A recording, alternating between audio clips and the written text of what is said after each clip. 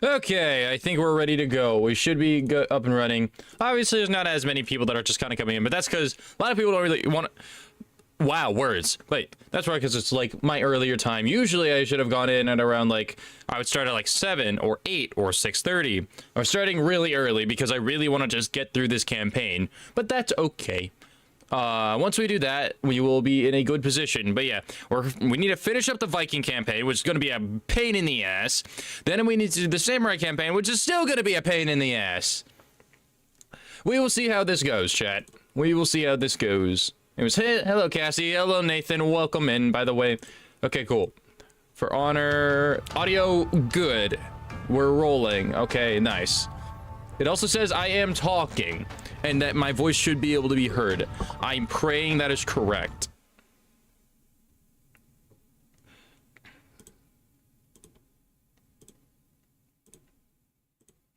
Vikings and Samurai, I tell ya. Yeah, hello, Identified Alien. Welcome to the stream. We'll play for honor. We're going to be a Vikings, and then we're going to be playing a Samurai, if we get to that point. Right now, I'm in the part where the Vikings are attacking the Samurai, because this is not historically accurate at all whatsoever. God fucking damn.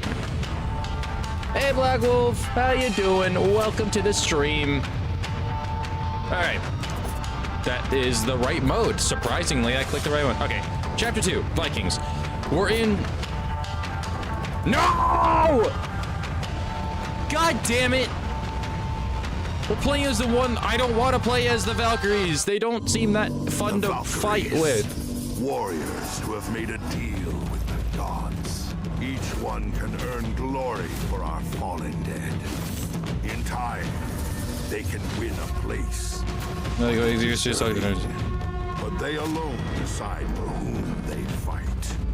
Masters of the spear and shield, scouts, trackers, and perhaps your only hope for salvation. Valkyries are interesting in lore from Norse mythology. The Vikings would have encountered the Chinese for encountering the Japanese. That's what I'm saying. That's the confusing bit. But then again, For Honor is semi-realistic. Like, there's not really any major magic. I mean, there's someone that hallucinate, like, does, like, I'm pretty sure there's someone that, like, teleports. Actually, I don't know. The line between realism and fake and fantasy blurs very heavily when you're talking about For Honor.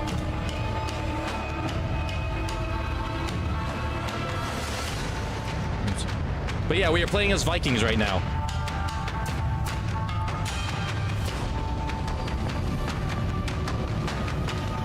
I am curious, so it's like, if like the Norse gods hypothetically still existed today, why wouldn't like Valkyries exist in real time is the real question. Like, I don't know, like, do all like pagan people, like, I'm not sure what the rule is for like I don't know if they have to die to enter Valhalla. I don't know how that rule works. I'm definitely curious. I'll have to look that up in the future. Either way, here we are. Waiting for this fucking... Valkyries are the ones that go down to Earth and take the brave warriors who died in battle. Hey, Zoger. God, that scared me. I will say this. That jump scare, I know it hasn't worked when Venfing's done it, because when Venfing shows up, I'm usually very locked in. Thanks for the hydrate. I have actual water, which I will drink. Ow. Fuck. Ow. Uh-oh. Hang on. Well, I hope that didn't damage my computer. No, we're good, we're good. Ow! So, the Vikings actually counter the Mongols when they raided, Central. That would be a really cool game concept. The Mongols versus the Vikings? That sounds really fucking dope. That sounds like it would be the fight of a century. Most of them go through a pretty century. Oh shit, actually, hang on. Let me check the Discord if he said anything. Shit. Or maybe, I don't know if he was saying in DMs, but I really hope he'll be in a better situation. I know a lot of stuff has been really shitty for him. I really hope that he'll be okay. Also, on a side note, when I drank that water, so I was eating really fast before I started streaming, and I cut the roof of my mouth. And it burns really bad now. Oh shit, we're in. An apt name for a terrible place. I was sent to find a way through. Let's start by finding an outpost We need help or over a there. camp or something. As a practicing Norse pagan, I've been studying Scandinavian history. Interesting. So in Viking times, the only way the Valhalla was in battle. In modern times, I'm pretty sure that the braver people go to Valhalla. Not so sure there. I see.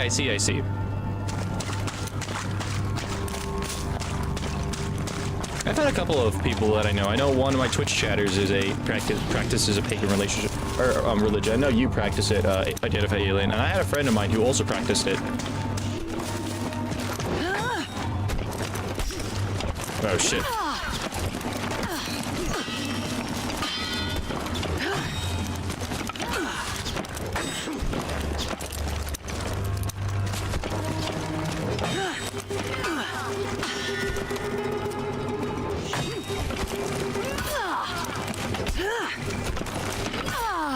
Got the execution, let's go!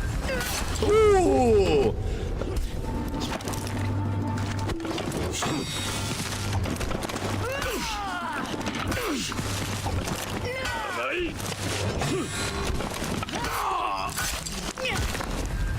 Alright, we're off to a good start, chat.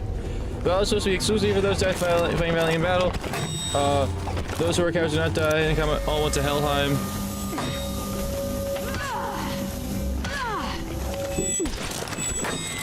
Okay. Off to a decent start, shit.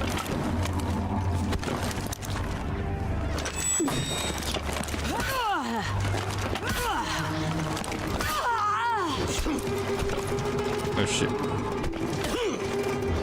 Ow, shit, hang on. I hit the wrong button. My bad, chat. Okay.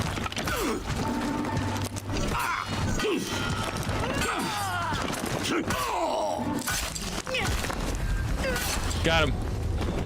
That would be preferred loadout shield and through a short axe as a backup weapon. Ooh, yeah.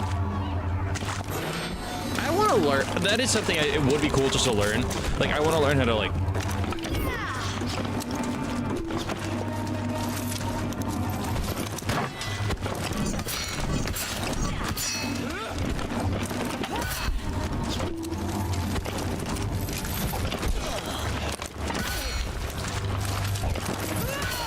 Got him. Only heroes went to Valhalla because they were supposed to rise again and fight against the gods of Ragnarok. I see. Yeah, it would be cool to learn how to, like, fight with weapons. With like, weapons and stuff like that.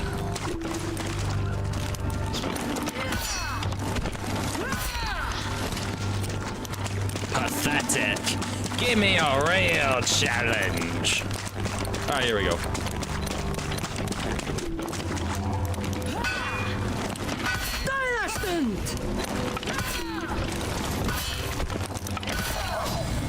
Nice. Okay, I'm not gonna lie. She actually moves really nice. I do like her skills. She's pretty good.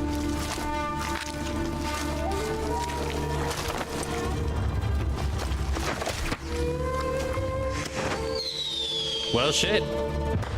That's a problem.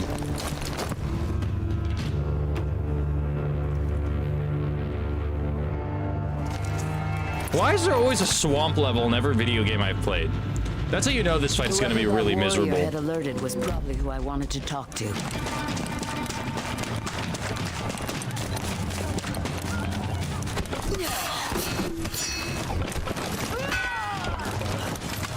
They had one of our missing scouts captive.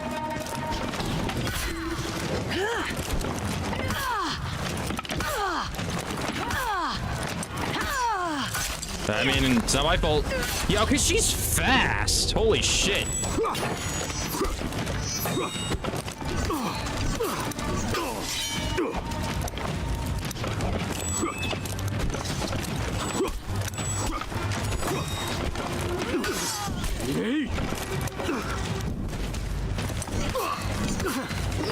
Slice and dice, motherfucker. Did you know that Loki was the one that brought the great word against the gods? Loki and his children, Hel, Jormungand, Gondor, Fenrir, and his other many children. I do remember reading that somewhere. I don't know much about Norse mythology. I know more about Greek mythology, hence the name Thanatos. There was activity by the docks to the north. But, I know a little bit. Control and defense of the mire is split among the many. Oh no, they got a houses flare. of The Advent are dome. gonna drop reinforce. Oh god. Their Valkyrie is fast defenses stage here too. vary Oh in yeah. quality, but none of their defenders lack in skill.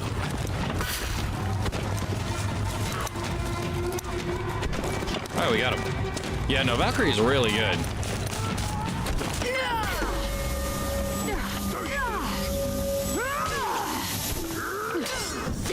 Fat man. It's a fat man. I'm a fat man. Fat it man.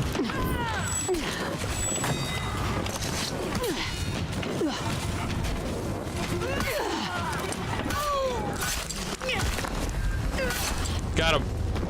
Be careful when you look at a slip near the six-legged horse. I've heard about. I know that he's an interesting case. Wasn't he like the son of Loki or something like that? Or is that not right? If that's wrong, let me know.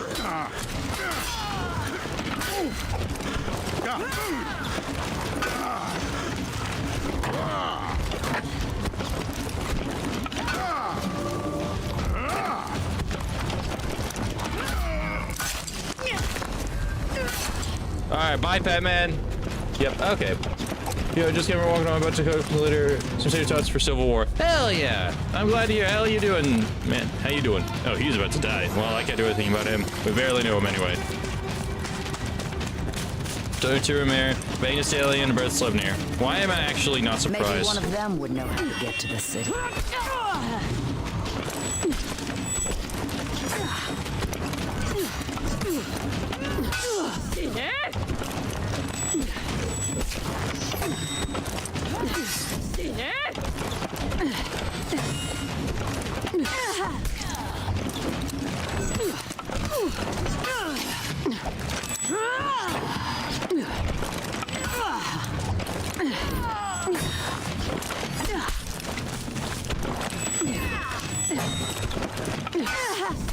Ah!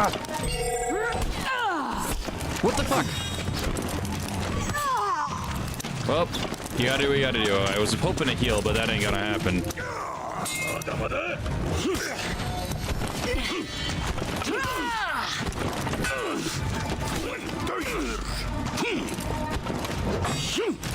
Die! Die! Die! Got him. Loki banged like he was trying to compete with Zeus. Oh, Lord. Zeus is horrible. Zeus is definitely one that, like, I was like, wow, I really hate this prick. Oh, my hand.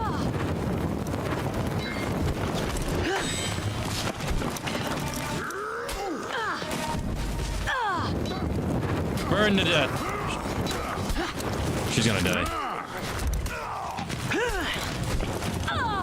She's dead.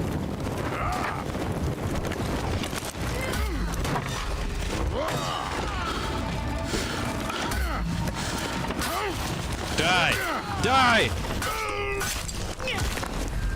Got him. Yeah, right. Just take the Pokemon. You got way better fighting these past few days. These past days. Thank you. Thank you. I try. I try.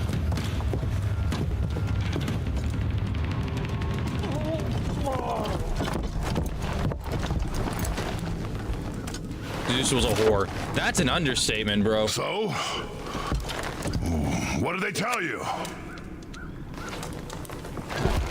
I don't speak Japanese.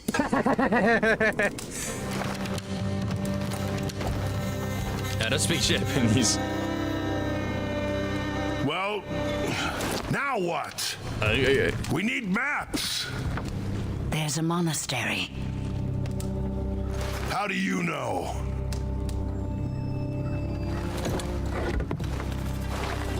Points in the right direction. Vikings aren't the smartest batch. Zeus was the biggest war known to man. Oh yeah, for sure.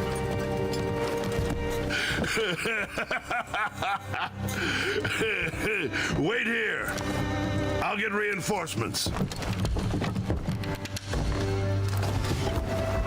Wait for us here. Wait. It's like, at least he's not like being a coward. At least he's saying like, wait so we can help. Then she just goes and does her own thing. She just immediately leaves.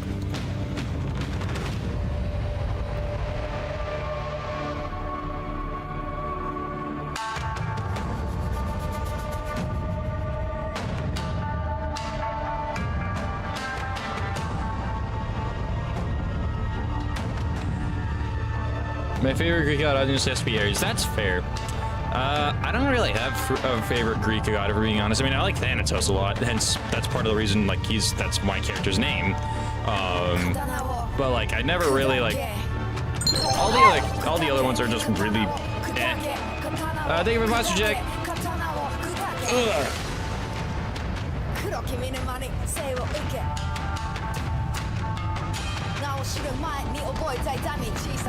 Sorry, I was just leaning back. Sorry, my bad. Just adjusting. We're good. We're good. We're alive. We're well. We're here somehow. Somehow. Apparently. Come on, game. I need you to fucking load, you piece of shit. It was definitely wealthy because the only wealthy Vikings could afford swords and armor like he's wearing. Yeah, that's what I was supposed to say. Like, yeah. Thanatos and Ares are both real cool gods. Oh yeah, for sure.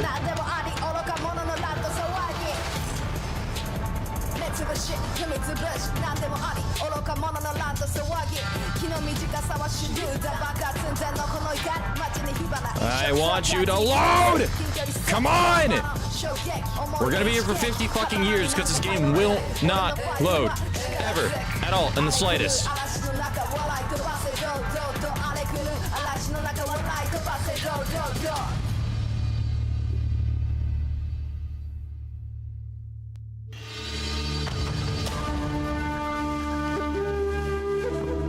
For loading, exit, not responding. Finally. This game is so horribly optimized, chat. So horribly optimized. Give it a sec to profit. Used to load in sub 30 seconds. Now it might be 3 minutes if you're lucky. This game is stamina. It can hold back its load forever. Oh my god, Nathan. I guess that's yeah, no, this game is really like, what the fuck did they do to it? Fucking corpos. Knock back enemies into holes or against walls. Okay, sure. Oh shit.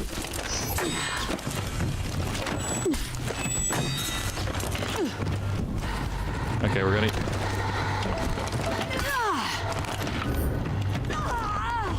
Rest in peace, she will not be missed. Game is decently, the game is decently aged.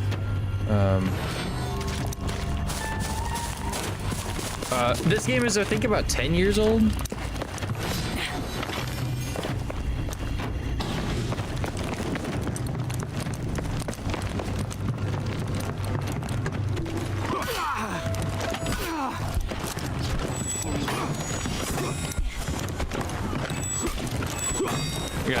I got an idea.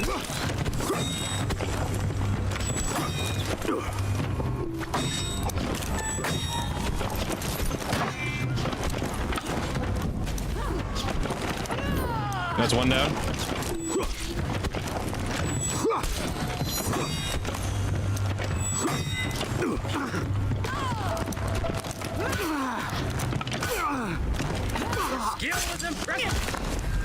All right, that's one down.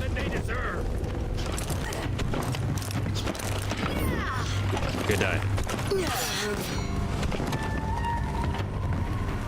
Come on, lock on.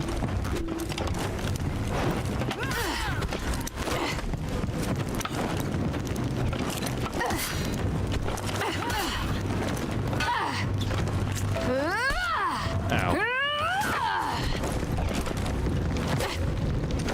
Ow. Ow.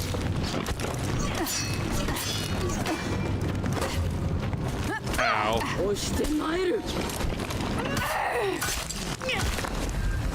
And there's another Asian woman dead.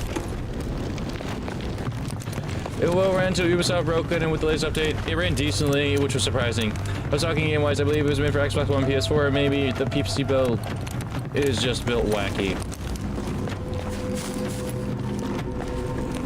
I mean, my PC build is a pre-built, so... And it's pretty new, too, so I don't think it's necessarily that. It could be. It will be getting, like, better upgrades in the future. That way I can run Helldivers better, I know specifically. But For Honor, I remember For Honor being also very janky for my console, my old console, because I did play this game before, a long time ago. I never got this far in the campaign, I will say.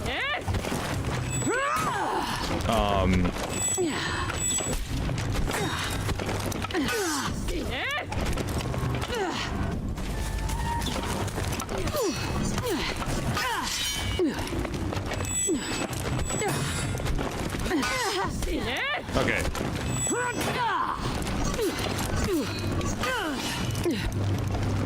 Very fast. Time to prove that I can be faster. Time to prove just gotta be a little bit faster.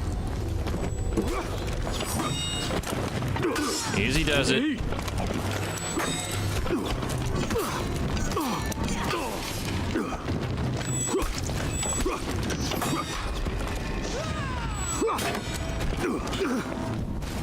Knock you over.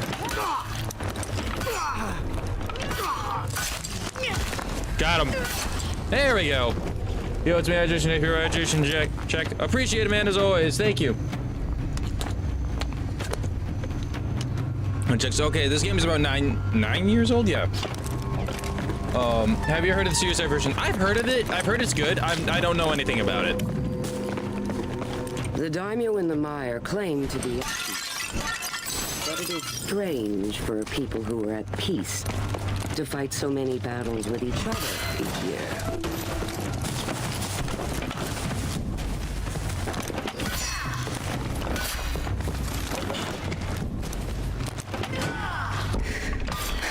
Okay, there we go. Hit him without any stamina. Here we go, chat. Let's keep looking. More murder can be committed. We're Viking. Oh god. It's a fat Japanese man, chat. I'm taking out a peg or two. Ow. I meant to block. Why didn't that block? Ow.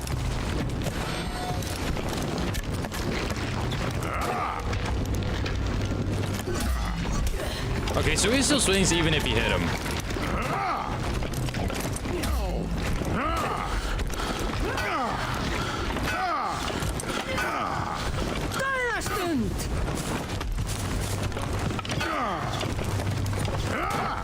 I'm gonna wait for him to run out of stamina, because he does run out of stamina.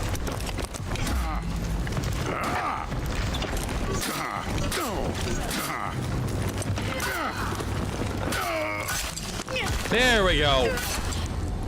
Wait, so for this game, most I actually play was Knights, Japanese, and Vikings least. I see. I'm not gonna lie, the Vikings are pretty fun to use. Well, the Vikings are pretty fun to use.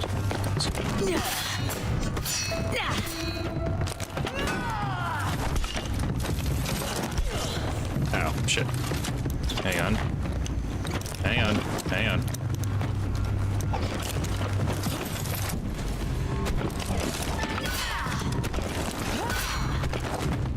Well, I was hoping to knock him off the ledge, but that works just as well. He failed to escape their homeland during their exodus. I have not heard any tales. Hello, that welcome to describe his Sonic the Hedgehog. Have you heard of him? I have heard of the good old Lord and Savior Sonic the Hedgehog. Long live Sonic the Hedgehog. Did you enjoy an X-Men or Valkyrie right now? I'm honestly enjoying the Valkyrie a lot more, to be honest. It feels easy to use her controls.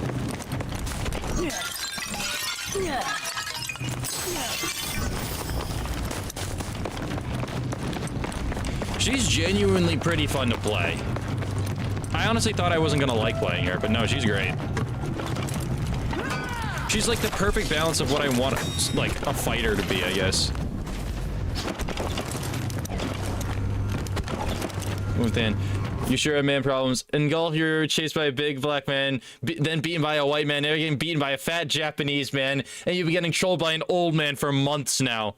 Yeah, I do have a man problem. It's a Chronic vibe. Yeah, that's definitely an inspiration for sure. Hello, Chronic. Ow. Ow. Ow. What the fuck? I'm getting ganged on. Why does it do? Okay, you know what? Okay, that's one down. That's one down.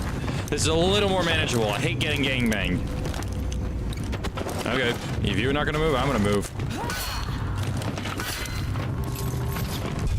Oh no! No! I got knocked off the ledge! Damn it! Ah, darn. I got knocked off the ledge. When you enjoy, wait, what? How much you'll enjoy when you start playing the Japanese? I don't know how much I'm gonna enjoy playing as those guys. I'm gonna be so for real.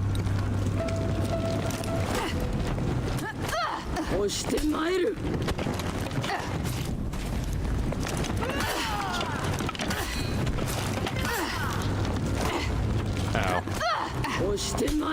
Ow.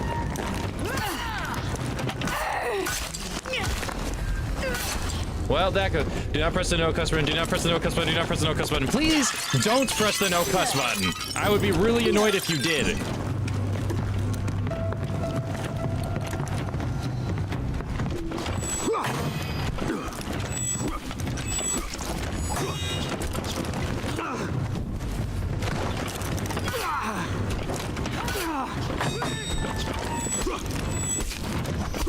Ow.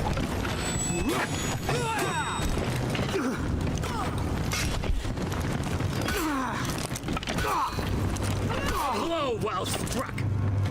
Okay. Okay. Okay. Progress. Progress. Guard break. That's 2 down. Ow. Why block that, you cunt?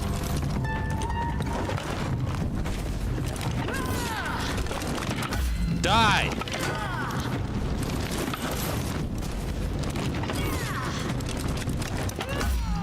Got him. Let's keep moving. Got it. Did I break the? I think I broke everything. Ah, I'm so mad. I lost. Also, maybe more niche, but kind of like Toshi Kang and solo leveling during his fight with Jinwoo after Jinwoo. Yeah, I know what you're talking about. I've seen that scene before. Yeah, I know what you're talking about. That is definitely a vibe I didn't think about, but I definitely can see it for sure. Do it. Press the no cuss button. I think it'll be pleasantly performed by the Valkyrie's performance.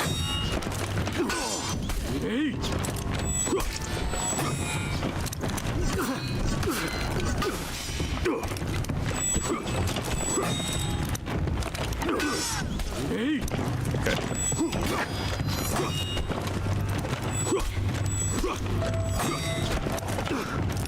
Die! There we go. Got him. Finally, after 50 fucking years. Now give me breakables, give me my...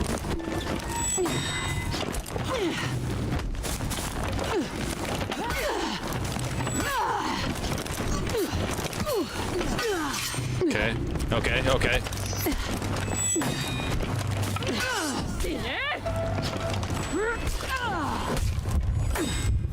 There we go. I was trying to hit the 1 button. It wasn't letting me. Okay, that's 1 down. Alright, let's try this again. Or else we're gonna have to start that entire fucking mission all over.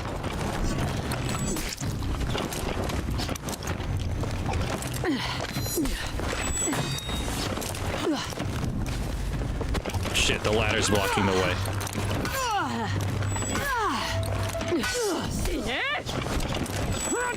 Ow.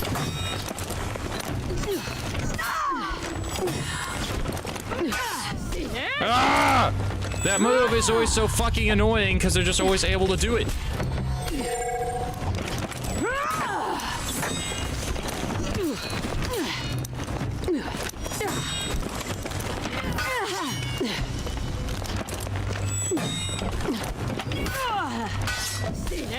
What? How did you get that?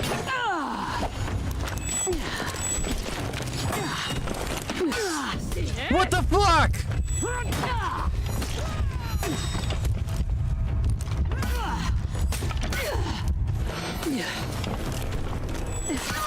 There we go. Deserved, you bitch. God. Oh no, all their juices. Tristan, god damn it. What's this? I'm back. What's up? Hey, welcome back. What's this game called? This game is called For Honor. It's good, but bad at the same time. Okay, there's a checkpoint. I think this is our guy. Ow.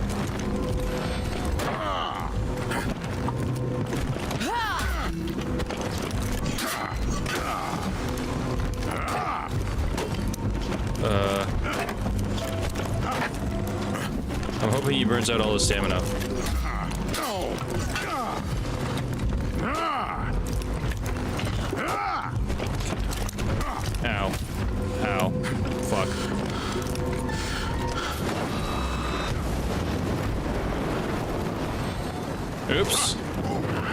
Well, that was an accident, but we got him.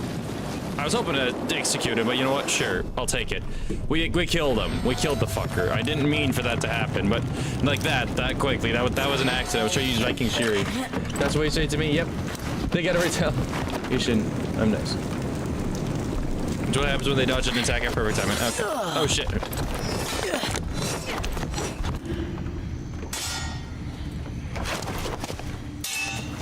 Archers! Hey, he spoke English. Or, well, we heard it from his perspective.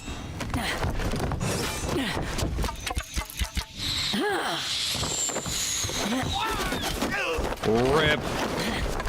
Wow. For you, the reason why you're enjoying so because you have a nice offensive defense. Will Conquer hits a lot harder and is probably more durable. Yeah. What am I doing again? Oh, running away. How do I get out of here? I can't jump, can I? Where's the fucking ladder? Okay. We're just cutting our losses. We don't need to fight everybody.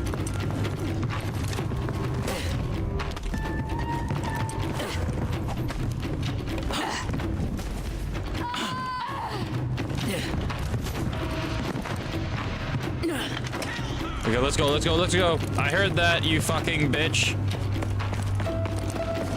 Was there probably a dramatic better way to get out? I should probably have waited for backup. We're just gonna. To fight. What's this? I needed to just run. I saw the breakables, but we do not have time. Go away, you fucking bastard! You fat fuck! You cunt! You cuck! You bitch! Alright, we did it. Nothing. Damn. Guess you guys haven't seen Salad Figures. I have not. Is Thanatos no cussing mode this early? No, I'm not in no cussing mode. I'm still alive. I'm still good. We're still good. The city would be ours.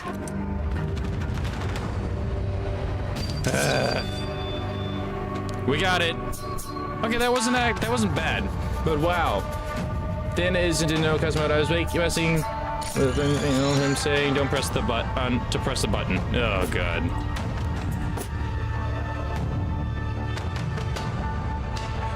Are you going to inform the families of those you slay? They'll figure it out themselves. We're making new orphans so then we can go and bomb the orphanage later. It's a process. The Great Raid. We're so close to finishing this up. The Great Raid. Oh, we're playing as the Raider. Okay, we're gonna have to adjust our strat. We gotta go. It's time to go make more children fatherless, chat. Let's go do this. At least she's killing them enough so they can be put in graves well enough. Yeah, you got people like the Raider or like the Conqueror who are just like slicing them into bits and pieces. Or the Warden. The dice is now in Nathan's hands then. Yup. Oh yeah, I also made sure to, I also had some extra money, so I bought a bunch more Mech Warrior DLCs. I have Chaos Reign, and I have another one that I can't think of off the top of my head right now. Ciao. Mommy, where's Daddy, Mom? He went out for a pack of war, sweetie. And then the kid finds out. So who killed him? It was a dumbass guy named Thanatos who while slicing your father into pieces screamed, now your child's fatherless. Or lawbringer. Some of his executions are vicious. Yes, yes.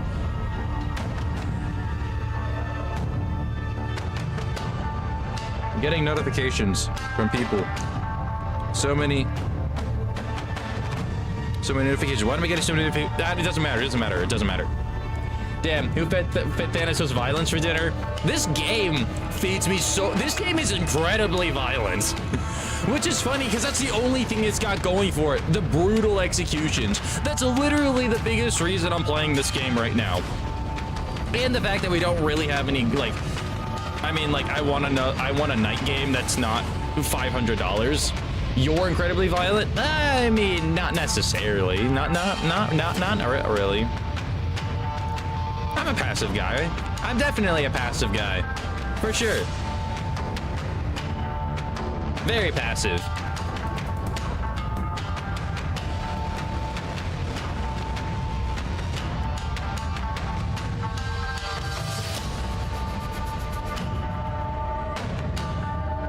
So passive he is beta. Shut the fuck up, you cunt.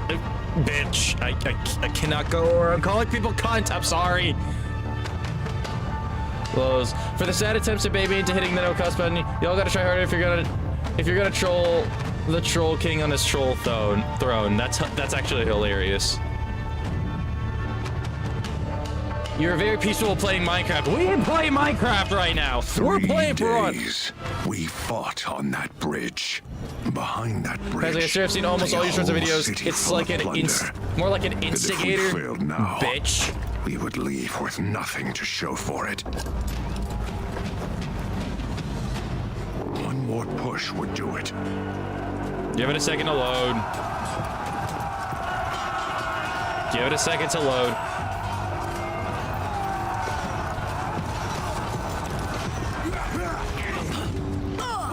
Give me a second.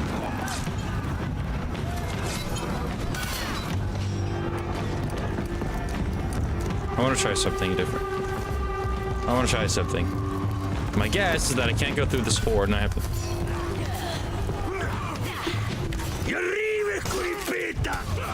Oh, shit.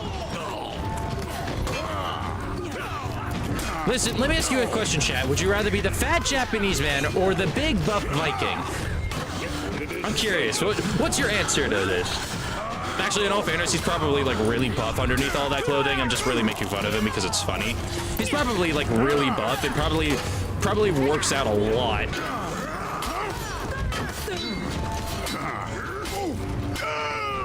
Yeah, okay, well, there goes that, I guess. On days of peace, the samurai bells. He's clearly eating better. He really is. He's gotta be eating a lot of protein. The song of peace. Well, so said Buff Viking. That's real. Yo, it's Icy out again. Yep, I have returned. I am playing a game that is not Minecraft at all. So you're gonna see a little bit of a different side. I'm murdering people and making orphans. We're making orphans one bit at a time. Let's murder these fucking bitches. Ow! Die, you motherfucking fat fuck.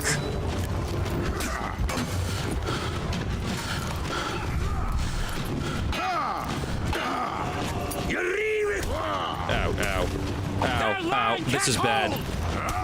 What the fuck? I blocked that.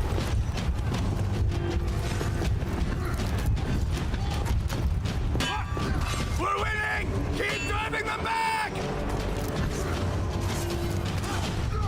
Okay. I need to kill something. You don't have a dad anymore! Alright.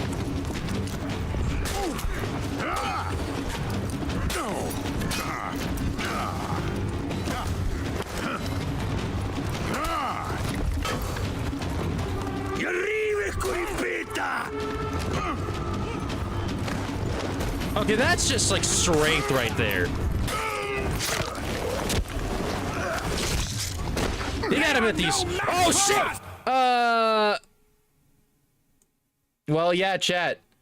There's me shirtless. I didn't realize. Hi, someone redeemed it. It's gonna be a little cursed for a little. It's gonna be cursed for a hot second. I didn't hear the redeem. Oh shit. Well, there y'all go. There y'all go. It's me, shirtless Thanatos. Are you fucking happy, you horny bastards? Oh, Lord. Yeah, my Twitch chat's gone crazy. So I'm so sorry, everyone. So, there you go. There you go. There's everything. There.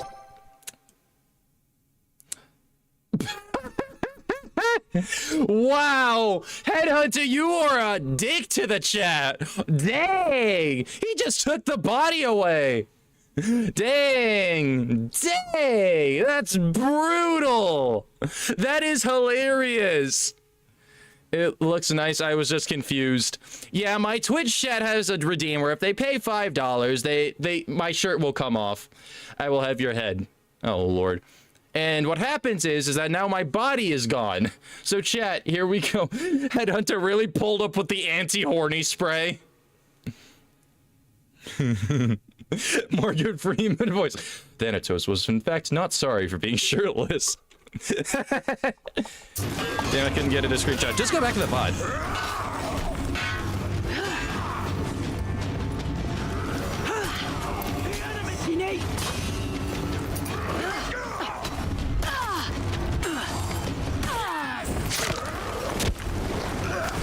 Boom! You don't have a mom!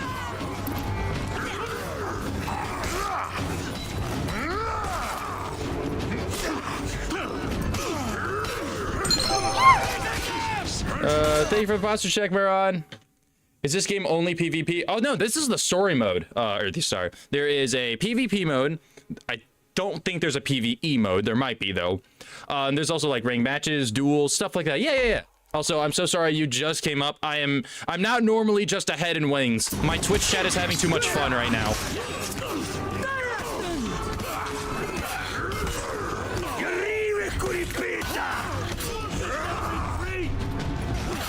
I am so sorry. Sick. I am glad you...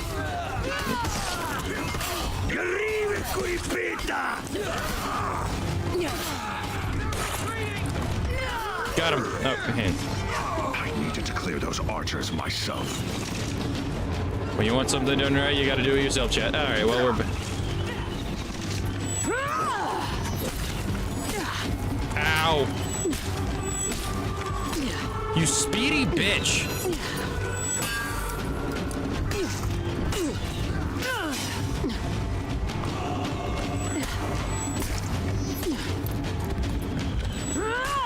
Oh my god! Fuck off! What the fuck? What the fuck is going on? She's not letting me get a single attack in. What the fuck?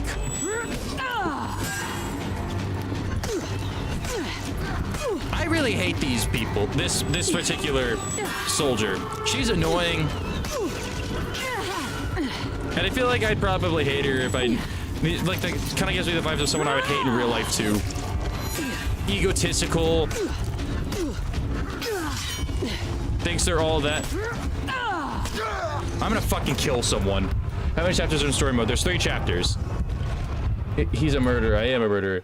At least I got to see it. He's clothed again. Yes, I'm clothed again. I needed to clear those archers myself. Thanks for that. Thanks for the hydrate. Well, we'll just do that real fast. I've been drinking the water. I'm gonna crack the soda open. Kill. I'm on the last chapter of my book. Nice. Okay, we're back to being normally clothed, and we're back to murdering people.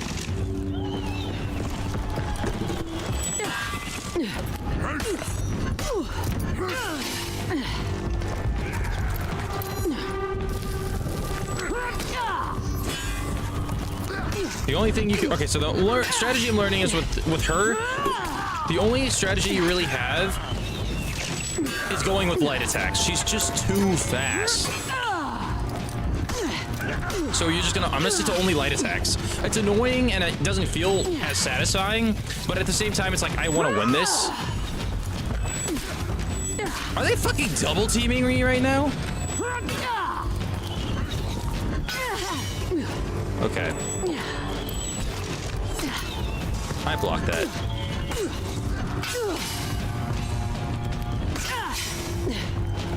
Okay.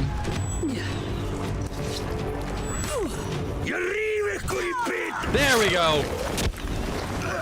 There we go. Also, before I forget, I'm gonna run back and I'm gonna grab that observation. Give me 2 seconds, chat. I need to grab this. This is vitally important. I saw it over here, I believe. And this is important. How about unblockable and heavy after a tackle? Maybe. Hang on. Oh, I'm gonna get the side things or the statue. On the statue. Ah, okay. Where's the fucking statue? Oh, there it is. Battering ram. The Vikings built flimsy war machines to break down rotten gates. That bridge was once unassailable. When my people see these statues, they often believe them to be gods or spirits, holy to the samurai. Why is it so hard for us to imagine that they are simply art? Yeah, we got it. We're good, people. We're good. Why are we still contested? Why are we still contested? Oh, it's because there's still more people to murder over here. Let's go commit some murder, chat.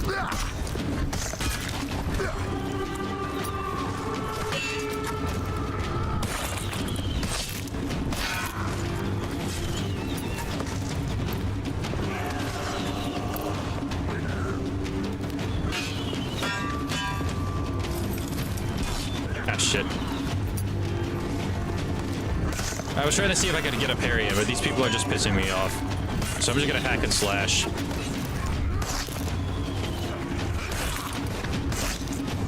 There we go. We're back to normal. Avengers assemble. The gate was in sight.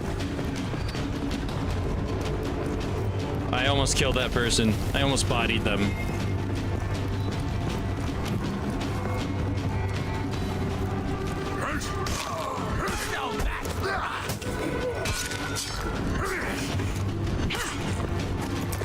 Here's what I've always found interesting about like combat.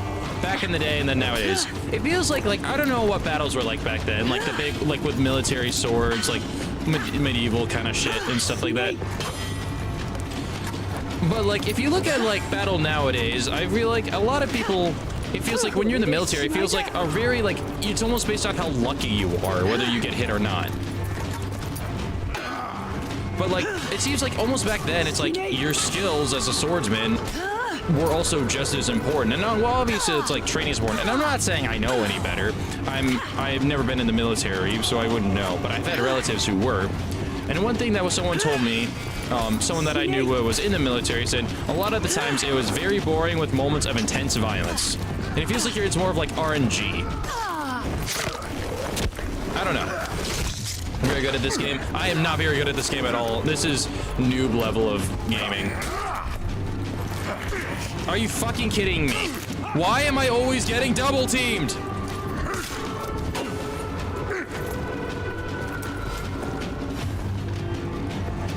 No honor and for honor, I guess. Ow.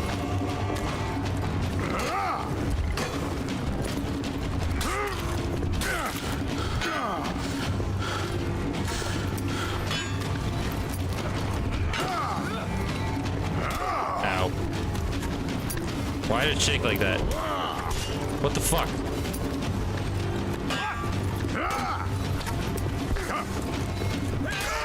There we go, got the hit it.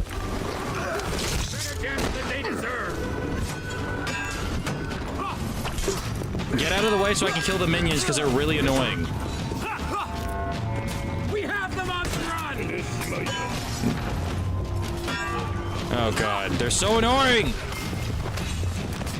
I have to deal with two people. The enemy line is slaughtering!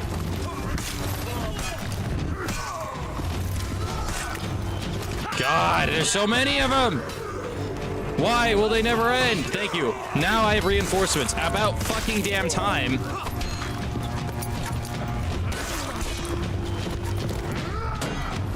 Have the advantage! Ow. Okay, cool. We've come so far. Ah! Stop sending me champions so I can clear these fucking minions out.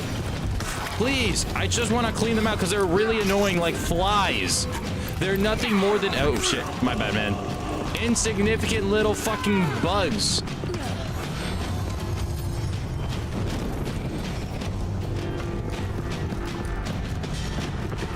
Why isn't it letting me grab the flag? Why isn't it letting me grab the flag? Chat, what do I need to do?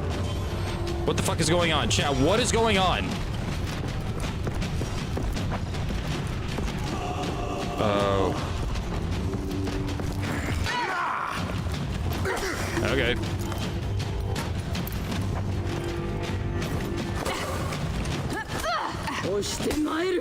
Oh crap, it's this bitch again.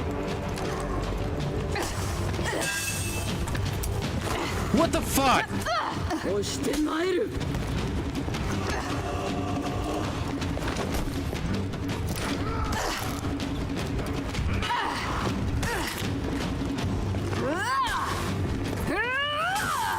I blocked that! I fucking blocked that!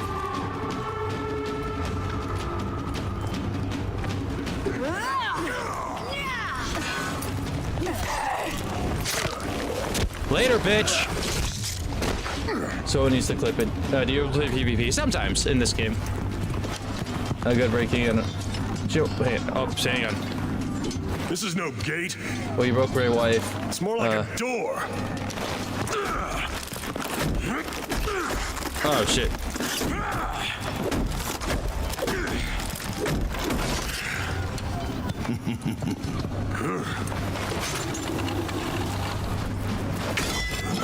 I thought that wasn't gonna work. Damn. She walked in from work, and literally the first thing she heard was Danielle like, "Why am I always getting double teamed?" And she broke down laughing. That's great.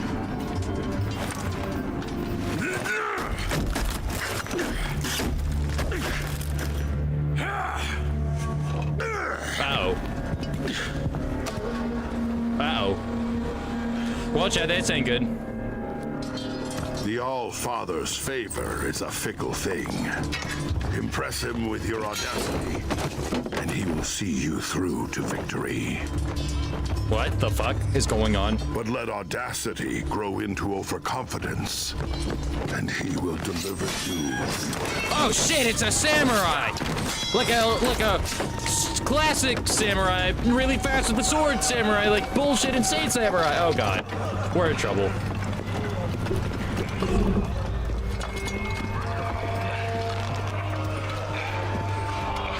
Well, fuck me, I guess.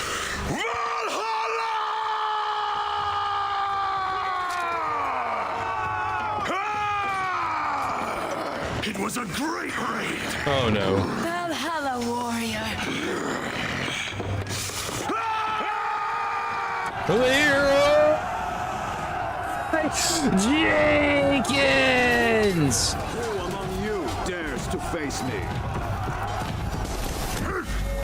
What the fuck? What is this sorcery?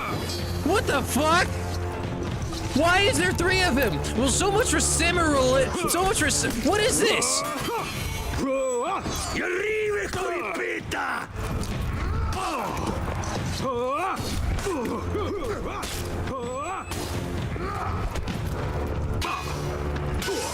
What the hell is? What am I looking at? Why is he cloning himself? What in the Naruto shadow clone jutsu is this shit?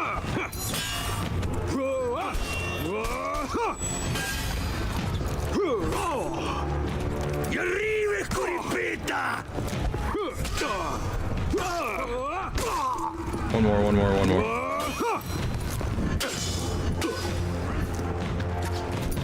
What in the shadow clone jutsu is this shit? What the fuck is going on? I thought this was a semi-realistic game. What the fuck is going on? Oh shit.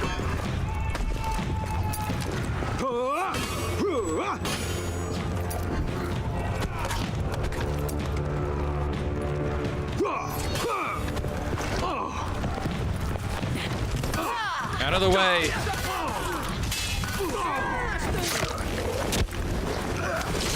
I'm so fucking confused. What's your subscriber will go up by the end of the year? I hope to get at least 1,000 subscribers by the end of the year.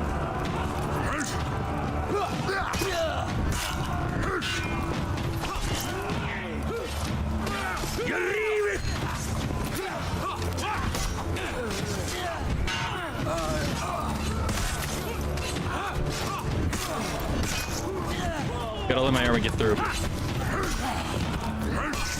Let's go make some more orphans, chat. Let's go make some more orphans.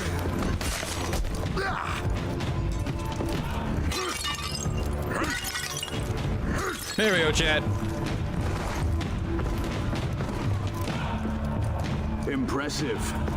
I will enjoy this.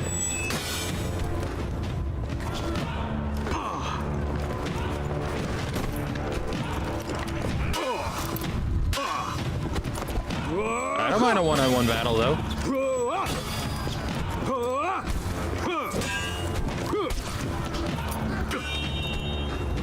I feel like I might have to parry.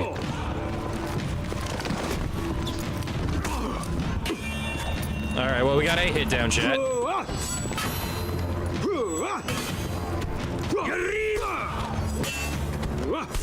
The fuck? Why does he do so much damage?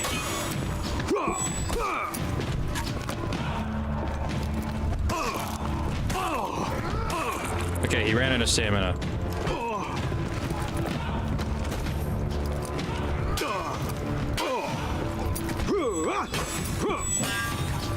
Okay, okay, okay. We're like, what the fuck? You dirty bitch! You dirty cunt! How did he block that? Holy shit.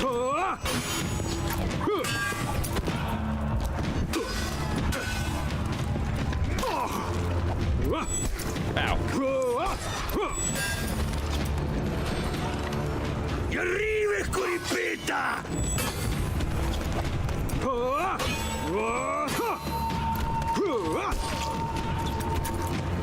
No.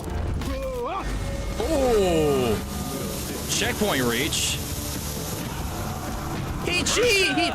What a dirty bastard! He can't win honorable combat! I'm sounding like a fucking clanner. Because in all fairness, the Vikings are very clanner based, but I think Vikings have more aura. Vikings are cooler than clanners. Don't tell Malthus I said that. So look at the health bar. It's a you dirty, dirty bitch! Get the fuck back here and fight like a fucking man! Oh. You gotta be a shadow. You gotta be a shadow. You gotta be a shadow. You gotta be a shadow.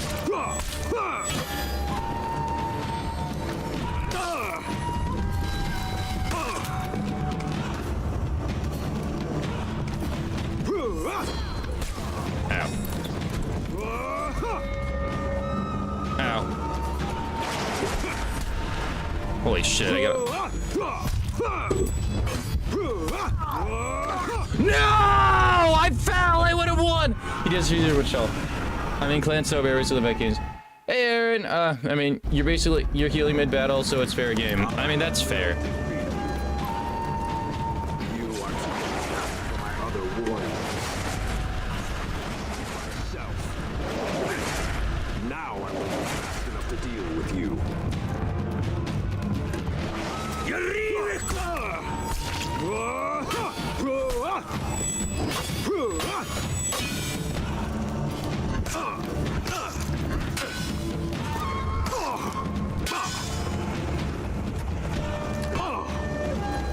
I should have fucked him off the ledge.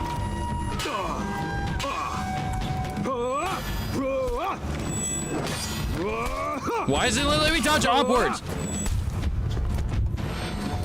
That's fucking... It's fucking annoying.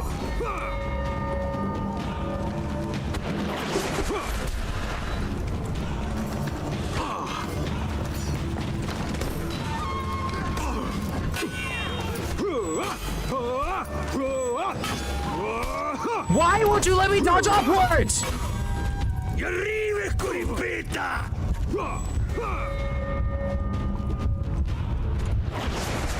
Are you kidding me? What is going on? What is the difference between Thanatos and Hades in terms of jobs? Thanatos is the one that carries them into death.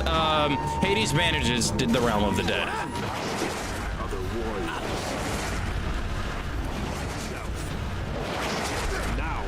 It won't let me, like, here's what happens, chat. I try going upward, patterns, but I don't want to hear it, I don't fucking want to hear it, Zogre. I do not want to fucking hear it. I know that. I know what his pattern is. Notice how I'm able to block all the side walls, or some of the side ones, I guess. Wow, okay, sure, yeah, okay, cool, whatever.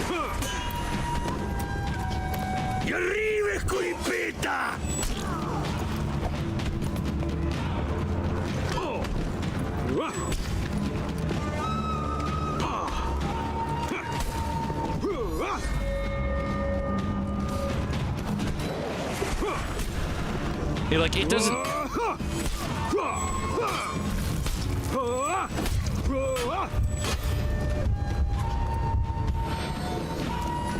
Okay, he's out of stamina.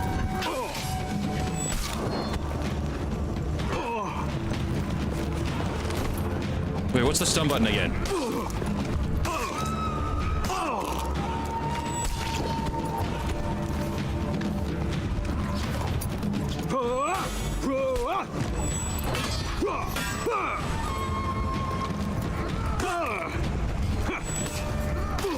Got him! Got him! Got him!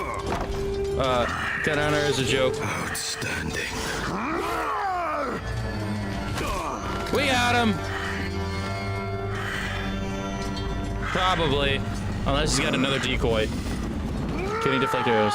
No, I cannot deflect arrows. That's when the people, whenever he kicks the shit out of you, gong sounds, yeah. We did it!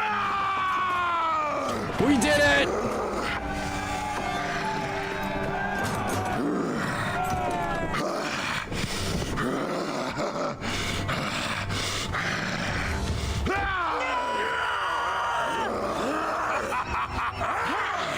We did it! We did it!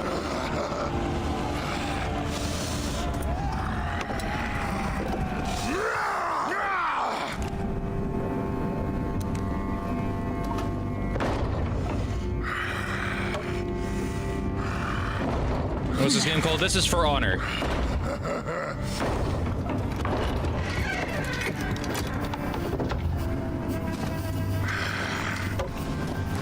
Gates open.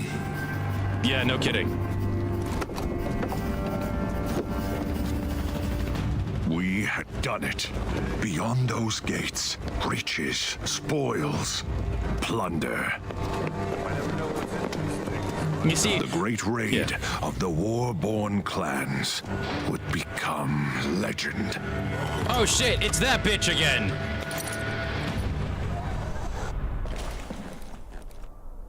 Alright, so are we done with the Viking chapter? 5 years ago. Oh, we're getting backstory now. If the commanders of the Iron Legions knew about that...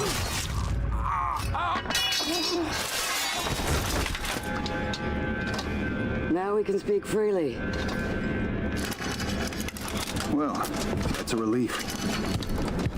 We're all your humble servants, Master. Better So, backstory than what is backshots. the real plan? Lord. War.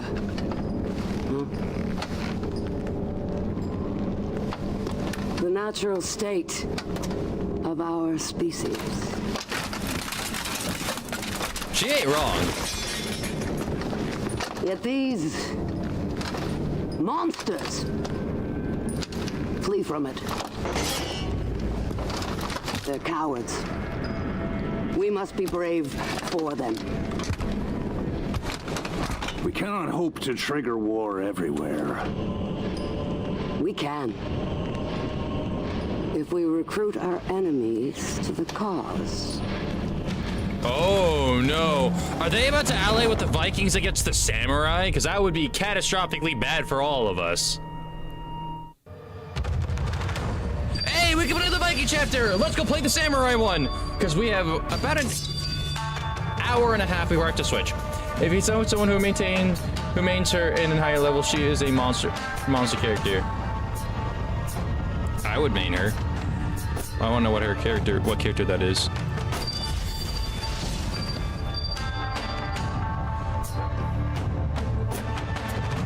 So we got a bunch of really cool emblems for that, and a bunch of cool customization options.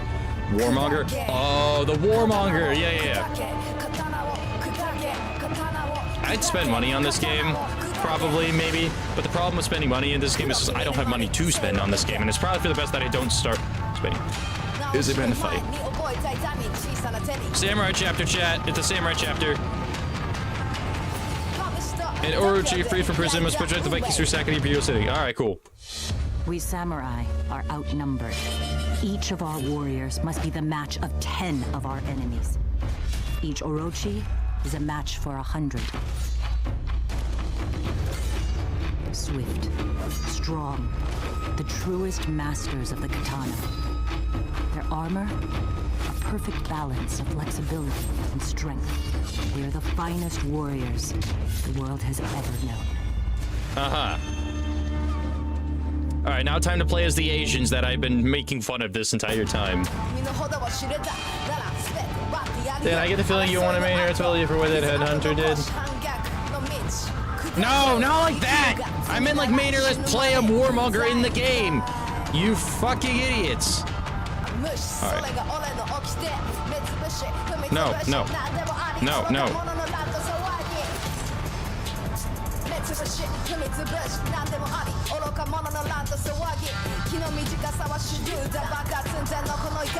I'll go with the first one.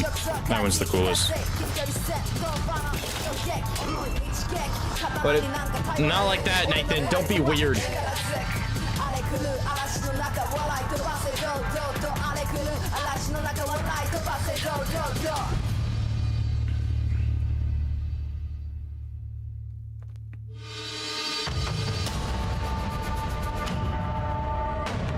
Don't become the Combine, I mean the Japanese. No. The Combine are space weebs. These guys don't seem like weebs. These guys seem like they know what they're doing. Probably. Or maybe they are weebs. It's entirely possible they are weebs.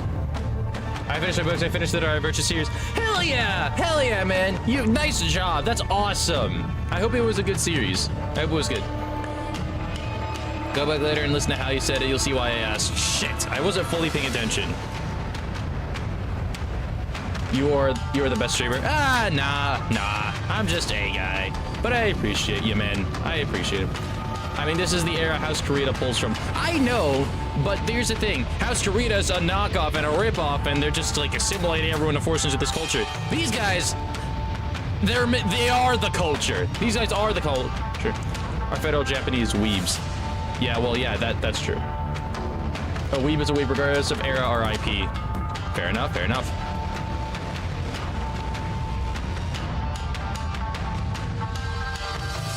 God, this map doesn't want to load. The Combine are federal Japanese weebs. However, we can't say their sword-wielding mechs are so cool. Yeah, like I said, I'm not a fan of the Combine, but I do not mind taking their stuff. Also, let me move my character down. There we go. There we go. There we go.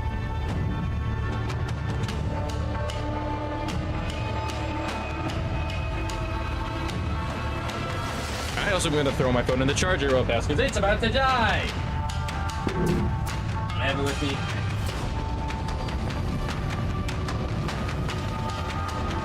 I have my phone next to me just in case. It's near dead, so we're going to charge that real fast. This song's copyright, so I'm singing it. Have a dancing Irby.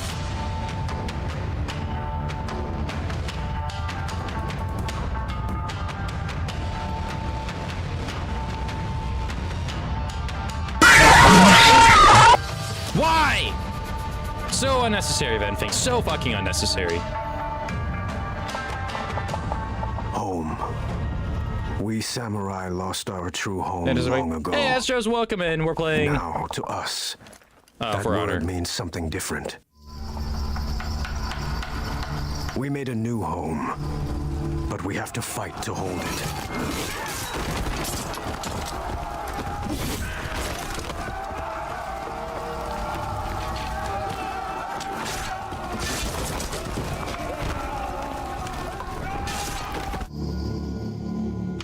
I wasn't going to be fighting anyone from inside a prison cell. Damn. But my friends, my daimyo, saw an opportunity and took it.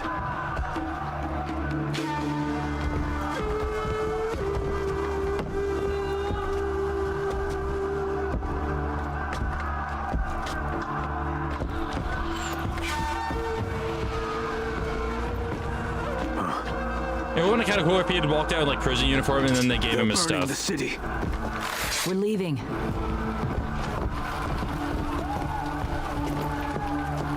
I said we're leaving. Let's go. We can't. This is how you ended up here in the first place.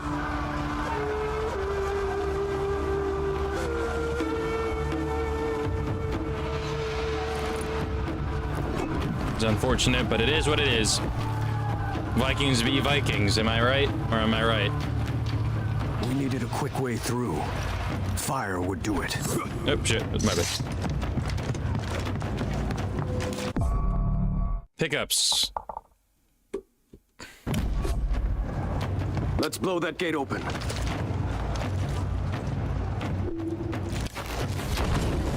I got fire arrows?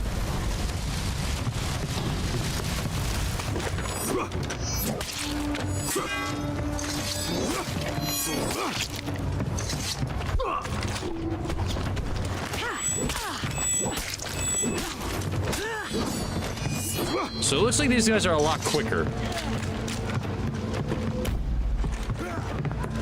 We were badly outnumbered. As Fire would even the odds.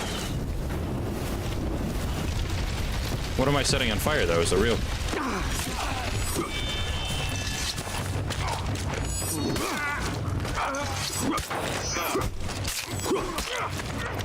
Gotta kill the old geezers. Hello and welcome in.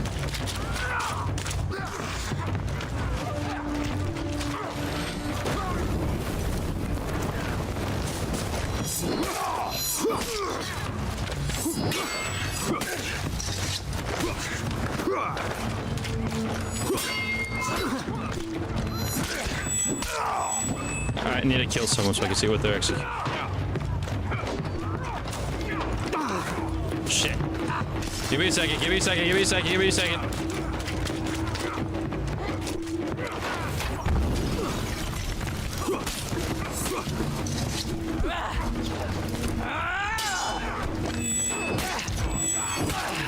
So in terms of like, it seems that they hit less, like.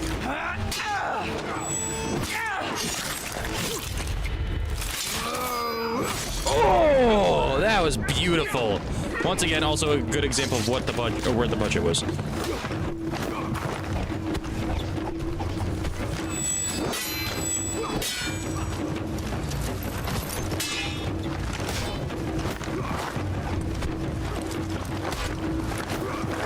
No honor and for honor. No honor and for honor.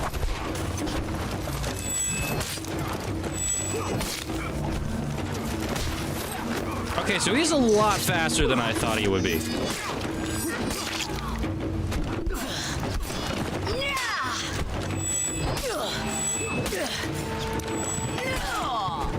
Okay, we got him. He was. Hey, Monty, welcome in. Hope everyone's doing well. Hope you all are having a good night so far. We're playing for honor, and then we're gonna switch to reacting to a video that everyone's been wanting me to react to for a while.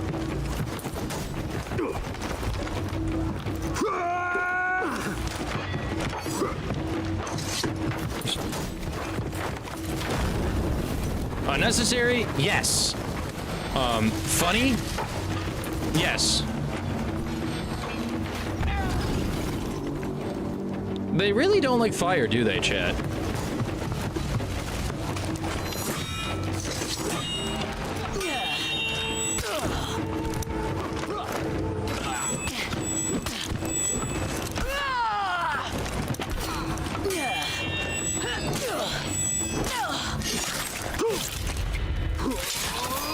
Slice and dice. What are you playing today? Yesterday you were playing Minecraft at like 12. Today we are playing for honor.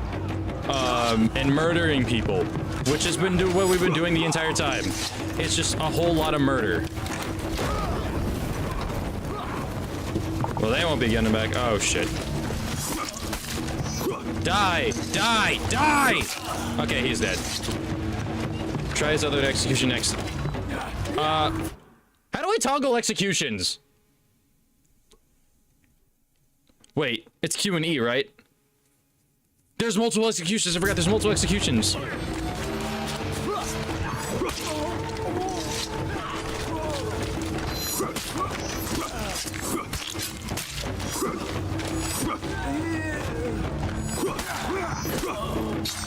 Q and E are different. Ah, well that would've.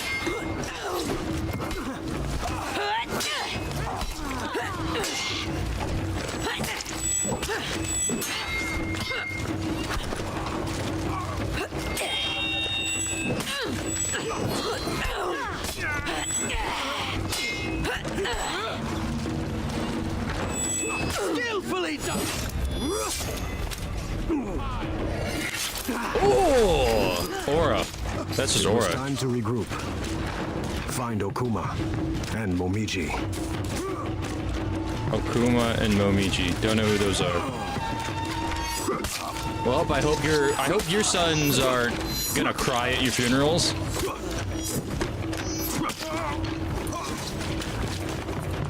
I love murder. Do you stream on Twitch? I do stream on Twitch. I have a Twitch stream up right now, actually. It's called it's called Thanatos, but replace the second A with an X.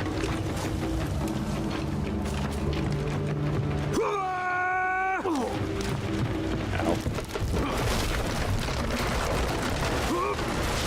Nice job, man. He's on YouTube, Twitch, and possibly TikTok. I am not on TikTok. That costs money to stream on that platform too. No, I don't have to pay TikTok, but I have to play the special program I use.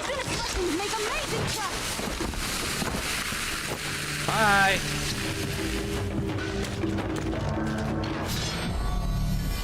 Set a poison trap. Okay, sure. Place these poison traps on the ground. Sure. It wasn't the strangest defense I'd ever taken part in.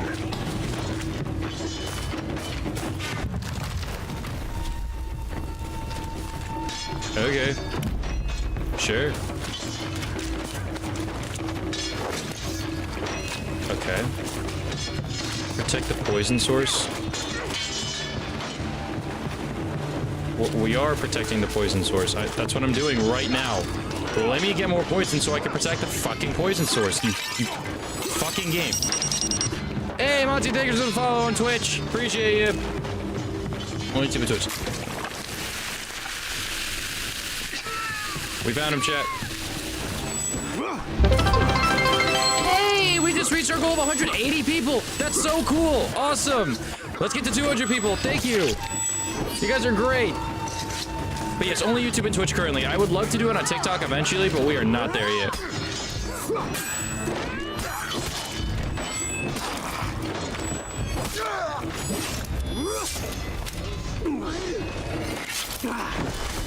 Got him.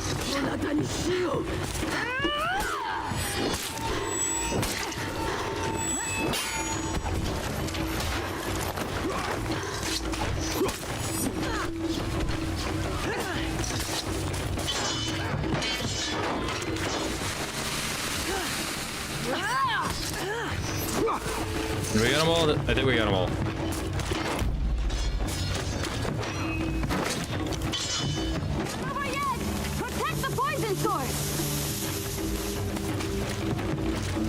What do you think we've been doing? Cool.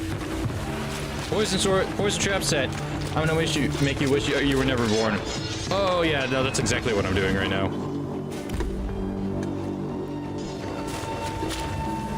Bitches incoming.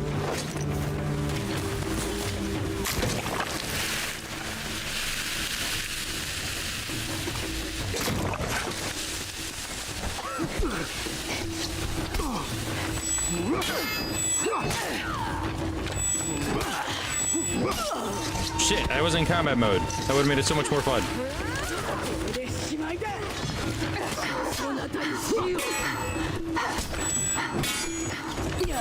Ow, Valkyrie.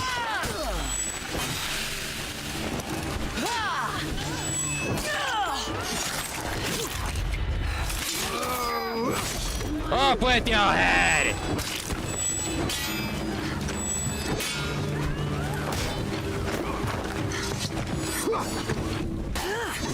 Yeah, they got that.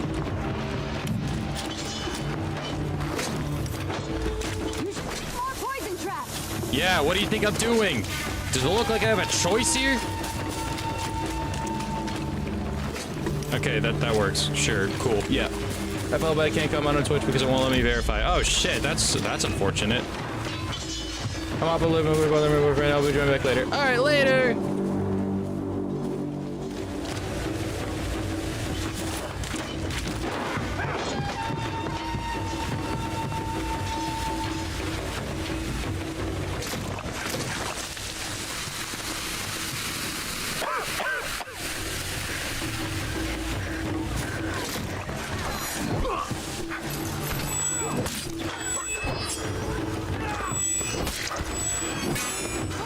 Okay. That's 2 down.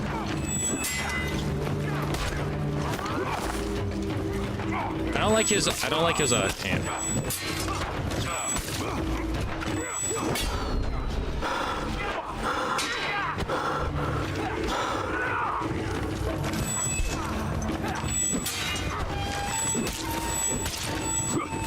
better not be attacking it. Please tell me we're done. We've been doing this for... Okay, thank God, we're done.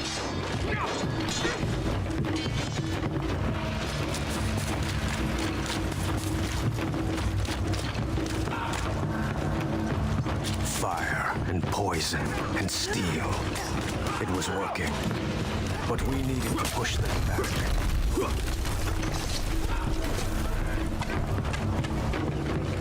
How do I switch to fire again? I wanted to set them on fire.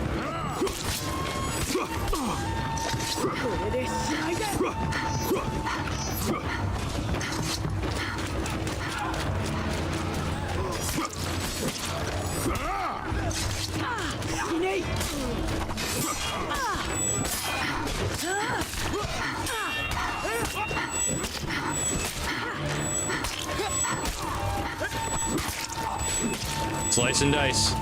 Thanos, what? What? Say it.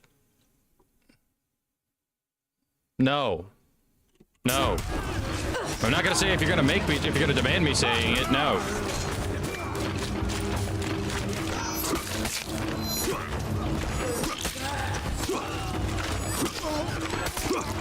Die, you insignificant fuck!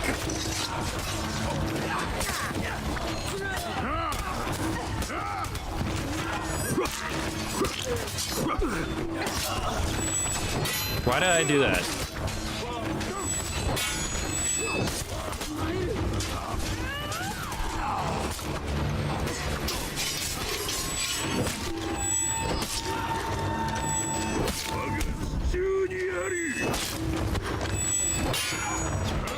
Yeah, they got that, they got that, they got that, they got that, they got that.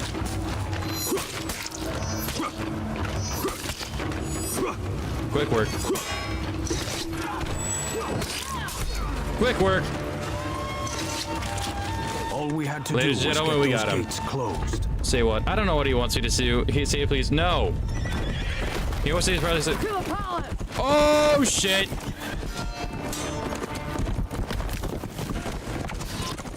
What were the Blackstones doing in our city?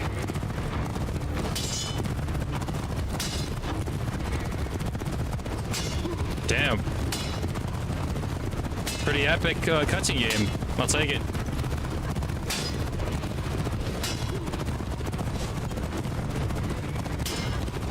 How long must I do this for?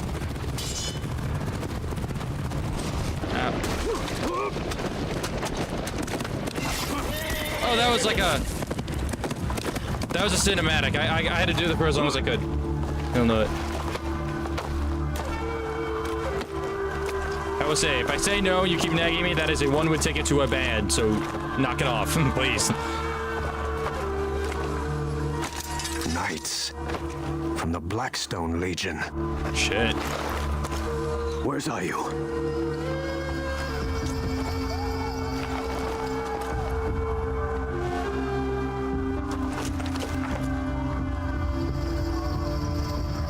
The Vikings broke into our city. So I think it was. You're good. It's not gonna be. It was gonna be.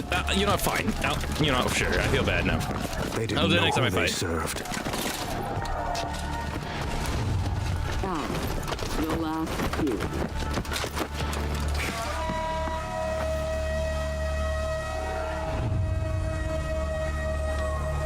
Daimyo, your emperor is dead.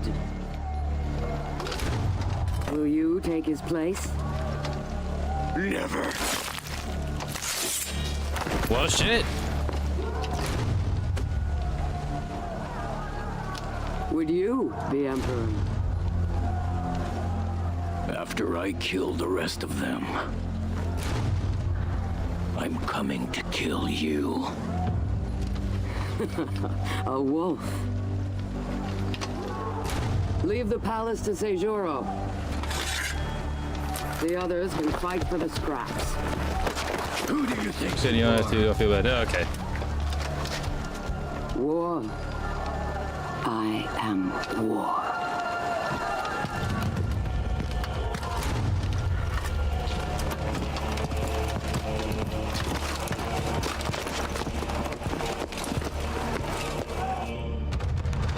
All right, right, chat, we did it. Chapter 1 completed. Up the samurai, and this crazy bitch is still here. I do find it interesting that none of them were willing to take the place of their...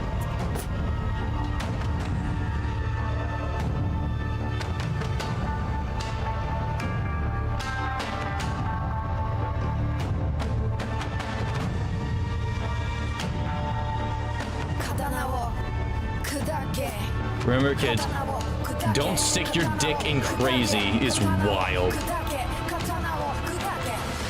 Thinning the herd. Alright, let's do this.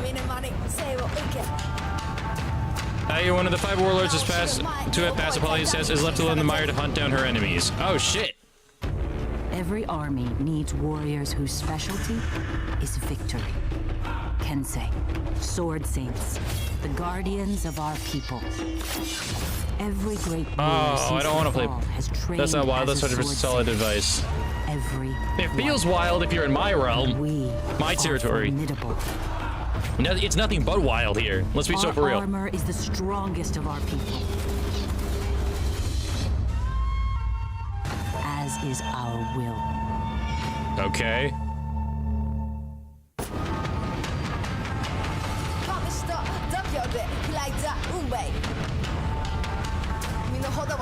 For truly that she fates to regain her honor. Ah, we're fighting for honor here, so we're clanners.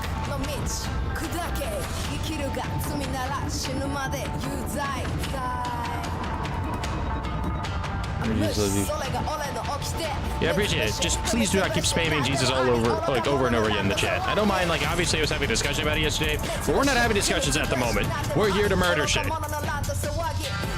That says you can bet $36.54 that you can find a shoe in your closet. Probably. Then you, sir, have not the experience of being on the wrong side of the line of the crazy to hot scale. That's fair. Dana Boonies clanner confirmed. What the fuck?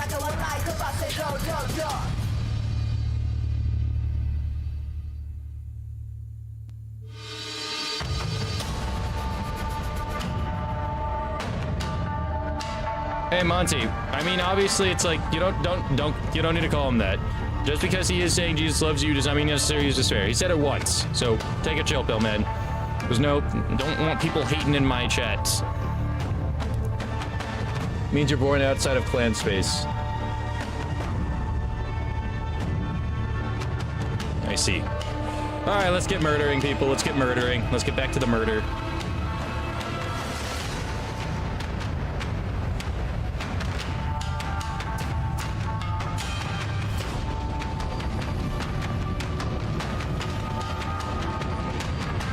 Hey, War Thunder Addict. I love, that's a really funny name. Welcome in. Ah, Prime's playing for honor. I'm gonna hang on. Get rid of that. That's cool. I was the last daimyo set free in the mire.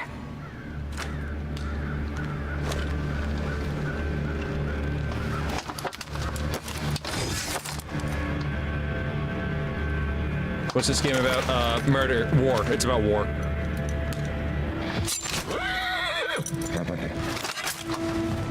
Sorry for the lag. All beginning games are like that. Happy hunting. Like War Thunder. Yes. I do play War Thunder on stream, though. I'm actually making a War Thunder video. Happy hunting? It's you and me good. Apollyon thought we would fight each other to claim the Emperor's power. She was right. Every daimyo who had passed her test was a war criminal. We would tear our people apart.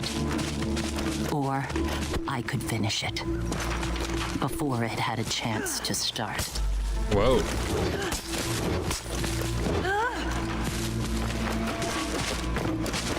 Or maybe we could play around in War Thunder 2 if you want. Not right now. But I will be doing a War Thunder community night eventually. Probably not this week. Or maybe sometime next week.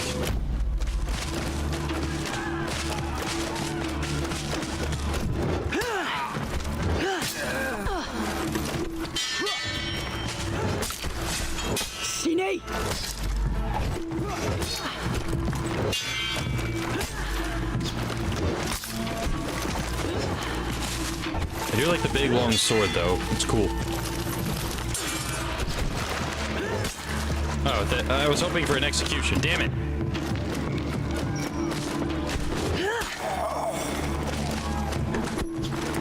I will say I do respect the samurai. I thought I was gonna hate the samurai, Kizan was greedy. but He would take more than our people could give.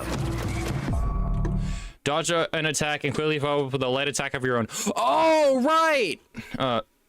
How do I dodge an attack? Oh wait, no. Oh.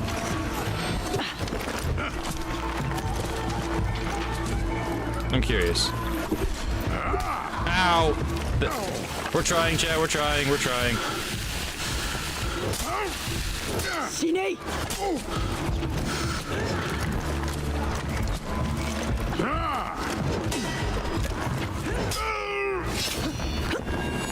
Oh, love that. Samurai. Is the game scene like Snobbery Japan, Sanitary God? Not necessarily. So, in this game, you have 3 factions. I mean, Ichi Japan. So, in this game, there are 3 factions. Also, the territories are completely unrealistic. So, gotta time and dodge like a parry. Ah, okay. So, you have the Knights, which you play. There's a chapter you play as the Knights. You have a chapter you play as Vikings. And you have a chapter you play as Samurai. The Samurai one is the one I'm currently on. I beat the Knights one, and I beat the Viking one a couple minutes ago. Which is funny because like none of these are not. This is not geographically correct in the slightest. Okay. Ow.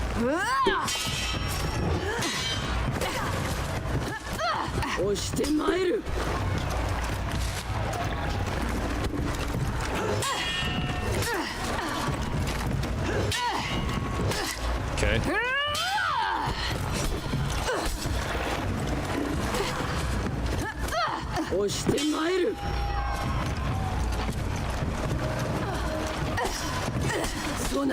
I keep trying to dodge and it's not letting me. It's like locking me into animations.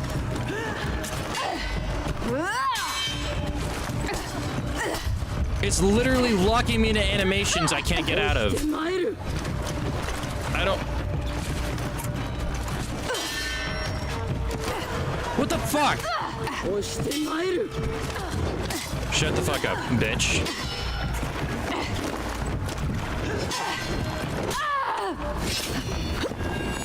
I'll do the other animation when I remember. It's being geographic doesn't mean shit as long as there's bloodshed. That's fair.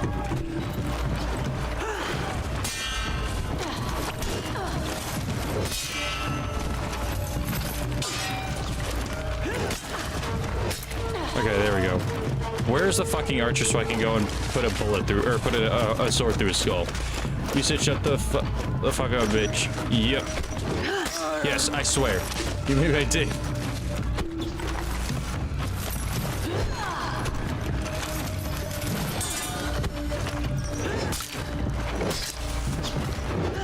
Okay, cool. I like it was telling me all these combos that don't do jack shit.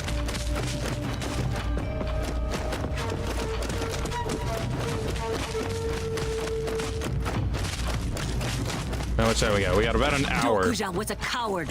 He had been given everything. He had never learned compassion.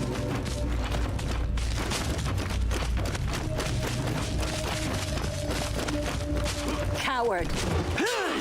Better that than a corpse. Shit.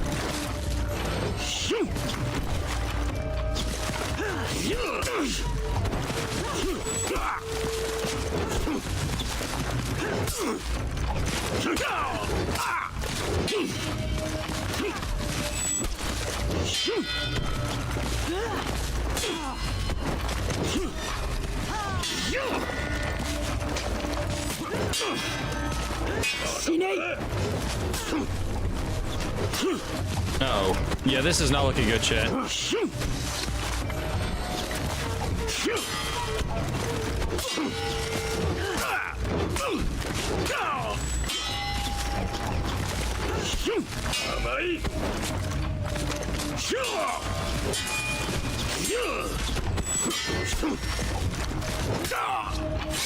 What's the new one? Let's see. Nice, clean up. Head clean up. Lock in. I'm locking in. I'm locking in. I really hate these spear bitches, though.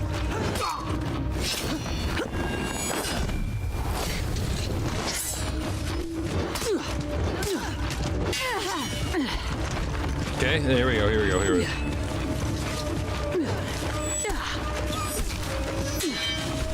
Fuck off, you cunt.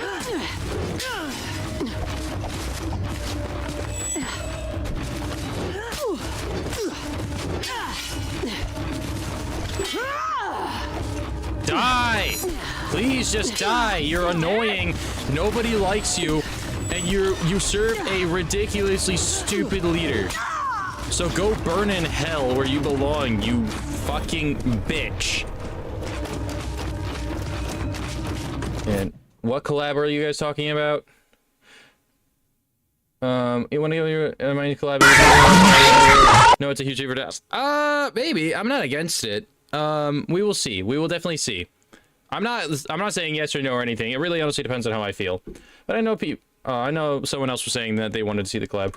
Maybe. It's potentially true. I will say I do get really unhinged. We should totally add that as a soundbite.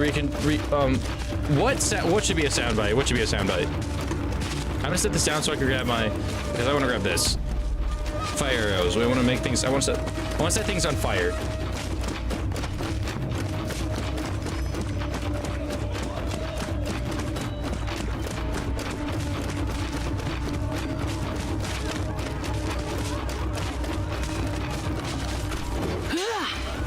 Well, shit, I guess.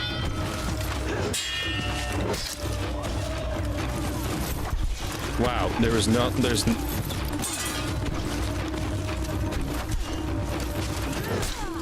one down.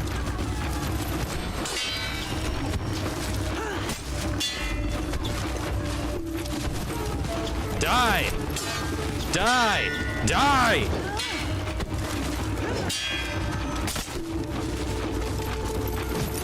Block. Punch. Stab. Stab. Okay, cool. Dead.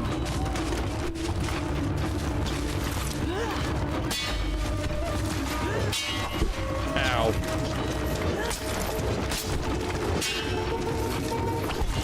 Why didn't that block? One down. So many enemies. They need to all die and burn in fucking hell.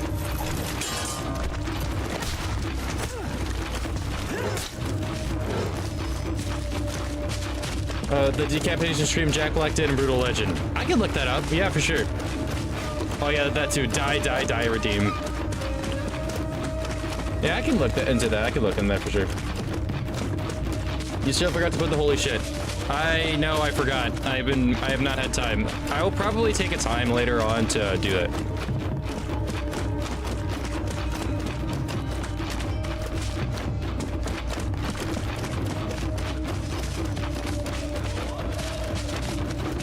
I got lost. I'm getting lost, chat. I don't know where to go. We'll figure it out. We'll figure it out. For when the enemy has too many health bars. Yeah, that's a good idea, actually.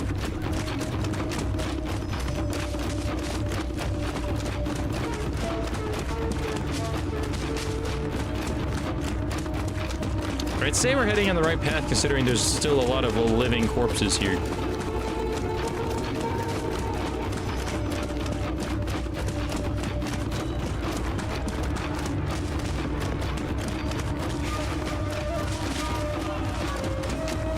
We're not gonna fight everyone for the sake of I don't want to fight everyone, but we do need to actually look for. That's what we do. Here's the one my friend made me. Maybe it also depends. Like, if you're a miner, I don't work with miners. That's just a rule I set because I'm not trying to catch any cases.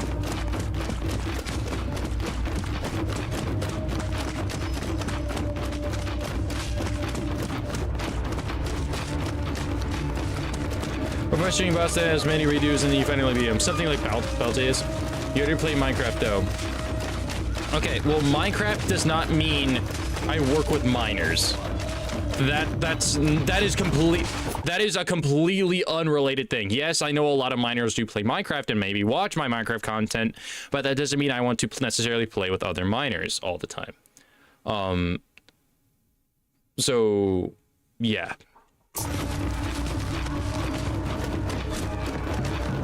I don't think you should not automatically assume that just because I play a game that a lot of kids play, I'm always going to want to collab with other kids. I don't mind people watching my content as long as they're not horrible and annoying. But that doesn't mean I really want to work with a lot of kids for collabs. I'll see. We'll see, I guess is a better way to put it. I mean, okay, so against streamers who play Minecraft the other way into, well, yeah.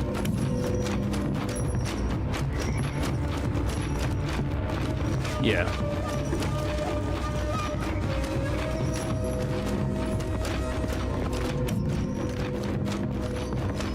Don't know what Steadfast does, but it does something. Where the hell am I supposed to go? I found breakable pots, at least. I'm kinda lost, chat. Yeah, no miners, just miners. Yeah, exactly.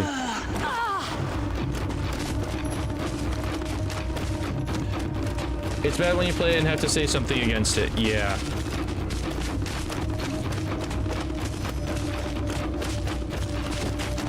Yeah, Minecraft is just a game in my opinion, but it is annoying trying to keep people off that are people I don't want to like be too close with, I guess. Another streamer is also playing For Honor. That's awesome. Not a lot of people I know play this game. I mean, just so it doesn't make you a miner, you can get a mine. You have to mine before you can craft.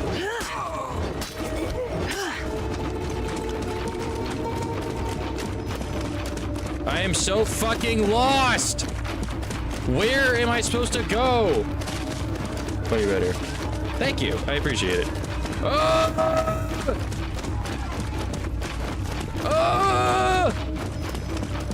Where am I supposed to fucking go? This is so dumb! We have to go find them. Go! Move! Stop moving! Is there no map? There is, but it's like down... there's a map down where I am. Like if you... let me move over here for a second. There's a map right there. It's dead useless. Follow the waypoint. I'm trying! There's no way! Oh man, but wow! Let's follow the waypoint! Wow, that's such good advice! It's almost like I've been trying to do that for 10 fucking minutes! Yeah, I'm not mad at you. I'm just being dramatic. Have you ever had a potato mic? No.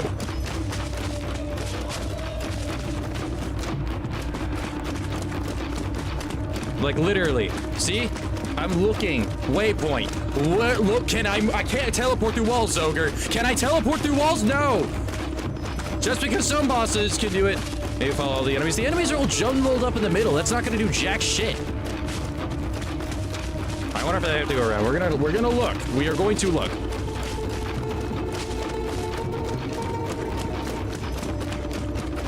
We're gonna be here a while, chat. Bear with me.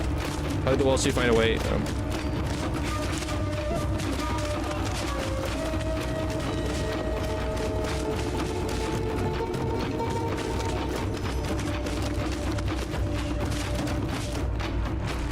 I think we might have found it.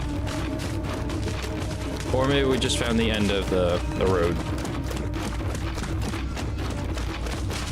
I think we're going in the right direction. Yeah, we're going in the right direction. There we go. Maybe the enemies ran past his key. Maybe.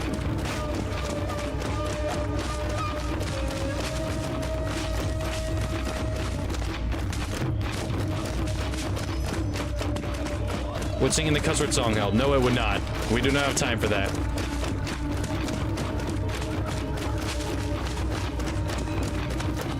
I think we're heading in the right direction.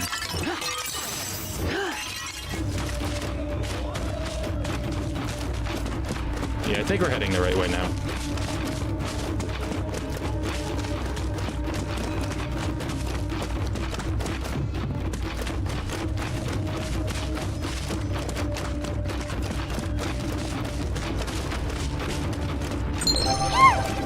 Thanks for master check. Ugh. Yeah. So we're gonna just plug this way. Are you fucking shitting me? I swear to God, this game sucks with its navigation. We're going in fucking circles. I just went through here. See, there's nowhere to go. Wait, I want to try something, actually. I want to try something.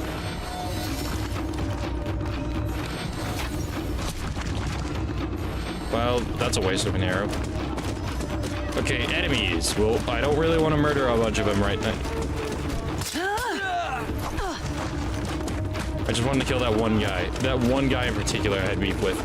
That it just want to help me take over Germany. You have fun with that. I am not doing that right now.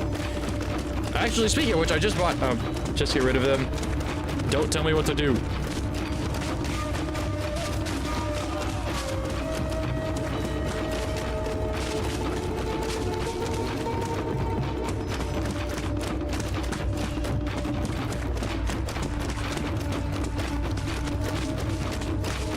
Fine, we'll go kill him. Because y'all... what did you buy, boss? I bought Iron Harvest. It's a video game that takes place in World War I. So in theory, I could take over Germany.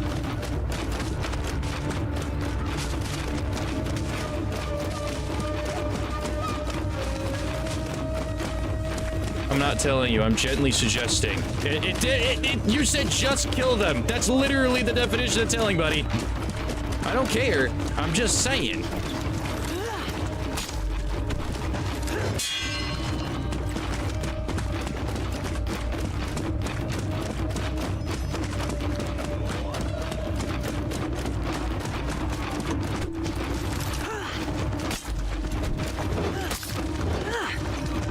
I guess we're committing murder again. But then again, we're always committing murder. This is for honor we're talking about.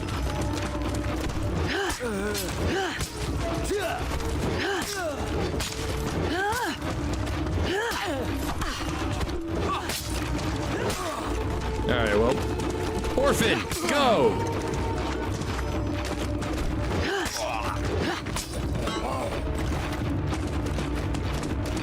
Message for everybody to load. This thing was already still haven't gotten. It's for sale for $4 right now. So if you want to get it, I'd recommend getting it now.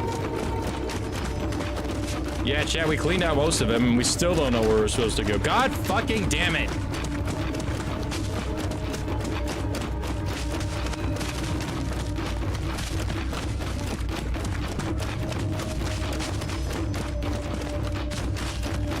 Fuck!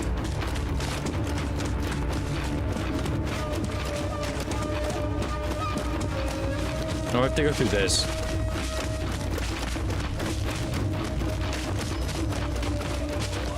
It's been a while since I've gotten lost in a video game.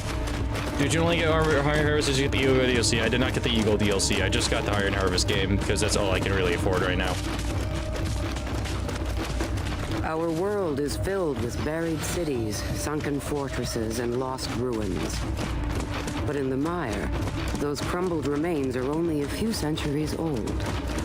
Time moves much more quickly there. Well, I think we found some people, chat. I think we might be heading in the right direction, by some chance. I don't know how we did it, but we somehow did.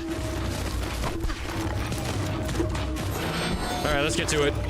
We got work to do, boys.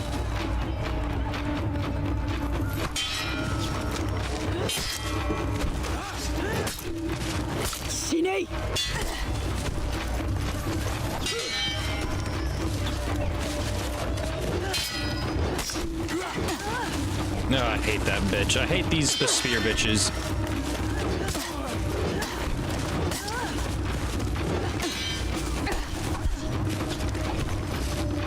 Die, you fucking bitch.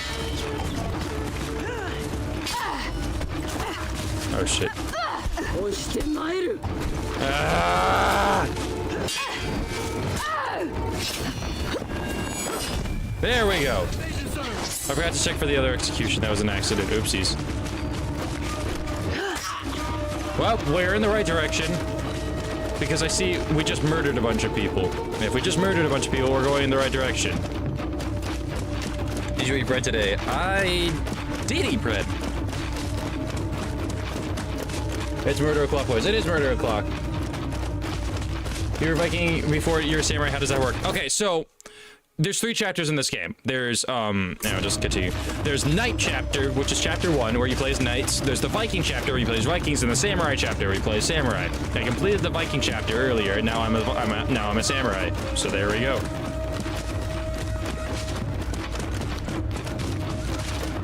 Okay, this is so fucking dumb. And nobody say that unless you actually know where I'm supposed to go. Don't say jack shit about, oh, just follow the marker. There's no way I can follow the marker. God fucking damn it. Fresh victims must be going the right way. Thanatos, probably.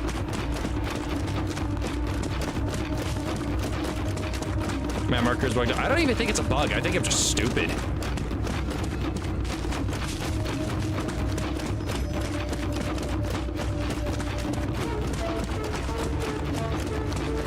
So the game's getting free. No, it really...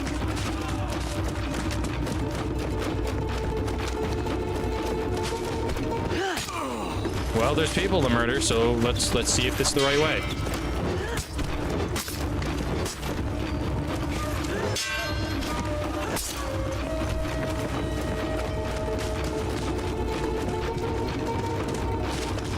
This looks new.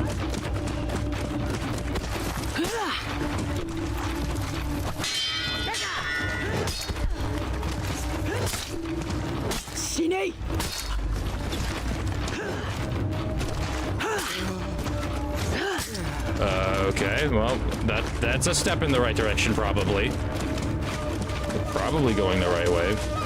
As the marker is pointing the exact opposite direction, because like a fucking idiot I am. Ah! Hi, once again. Have you played Predator? I have not. The longest our stream was over 7,000 days, over 4.5 years. I could never do that. I can never ever do that.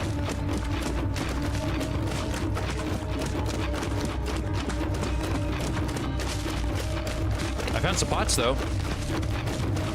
Thanos hulking out, can appreciate it. It's okay, chill. Do not tell me to chill. I'm not going to chill. Fuck off. Just means you're more powerful. We're going in a ginormous circle. Which means that we took a wrong turn somewhere. I'm gonna try to go back in here again.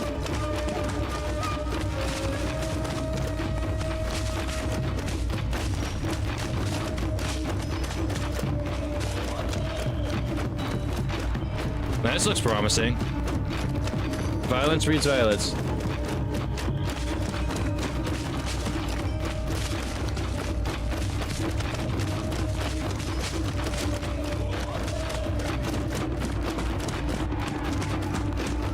We found it.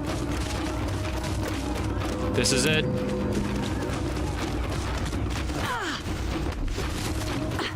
Danja was pious. Found it. Piety does not excuse. Are you dare disrespect this place?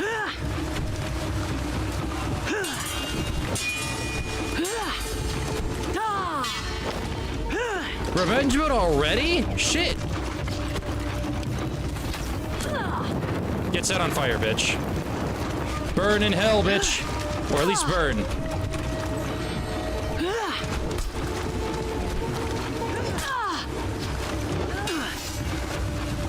Okay, here we go.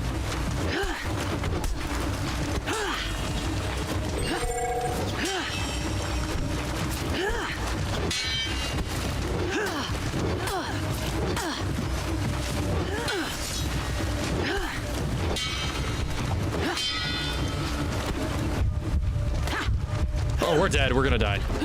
Oh, shit. We're good. We're good. We're good. We're good.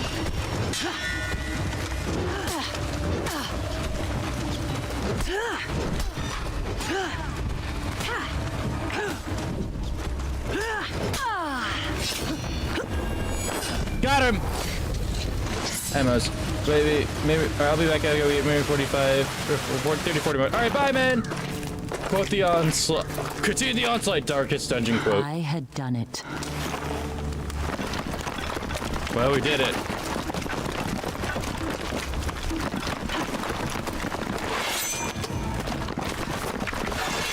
Well, shit.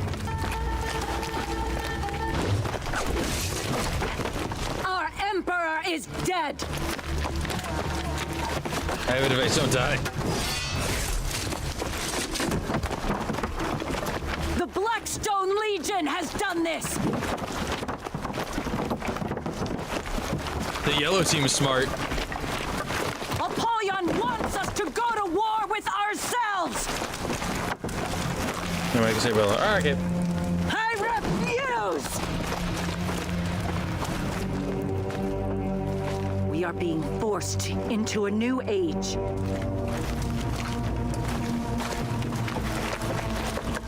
Polya's fucked up. My Ko-Fi has a stream bot now? Huh.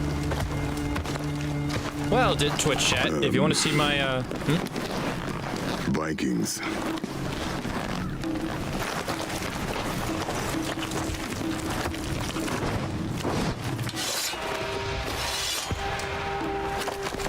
I guess we could let them genuinely happy to, yeah. Leaving me alive. You have mods on YouTube. I have a couple. I usually can just ban people myself if I need to, though.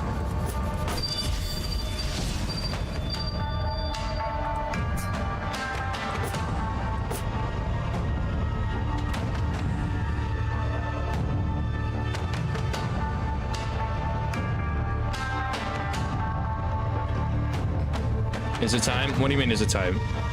Is it time for reacting? No, you still got another half an hour, you impatient fucks.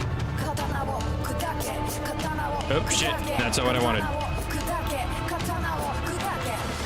We got time for one more. The Orochi must ride the mire of the last marauding maker. Alright, cool. We're back to playing as the guy that was earlier.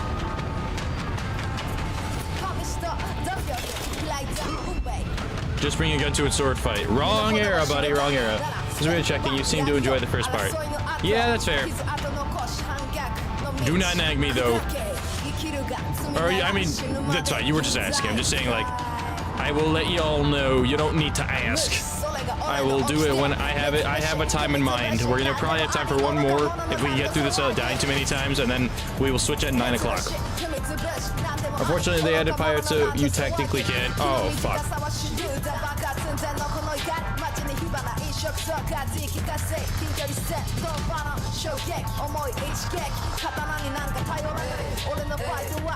The Nage Nathan's job is wild.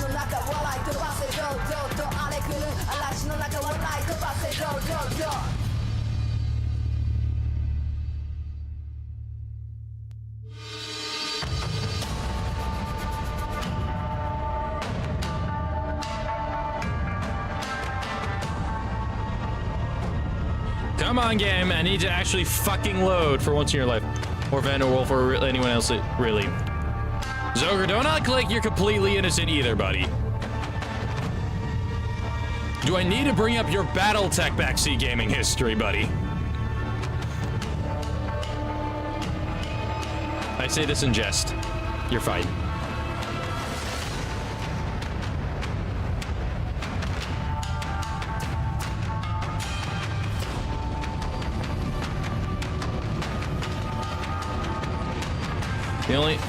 The only nag I really do is make sure the commander stays alive. Wolf Lancer's not as much of a troll as the rest of you. Or what do you mean? I was helping when asked for it. I did not ask for your help. That was not the case, buddy. I did not ask for help.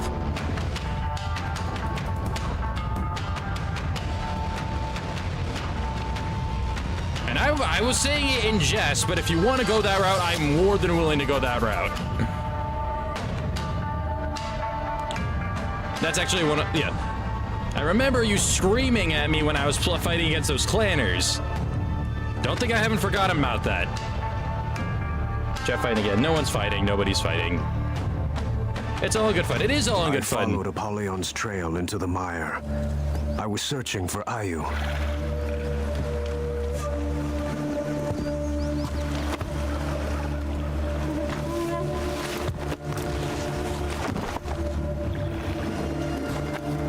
Look, rotting corpses, chat. Well, well, well. Do you know where Ayu is? Ah, shit, Vikings. Gotta love all the I remember things differently, Commander. Yeah, perspective is a funny thing, isn't it? Have you ever played Space Marine 2? Hey, Dylan, and to answer your question, Dylan, I have played Space Marine 2. I do enjoy the game. I played a little bit on stream, but the problem with Space Marine 2 is it really fucks up my my model you have here. It makes it really laggy. I will get back into it eventually, though, for sure. It's a fun game. We all sure love our Griffins, and yeah, definitely. Dear Lord, fuck you.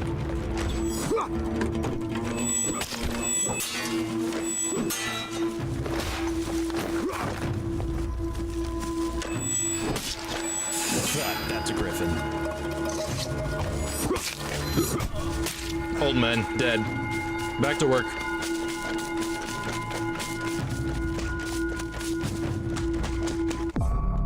Storm Rush?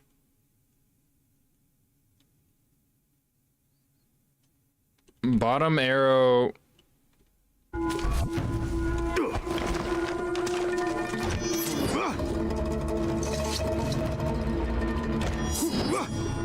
I don't see it.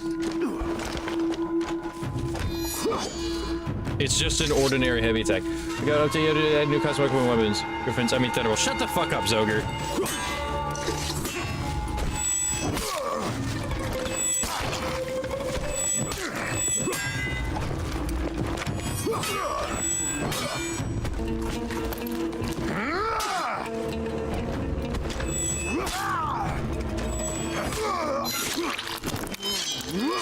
Oh! New animation! Plus fixes. Nice! I will play Space Marine 2. I do. That is a guarantee. That I can at least promise. That will be a game to go back to. Vikings need to be taught a lesson. Slice and dice, motherfuckers.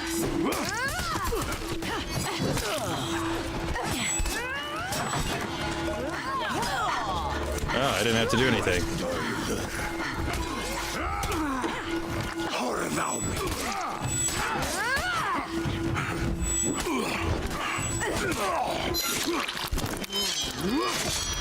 I need to, shit, I need to do the other animation. My bad, chat, my bad.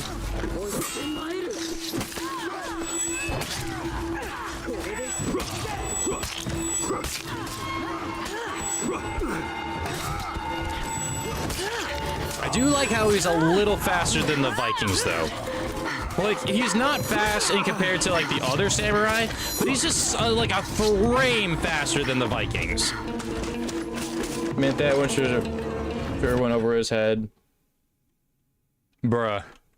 We all have a yet. Griffins, I mean Thunderbolt. I got the joke, I just didn't acknowledge it because I'm locked in right now.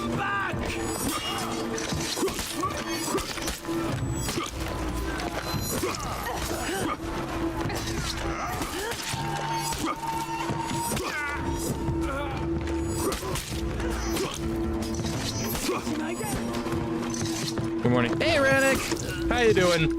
How did modifying that vehicle that that Terry dropped off? How'd that go?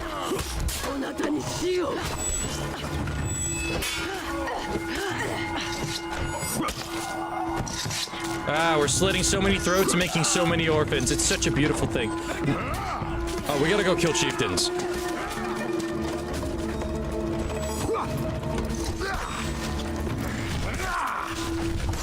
Oh shit, I hit the wrong button. I meant to parry that. Ah shit, I keep hitting.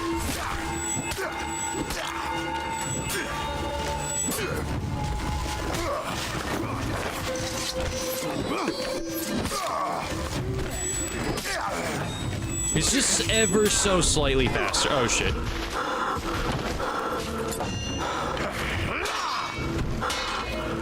Shit, shit, shit, shit, shit.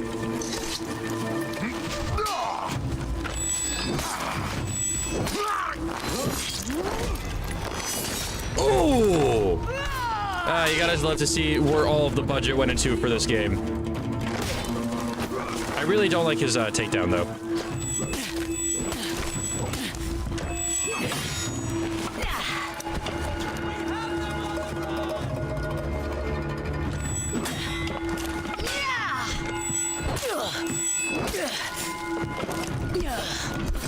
Ow, ow. Fuck you, fuck you.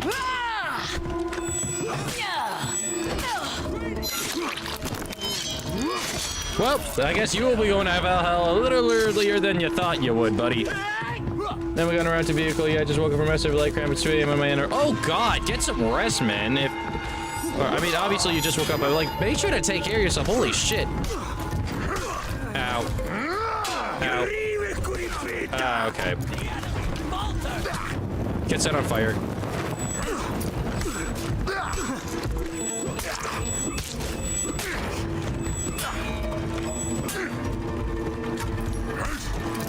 One! Please hit! Shit. Give me a fucking break, you cunt!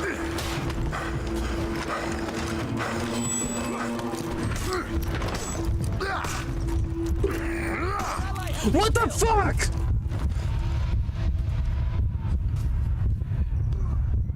He's under caffeinated. Is that ready for the building yet with the Amaris piece of piss? Ah! I don't.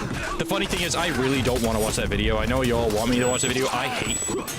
I like the other video. I just really don't want to spend my stream watching it right now. But I will watch it because I said I was going to.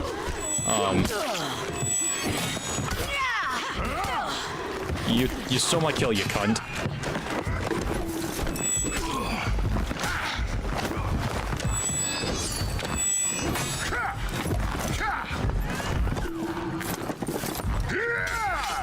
There's my first parry of the game.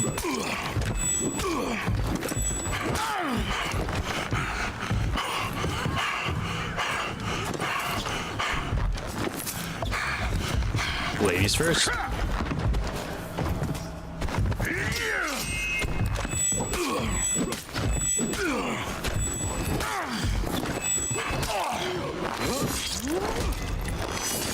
There we go. Dang. Danny's not cut. He doesn't have much death or capacity to give flesh. Oh my god. Don't be so technical! Let me insult people in peace! It's not like I can call them slurs or anything, so I'm working with what I got here. I'm not creative when it comes to my insults. Oh great, it's this guy again. There's no way to dodge it! Oh wait, I have to parry them. Right. Okay. So he's out of range for now. We're retreating! Victory is near! Let's go kill someone else in the meantime. That's not as difficult. This Valkyrie is good practice.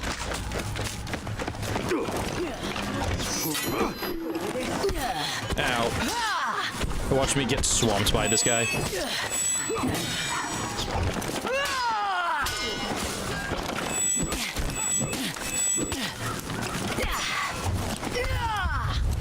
Okay, well this is bad.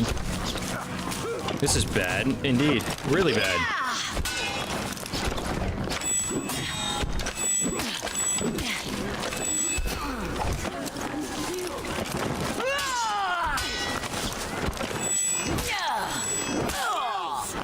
There we go. To Valhalla you go. Oh crap. Ow. We need to get parries in if we want to win this. That's the only chance we've got. Get those parries. Gotta get those parries in. Ah, I tried parrying those. It failed. We can't let him get chained attacks all the time.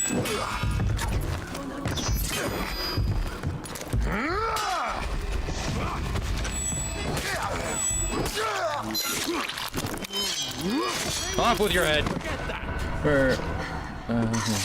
Now you got the super. Thank you. Well, that worked. Go.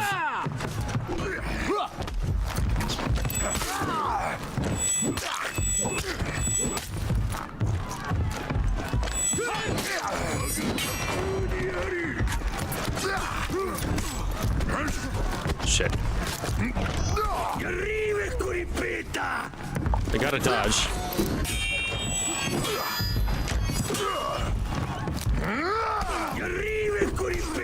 Try dodging that. It wasn't letting me dodge. There's a parry we needed.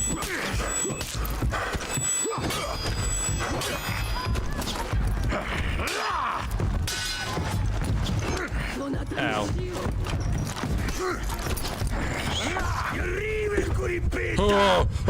god, oh god, oh god, oh god, oh god, oh god, oh god. Their line can't hold!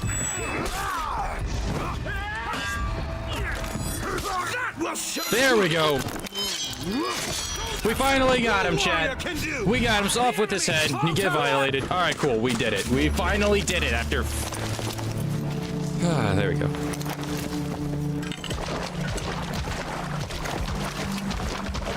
A lot of dead daimyo around here. That was stopping a civil war.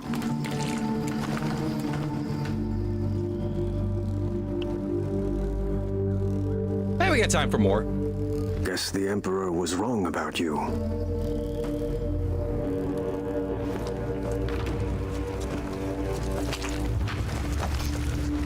Our neighbors are persistent.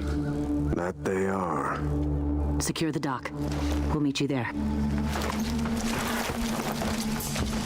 All right, well, here we go. More Viking killing time.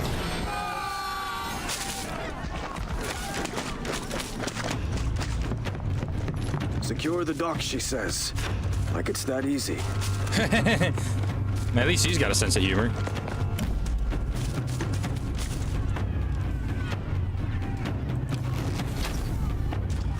Hey, your pants are on fire. You must be a liar. Catch the Vikings before they left with their plunder.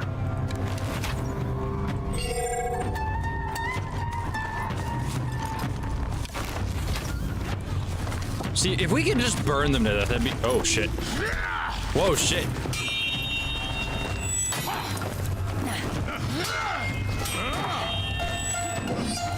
At least I got help this time.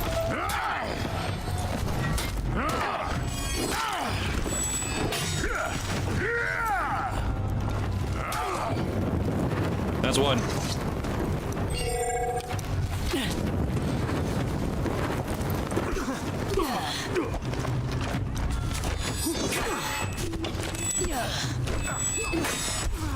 Be faster, please. Speed up. Be faster. I need better reflexes. Bruh.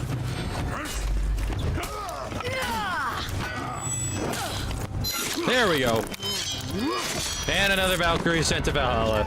She's been security junk for a change. I don't know what the fuck she's up to. I know she's capable of fighting because she's brutally crazy.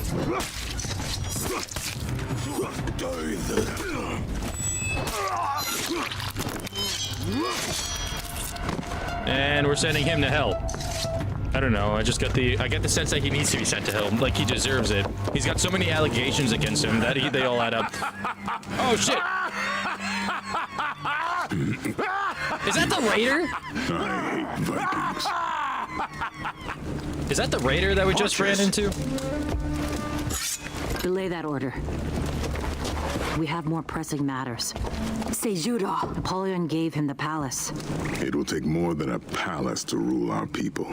We will remove the pretender to the Emperor's throne.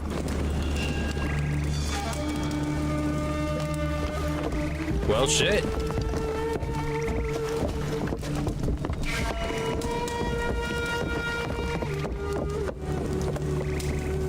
Should start securing the ducks. That's what I'm saying. That's what I'm saying. Like, okay, we got the mission done. We got 20 minutes. I think we got room for one more. We're probably gonna be a little late. I'm not starting early because I want to keep playing for honor. It depends on what the next mission is. We're crawling our way through the campaign, chat. We're crawling our way through.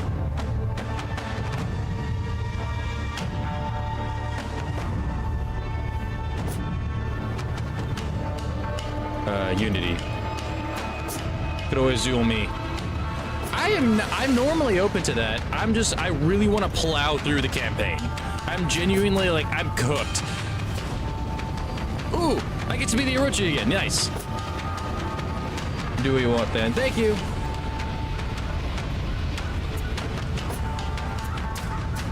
The Orochi was jailed for speaking out of turn. There's no need to learn your lesson when you're the best swordsman in the kingdom. Damn. I understand, just messing with you. I see. But you know, I'm hooked. The story is really good.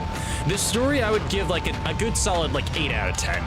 Everything else is like dropped pretty low. Well, executions I feel like are like a 9 out of 10. Executions are masterpieces. Literally everything else about this game is simply okay.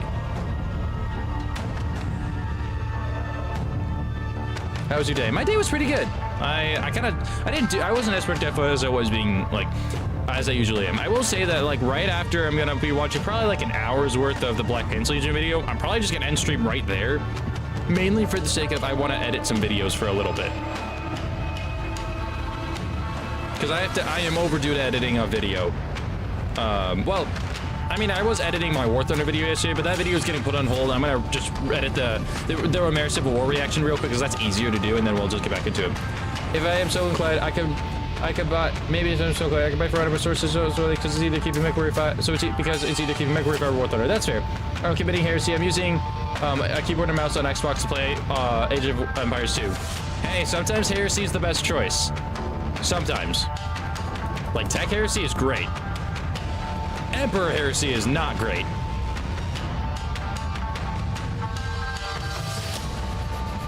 What should I keep? One thing I can say for certain is that For Honor will probably be getting uninstalled when Zero Company comes out.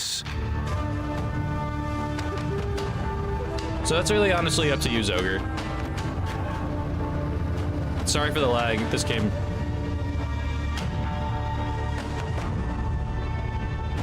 Sejuro! Our people bleed!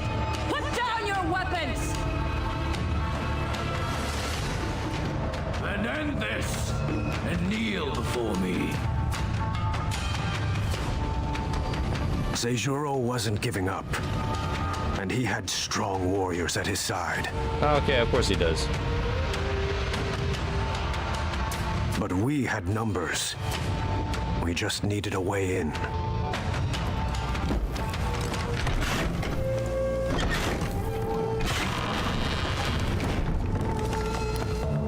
I hadn't been Should I probably inside the taking up palace War in Thunder 3 as years. MechWarrior will probably be a free reading to play. Okay, that's fair. And just how long is each chapter if you had to guess? I could probably get through each of them in like 2 hours usually. I was already got through the Viking one pretty quickly in the last one. Sejuro accepted my offer. The palace was his. And at least 50 of the greatest warriors the samurai chose to fight beside him. They were few, but they were mighty. Where am I supposed to fucking go? Alright, so I have to find a way in. That's not easy to do, because they're not giving me any instructions whatsoever on how to get there. There's no stairs. There is... There are several ways to break a siege. By shattering the gate, by storming the walls, by starving them out, or by knowing a secret way in and having the right kind of warrior to use it. Oh, we're supposed to go here? Is this where we're supposed to go? They're not giving me anything to work with this time. They're literally, because this game, there's no climbing mechanics. There's nothing. What the fuck? What do you think between Knight and Viking Samurai do you like best? Knight, easily, Knight.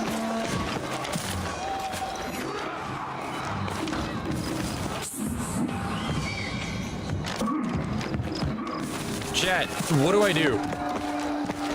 And if I hear something that's something stupid as, oh, just follow the direction, I'm going to kill you. They're giving me nothing to work with. Look at the gate. There's a gate pass.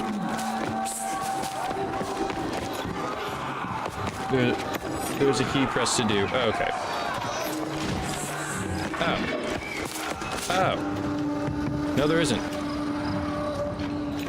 See? Oh.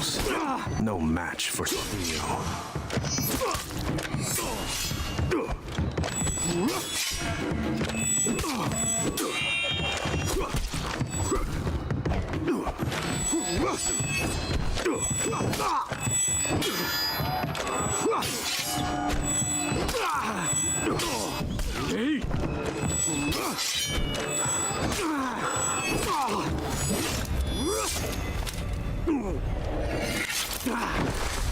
Alright, there we go. I didn't know. We had to smash our way in. As the games want to expect the portcullis. Ah, okay.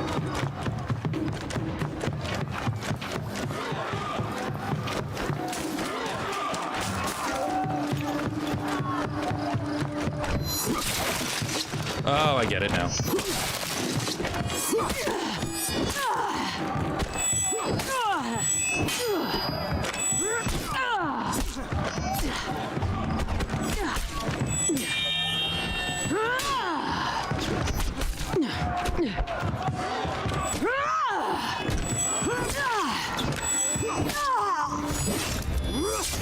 Rip, you will not be missed.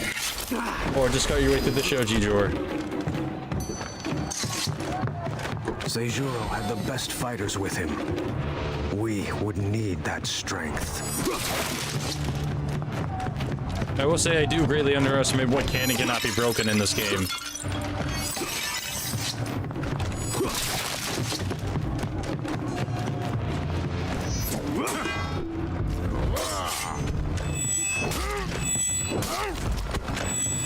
Nice.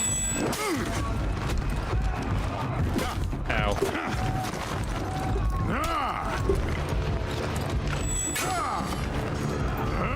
Ow.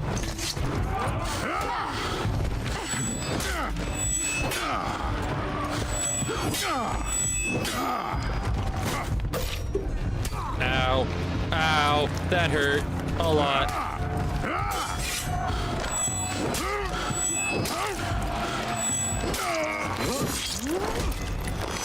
There we go, we got him.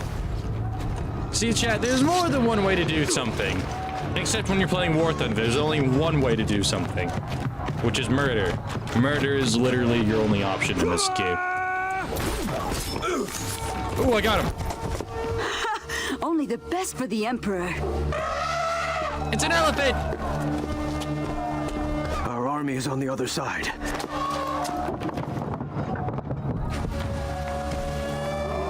I don't think that's a very good idea.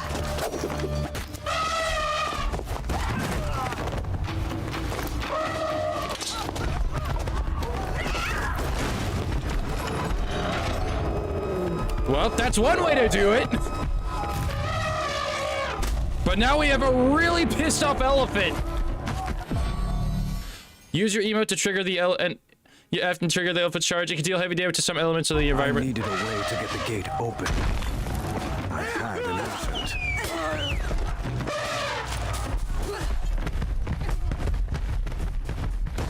That's one way to do it, I guess. Oh god.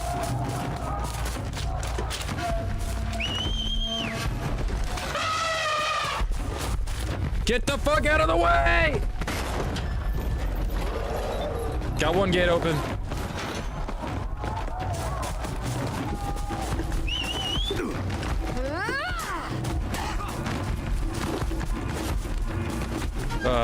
Let's see if we can take some of these enemies out first. This is so not accurate.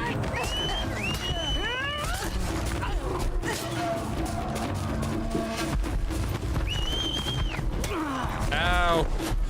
Please go! Are you fucking kidding? You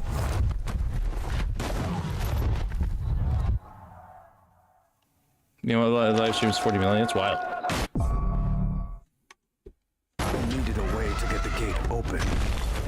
I had an elephant. Or was I hitting G this entire?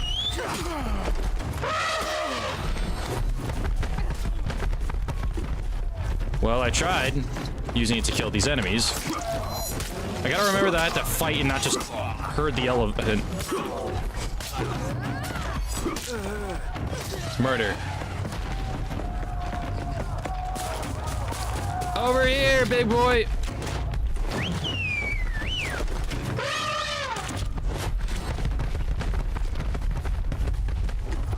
Shit. God damn it.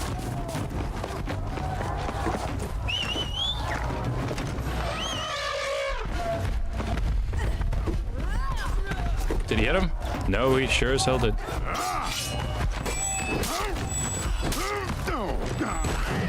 Ow! Ow! Ow! Ow! Okay, well, we know it works now. Okay, let's get this gate open.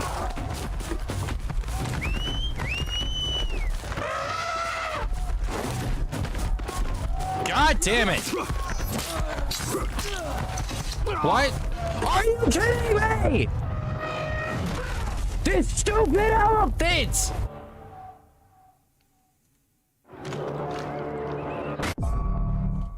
I needed a way to get the gate open. I had an elephant.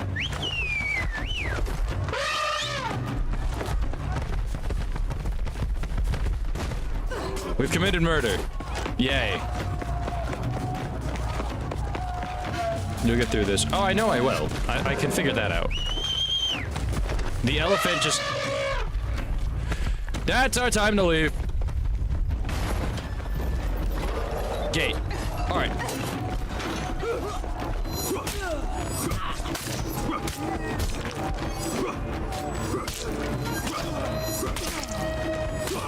We gotta go piss the elephant off again. Oh. Ah! I tried sprinting away from it! Are you fucking kidding me? I tried running away from it. It wasn't letting me sprint because these fucking guys take so long with their fucking animations. I had an elephant. I hate this stupid elephant that one taps you no matter what you do. And now we run. Cool, you've committed murder. I appreciate it.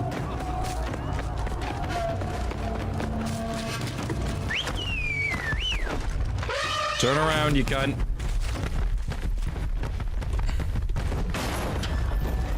Got the gate, got the gate, got the gate, got the gate, got the gate. Okay, let's get it positioned all the way over here.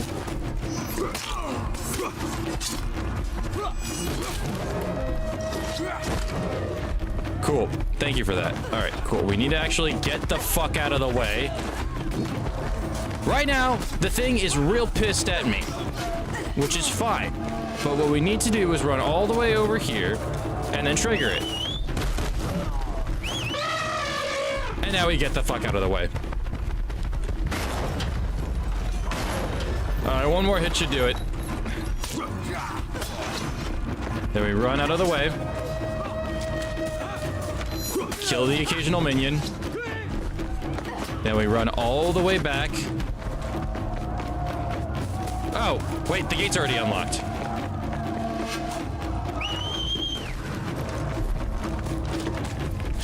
Hey, cunt! Hey, bitch! You are outnumbered! Put down your swords! Find Seijuro. Well, we got in. Hey, Astros, welcome back. We will not be stopped! Seijuro! Cool. Cool, yay. Lovely.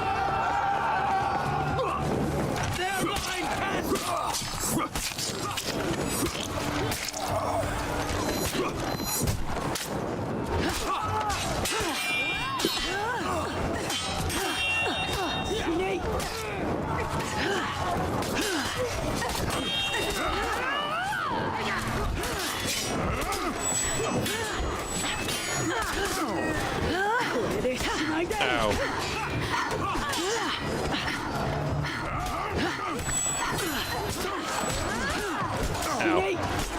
Ow.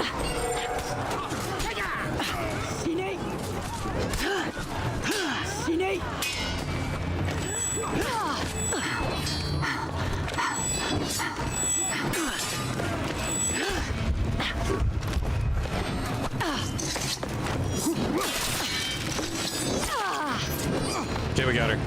Dead. Keep moving, keep moving. Too many warriors were dying. We needed to find Seijuro.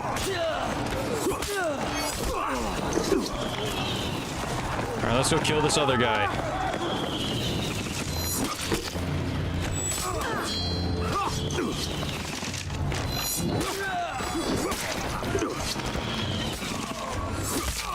Keep moving, keep moving, keep moving, keep moving, keep moving. Fucking minefield. Using where you probably heal, spot your enemy. You'll use the enemy ultimate, you have to win through your skill. Zoger. Shut the fuck up.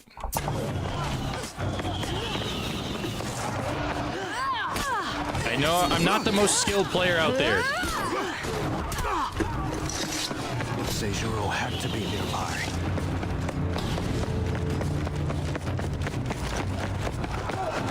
Is an insult. I just thought I had the game. Just thought I had the game out. Oh, I thought. Why did you think that said just? I thought you said. You said ultimately. I thought you said actually had to win through. So I was about to say, wow, bro. I see how it is. No, it's my bad. That's my bad. I misread that. I am so sorry, man. You said ultimately. I thought you said actually. I thought you were saying that I had bad skill, which I already know. But we were not enemies.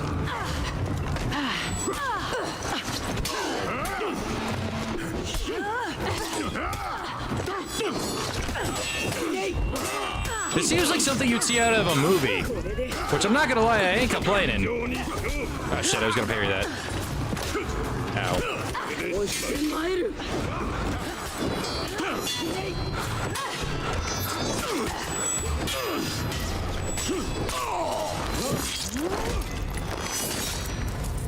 Oh, his head's stuck.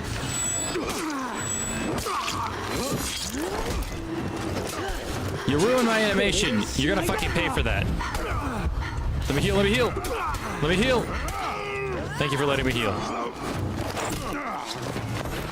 Did he just murder him with his belly? Also, you're probably better than me when I used to play. I probably couldn't win if I tried. That's not that. If you were at the game one... I will be remembered as the greatest warrior our people have ever seen. So you're acceptable, or... Man, I would get banned. Okay, what the fuck did you say? These warriors won't follow anyone Seeing a else. ban, but won't ban me.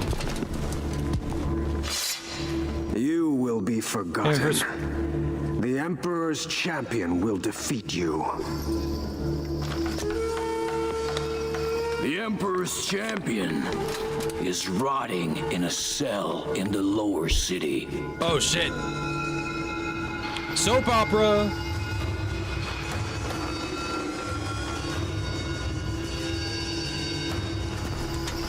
It's you. The Hey, champion. Joe, you're welcome. That betrayer. Hero, more like.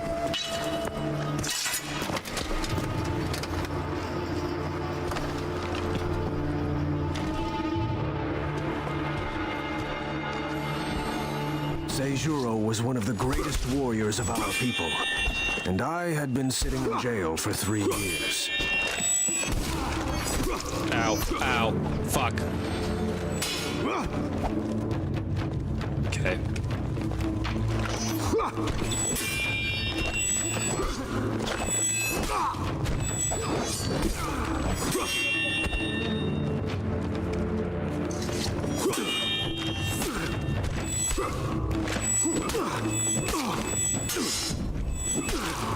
Ow.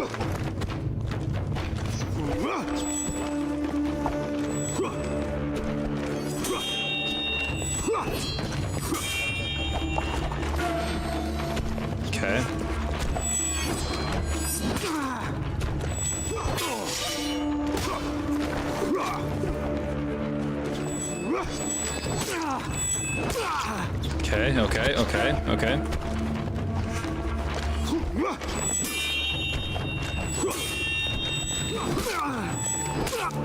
Got him.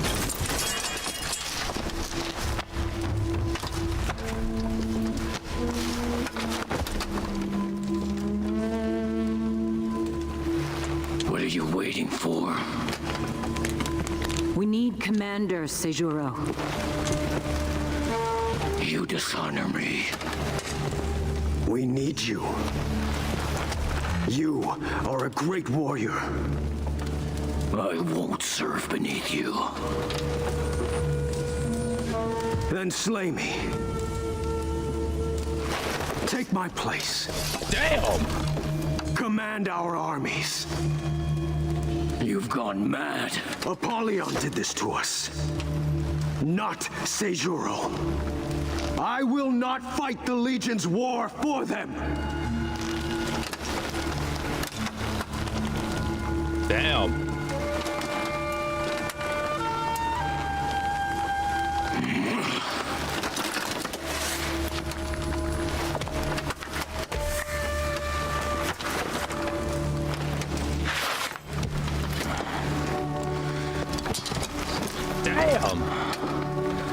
The Emperor's champion.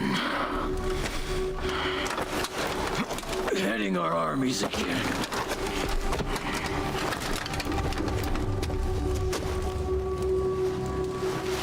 I'm going to Ashfeld. Our enemy is there. I'm gonna leave you playing a creative enjoy your Amaris. So yeah, take care of yourself, man. We're actually gonna be switching to watching the Amaris Civil War now. Obviously, you should get some rest either way. We're gonna be switching mainly for the sake of, I did say one more mission, and it's literally 9 o'clock right now, so we're gonna switch and change gears. But I got some rewards. If you execute your level 2 passive gain, oh, okay, nice. Well, chat, I think that went rather well. Wait a minute, just, yeah, hell yeah. Okay, man. Just please do not rage rate the rest of mine, chat, at least. Obviously, there you go. You got banned. Good for you. Still. Well, we're pretty much on schedule, so everything worked out in the end. Yeah. Alright, how many more of these we got? So we're pretty close to finishing off. This might be the last mission. It's called Honor, so it might be, because, like, the last one. Turn into Fat Genghis Khan again. Yep, alright. Alright, chat. I'm exiting out of the game. And then we're going to pull up the Amaris Civil War, and then I'm gonna let the Discord know. I'm actually just gonna type right here. Thank you for the boss check. Ugh. And then after like an hour or so, I will probably end stream a little earlier for the sake of I want to edit videos that are getting done. Okay.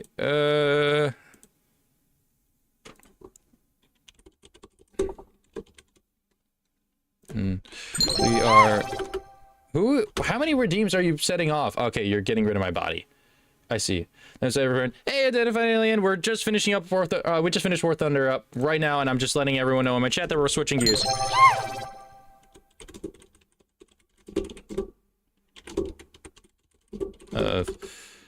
Part 2 in the Amaris Civil War. So hop in if you want. Okay, letting them know that we're switching gears. I did hear that. I just want to see fans suffer. Also, your wings disappear. Yeah, my chat. I'm gonna just make this a little bigger. I'm trying to make this bigger. I'm trying to make this bigger. There we go. Yeah, no, my body disappears when my Twitch decides to fuck with me. They're using the redeems that I put in there. Take his headphones. The headphones stay. The headphones will permanently stay. Sadly for all of you. Fuck, that's a griffin. Enjoy the Amaris Civil War. The moment Kerensky said no. Yeah, that was wild. All right, yep, but they'll be back in a couple of minutes. All right, cool. Bravo 6. Going dark. We're not playing XCOM right now, Titan. All right, I'll make you another character and when we do XCOM, so just type it down and I'll get that up and rolling. All right, cool. What we're gonna do now is we need to pull up Black Pants Legion. Black Pants Legion. Amaris. All right, 2 fucking hours. Here we go, chat. I was just redeeming the redeem. No, why? So, hey, Mike. Well, guess what happened to the rest of your body? My Twitch chat decided to troll me. Thanks, Barry. Just ready. Bravo 6. Going dark. You already have 2 characters, Nathan. How many more do you need? All right, cool. Bravo 6. Going dark. How many are you gonna spam? Oh, we could spam. Oh shit! No, I can't let that happen. All right, well, because I realize you guys are spamming, that is getting turned Bravo off. 6. Going dark. I'm turning that redeem off right now because y'all are spamming it. Can I have one? Spamming it. Oh shit! I realize that I have my own stream up when Bravo I'm doing 6. that. Going dark. Can y'all shut up? Okay. Alerts. Channel points. Manage Bravo power. 6. Going dark. Stop spamming!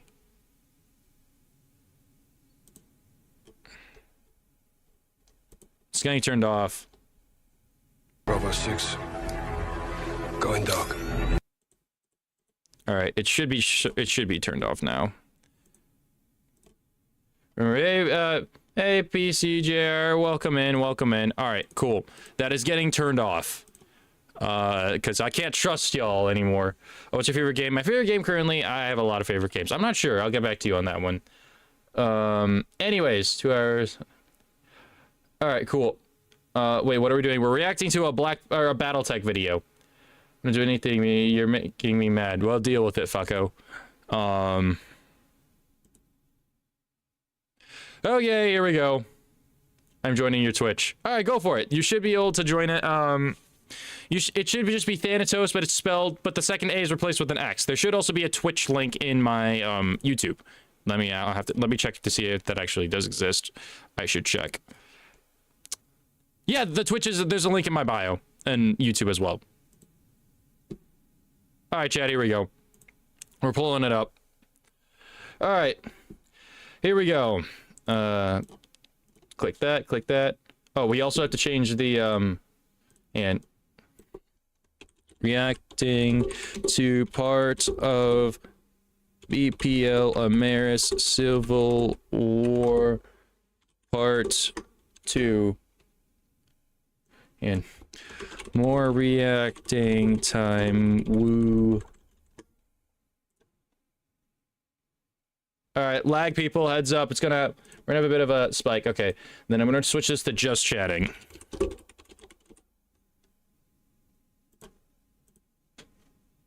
All right, it's going to be offline for a second, so if you have buffer issues, that's why. Okay, cool. Time for education. All right, class, here we go. We're back to watching more history, and I want to kill myself now because I don't want to do this. All right. Yay, we're recording and I have to try to be optimistic even though I'm feeling like I'm going to lose my mind here. Ah! Okay, this video is 2 hours long, so YouTube watchers, here's what's going to happen. I'm going to divvy this video up into probably 2 different parts. And maybe 4, it depends on how long until we hit intermission. Once we hit intermission, this stream is done, and then the video will be chopped up. No self-harm, you got this. Hit the like for button. Oh yeah, plague. No. Anyways, but yeah, that's essentially. Anyways, Twitch chat, you're the only visible one. Then we look for while watching. Go for it. But yeah, Twitch chat, if you want to say hello to YouTube, you're the only visible one being recorded, so you guys get to say hello. I don't have my YouTube chat up because Twitch is more prominent. On YouTube, there's 6 people watching, not sure on Twitch. Hey, Astro Edit. Good to see you on Twitch now. There is 11 people. Okay, so on YouTube, there is a short section where there's 6 people watching. There is another YouTube, which is a long form. So if you want to see more of what's going on, if you're watching this vertically, you're going to see less. If you click on my bio, there should be a landscape mode and you'll see more. There's 11 people watching that. You'll be able to interact with more people if you do that. And then on Twitch, there's 11 people. I just entered Twitch to mess with you. Fuck. All right, here we go. All right, Amaris Civil War, Part 2. Sanity, already gonna go. Here we go. Lights, camera, action. Attention, Freebird Scout. I am the Khan of Smoke Jacket. You will surrender immediately or be destroyed. Okay, class. Sit down and shut up. We're going to get through this lesson before we evacuate. You did pay me, after all, and this professor needs those student vouchers for booze money. Also, regrettably, that's real. It looks like the clanners figured out where I live, and those jokes didn't go over so well. Oh, no. Smoked Jaguar, indeed. How dare you mock my noble lineage? This is a notice of battle. Shoot him! Kill him! Kill him! Excuse me, fucko. Firstly, interrupting a class is rude. Secondly, this lecture is about Star League, so it's like Baskin-Robbins' 51 flavors of dishonorable. Don't you want these guys to know their history of the noble Star League? Of the glories of General Kerensky himself? I am sorry. Can I sit in? I will still review later. Yeah, sure, I guess. Just don't go through the wall and take a seat in the back. Ah, noble founder. This is a good lecture. Well, this is not good. This knife got flagged by Are our you quality kidding team. me? The weird part is why. Our latest batch of Matsato Osu. Okay, so Right now, Texas is under the threat of a fucking elemental. Lovely. You gotta love that for us. In part 1 of this series, we introduced the brave, the bold, the crazy, and the just plain unfortunate souls who took part in this series of events. In the beginning, we explored the formation of Starly. Wait, someone in my chat says, why can't I hear? You should be able to hear. It's saying that you should be able to hear. You might be muted, man. You might have your volume down, minimum. Can you all hear this? A grand unifying government built around a centralized, efficient bureaucracy encompassing the great 5 houses of the Inner Sphere. We highlighted key events contributing to its growth, rise, blah, blah, blah, a lot of politics. Gradual collapse from increasingly difficult political turmoil. In part 1, we studied the formation of the SLDF, the single largest military instrument ever created, and its utilization to brutally bring the periphery in line at gunpoint. Because the Inner Sphere likes a free real estate deal above everything else. We also learned that Stefan Amaris, and I get it too. Hey, Cassie, welcome back. You're not late at all. You're just in time. To destabilize an increasingly shaky government by removing the head of state. Quite literally in this case. Damn. To accomplish this, he gambled everything he had. He'd started a war. He put people into the right place at the right time to take control. Together, we discovered that he was a man driven to avenge personal slights against his family, his nation, and his honor by House Cameron, and by extension, Starleague. He'd acted out of lust for power, vengeance, and above all, personal vendetta. Right.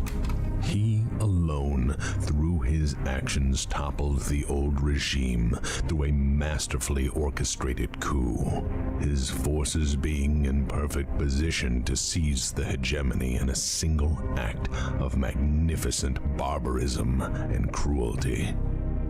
And it is of note that he nearly failed because of the bagpipe, whiskey, and madness-fueled royal unit that was the glorious Black Watch. Yeah, the mad stand of the Black Watch is a tale still told with reverence between mech warriors for generations now. And it's very important to understand the goddamn Black Watch. Dying the way they did, they sent a message. This wasn't going to be as easy as Amaris had thought. In a magnificent moment of glorious defiance, in a blaze of crazy, mad bastardism, Amaris was reminded of how... And a whole lot of bagpipe playing, because Scotland forever, you fucking cunts. I'm gonna get demonetized with the amount of swearing I do. I just know it. Fragile a thing like victory truly is. And this brush with near death would never leave him. Amaris would, in fact, take increasingly paranoid steps to ensure his reign was secure. Murder has become a habit for him, and he's gonna keep killing to solve his problems. That is just the way that things work. You murder once, you want to murder more and more. He was, in my opinion, haunted by what might have been, and what may yet. Hey, Dennis is going to let you know I'm working on my future model unless you want me to say. You're allowed to work on it. I don't mind. You could say if you want, but you should go. You could go work on it too. I hope it goes well. That's honestly up to you, man. B.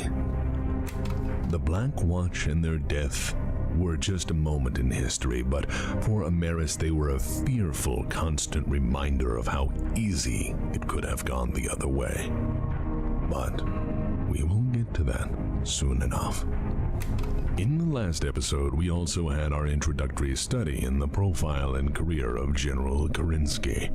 We saw how he tried to do his best to keep things as they were, in a delicate political balance and in certainly uncertain times. Kerensky was a powerful general, to be certain. Yep. But he was tasked with raising a First Lord and in a very uncertain political arena. Starleague was in decline. And this heir presumptively could have reversed the course of history. Yep. He did his best as an advisor and protector, but ultimately he fell back on what he knew best. His duty and oaths to Starleague above all, and that would ultimately doom his efforts. But we'll get to that. Dan says I got a new PC for my birthday. That's awesome, man. That's really cool. Do something useful. Make content. I don't know. No, I'm kidding. Do whatever you want, but that's still really cool. Here at Noble Knight You Games, fucking we've been ads! carefully Anytime I developing pause to the react, world's largest I get selection of ads! tabletop games. What is going on with the ads? I swear to God.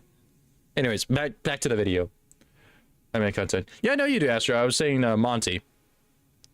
And lastly, in part 1, we set the ground for the throwdown of throwdowns, the Guerra on Terra, a war so big it would shake the foundation of the the algorithm. Innisphere. Yeah, it's the algorithm. Centuries of violence, political turmoil, adventurism, and chaos. Hey, we gotta read this. Kerensky versus Amaris. Hey, and I'm gonna go back. Pre-show, Canopian Chainsaw Circus and Floor Show. We all know the real reason that this thing sold out, chat. Was so big it would shake the foundation of the Innisphere and lead to centuries of violence. Anyways, you may recall we left this lesson on a wonderful cliffhanger. Amaris had contacted Kerensky and offered everything. A place in the new regime, ultimate power as a general, if not warlord, and very potentially a very real place as inheritor of Starleague itself. But tempted with everything, the keys to power and the right to use it as he saw fit, Kerensky remembered above all his duty to his oaths, Starleague above all.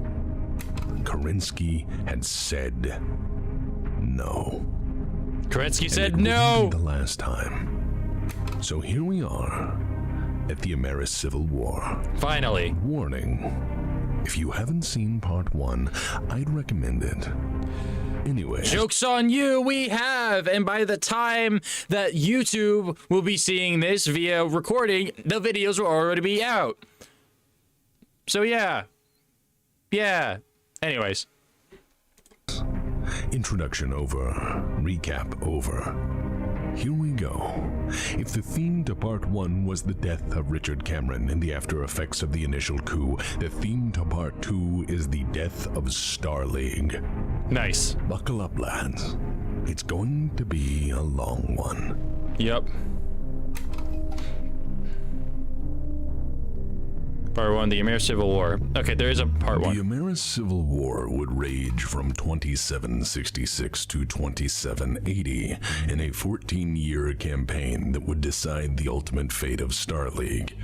It would cost in the end humanity generations of lives in indiscriminate slaughter. Each and every weapon ever crafted by humanity would be used in the greatest contest of wills, arms, and armies ever seen. This war was the end result of, and made worse by, a seemingly endless arms race that until now lacked an outlet for its Monty, why is Twitch faster than YouTube? The reason for that is Twitch, I think, receives. So what I do is I have a special program that where Restream, I stream it to Restream, then Restream spits out my stream to other people, and it's able to spit it out to stream to Restream or to Twitch faster. Not to mention Twitch is also more optimized for streaming, whereas you have YouTube, which is more meant for videos and does have good streaming services, but not as well as Twitch does.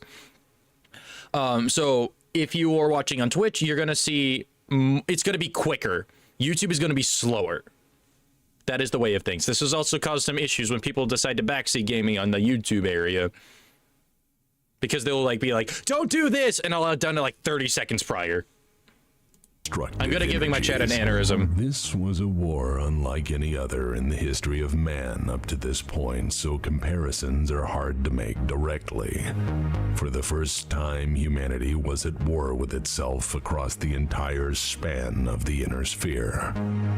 From the Rimworld's Republic to the Terran hegemony, this world would touch hundreds of worlds. Just to clear this up, the Amaris Civil War is not the first succession war, right? The Succession Wars are their own thing. Did I get that right? This is a separate thing entirely. So this is the beginning of the nuking everyone to the Stone Age, and then the Succession Wars are going to nuke everyone else to the Stone Age.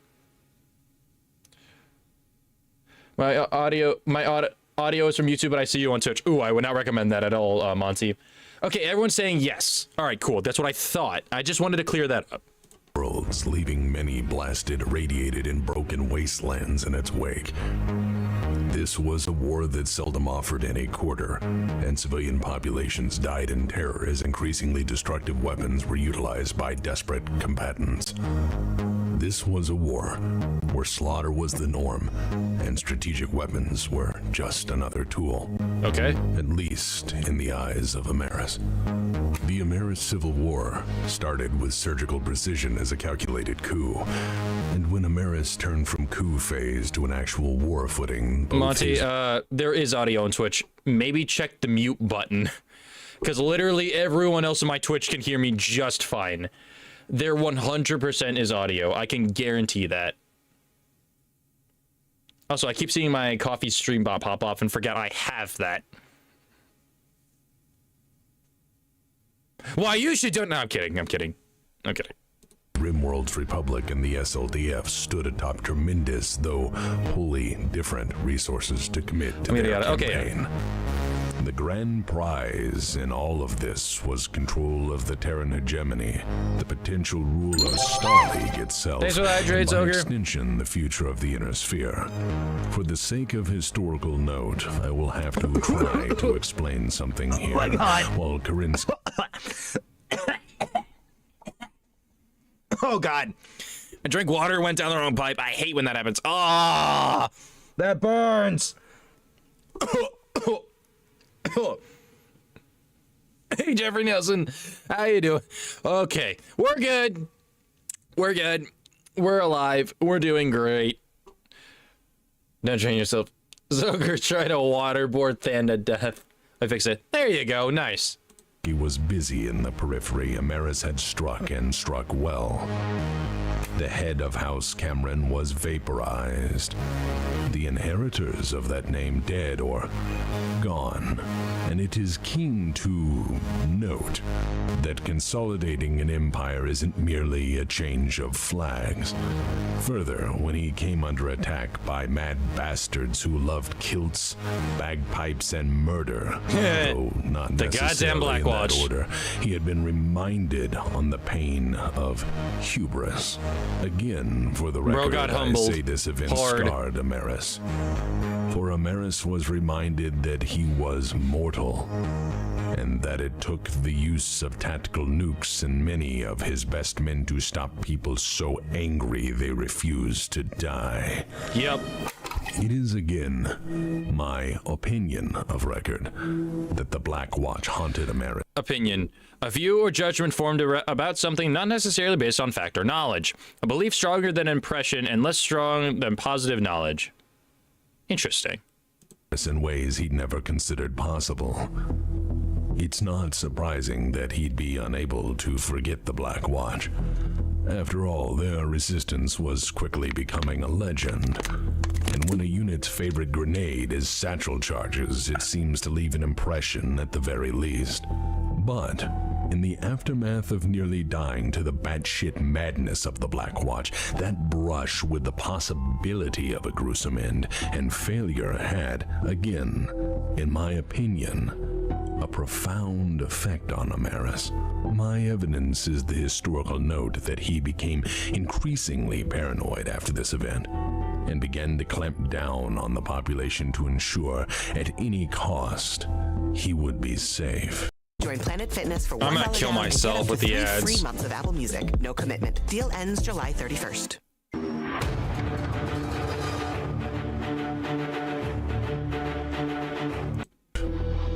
Coup secured, Amaris did not just sit idle. Fun is now as canceled. building an empire Bagpipes isn't are now something you banned. can handle with Yes, we still sponsor him. Golden Corral. We're the only restaurant now. And then, yeah, bagpipes are banned. Why ban bagpipes? pin. Bro was really traumatized. Empires are forged by the sword. Thanatos, would you rather follow Amaris or Drac or Cappy Commander? I would rather follow a Capellan.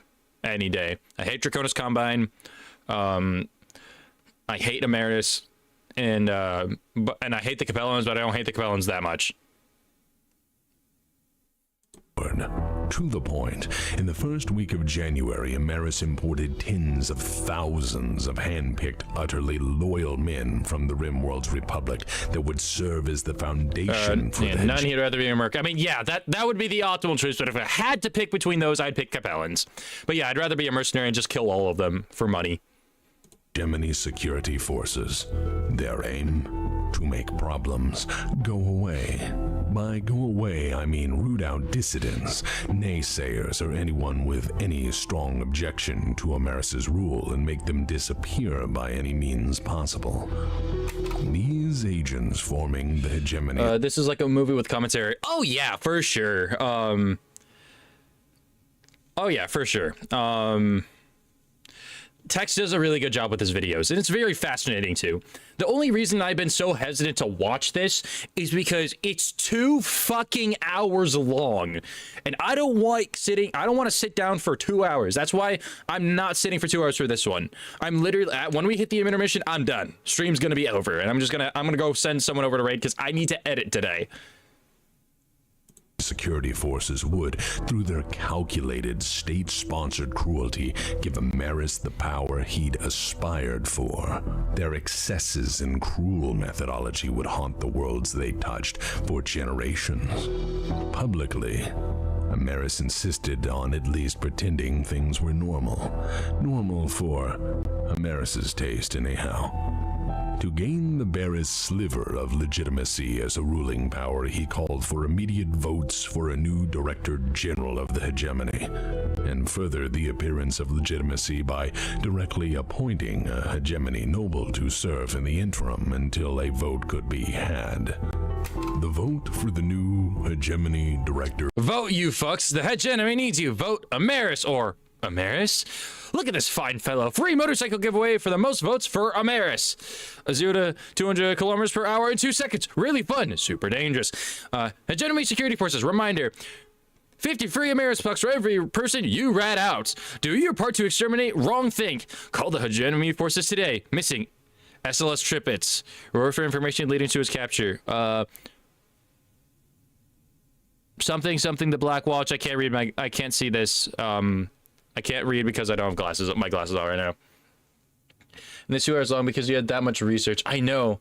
So I said I pay. Not gonna lie, it's lucky. Not gonna lie, it's low-key amusing to see you overlaid on the ads. I'd 100% watch a stream of you just watching ads and talking mad out-of-pocket shit on them, and then guesses I pay good money and you see that.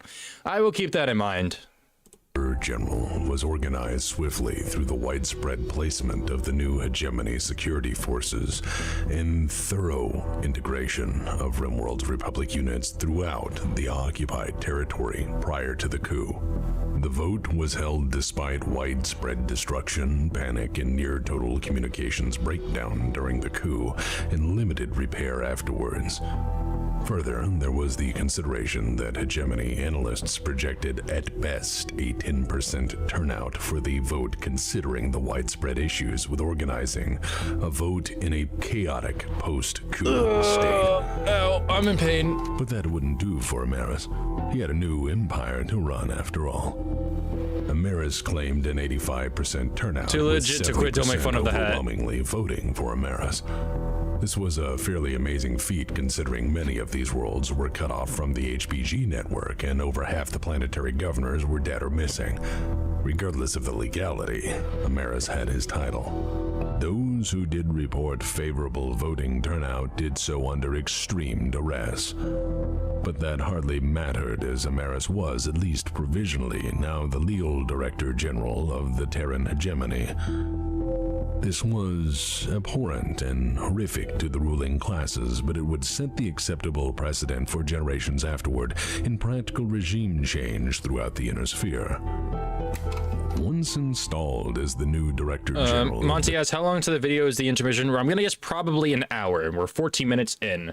So we're going to be here for a hot minute, chat. We're going to be here for a while.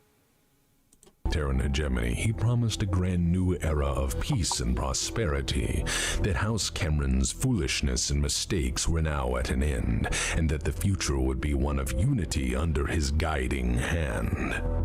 This was not to be just a new hegemony, but a new Star League, reborn as an empire under the guiding vision and limitless power of a new emperor, bold enough to seize it. The HPG networks not critically damaged were slowly reactivated, with the first circuit of SL Comnet firing up to deliver the announcement of Amaris' new empire. Kerensky was the first to issue a reality check. Kerensky's response was legend. No. The major houses offered something more ambivalent, though. Silence. I have great news. My new is no longer as femboy looking as before. That's glad to hear you're making it look how you want. That's good to know. Nice job, man. You got this. The great houses did not lend him legitimacy, but they also did not mourn the fall of House Cameron. In a way, their silence answered many questions. First, it demonstrated their feelings about House Cameron. Richard Cameron suddenly disappearing after making some exceptionally poor decisions was seen as a favor, if not boon, to the great houses. There was to be no more meddlesome madness from a fading line of bad rulers. No more directives, laws, or missives from a child playing God. But their silence also spoke volumes of the current assessment of the power balance. They were afraid, after all, and had every right to be. Amaris had done the impossible. He had orchestrated the defeat of the hegemony by stabbing it in the heart. He'd taken the head off the beast, so to speak. He'd overcome defenses designed to be impregnable, and he'd even given the SLDF a black eye. He had done the impossible and done so in such a way as they wondered what else might he have up his sleeve. They considered, was Amaris waiting to topple them as well and challenging them to make the first move? In addition, you have to consider that individually the House militaries were somewhat limited by the preceding decades of Star League buildup. They'd been given every excuse to put trust in the SLDF and had done so as arms buildups were exceptionally, if not prohibitively, expensive. Also, SLDF Charter had regulated the size of their militaries, and as such, they knew if they defied and then openly challenged Amaris, they might find themselves overthrown in the name of whatever the hell Amaris was smoking. But on the other hand... Alright, chat, I see you getting a little feisty. I'm gonna say this respectfully. Cool the fuck off. Cool it. Drop the matter if it bugs you so much. People can like what they can like. Deal with it. I'm not your fucking parent, but... I don't really want to have to deal with this shit all the time.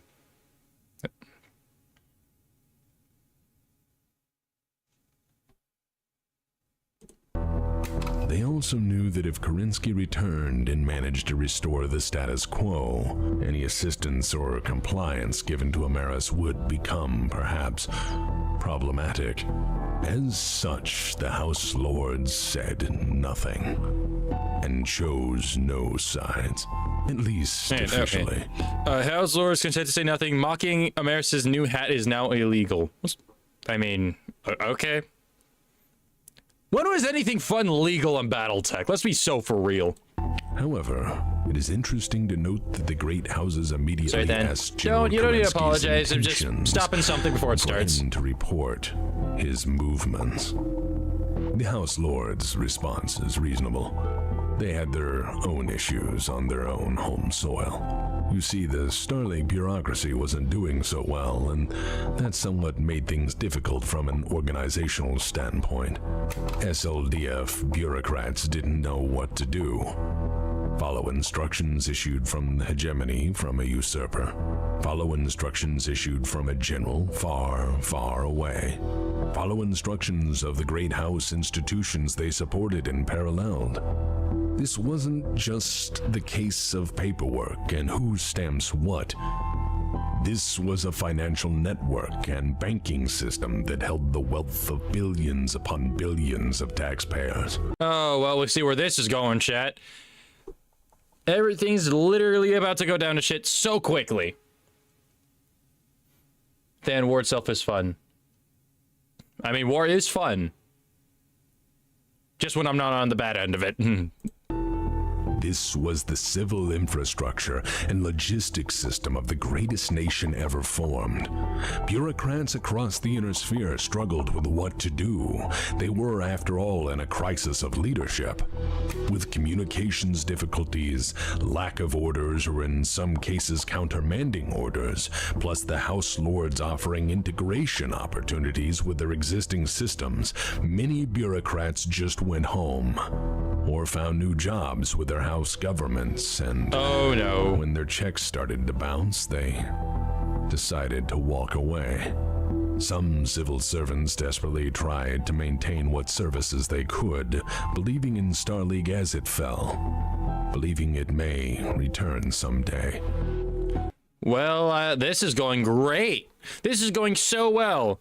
And then once the money drops, things start to destabilize, and then people start killing each other. Because that's how this fucking universe works. Most, however, turned their assets and holdings over to the great houses in their jurisdictional territory, choosing to side with a stable government over one ruled by a potential psychopath. Which is fair. Throughout Starleague, the overnight conquest of the hegemony destabilized the Starleague dollar, causing widespread economic chaos. The outages of the HPG network further caused rampant. So is everything all right? Yeah, I was just yawning. My bad. If you want legal fun, go to Canopus. That's what it's there for. That's true. That's true. And speculation and market woes, without regulatory control or banking afforded by the Starleague financial institutions now either being abandoned or co-opted by the great houses, people pulled their money out of once safe Starleague investments. Throughout the inner sphere, investors transferred enormous wealth from what was once safe Starleague monetary investments and bonds into house bills as soon as they were able. Folks saw the writing on the wall and voted with their wallet. To the common citizen, Starleague as an investment, either financially or the future, was doomed. Yep. And as General the stock market trick carefully deliberated his actions. Security recruitment, free uniform, free Fiesta Pale on joining. Sign me the fuck up. I want a Fiesta Pale. As he knew full well that rash action in this time would doom the cause of Starleague, Amaris continued to reshape the hegemony into his new empire. For to occupy a nation, as stated before, is one thing, but to reshape it, that takes time. As stated earlier, Amaris had founded the Hegemony Security Forces. No, you do not. Those no, I know I don't. Rapidly forming huge contingents on every occupied hegemony world, recruiting most heavily from those least loyal to Starleague, least loyal to the Cameron. No, you do not want a Fiesta Pale. I know I don't want a Fiesta Pale. It was a joke. It's a joke. This sounds like a suicide. This sounds really bad.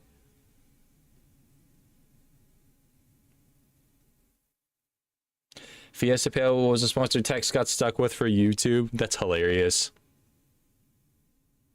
And most swayed by money or the promise of power. Ah! More ads! Thank you for the posture check. Amaris also formed the Director General's Office of Policy and Doctrine. This was more or less an exported extension of Amaris's practice in his homeland, a political officer's corps to police wrong-thing. And boys and girls, Amaris hated wrong-thing. Amaris punished wrong-thing. Of course he did, because he's a fucking crazy. As anything Amaris didn't like. To eliminate any anti-Amaris sentiment, OPD officers were placed in every government office and building across the hegemony to ensure total compliance with every new governmental policy. Fiesta Pale was a real-world bucket of survival food. Tex and crew ate it for a video. It was less than good. Oh, Lord. I need to look up that video.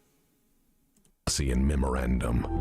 OPD officers bugged public and private places, eavesdropped on all conversation, monitored all communications traffic, and watched. Text says it causes explosive diarrhea. Oh my god, it's bad. I mean, cool that they got us a sponsor, but wow, I would not want to eat that. Dear Lord. With practiced eyes, all actions taken by any citizen of this new empire, and under their gaze, suspicion alone was enough to warrant severe reprisals. The Terran hegemony was now in essence little more than a garrisoned, heavily occupied police state. Internal security policing actions resulted in the formation of enormous gulags, over which 200,000 were sent the first year alone. Few, if any, ever returned. Damn. Amaris's goons promised great. He's pulling a Stalin here. He's just sending everyone he doesn't like to gulags and killing them all off. Dear Lord.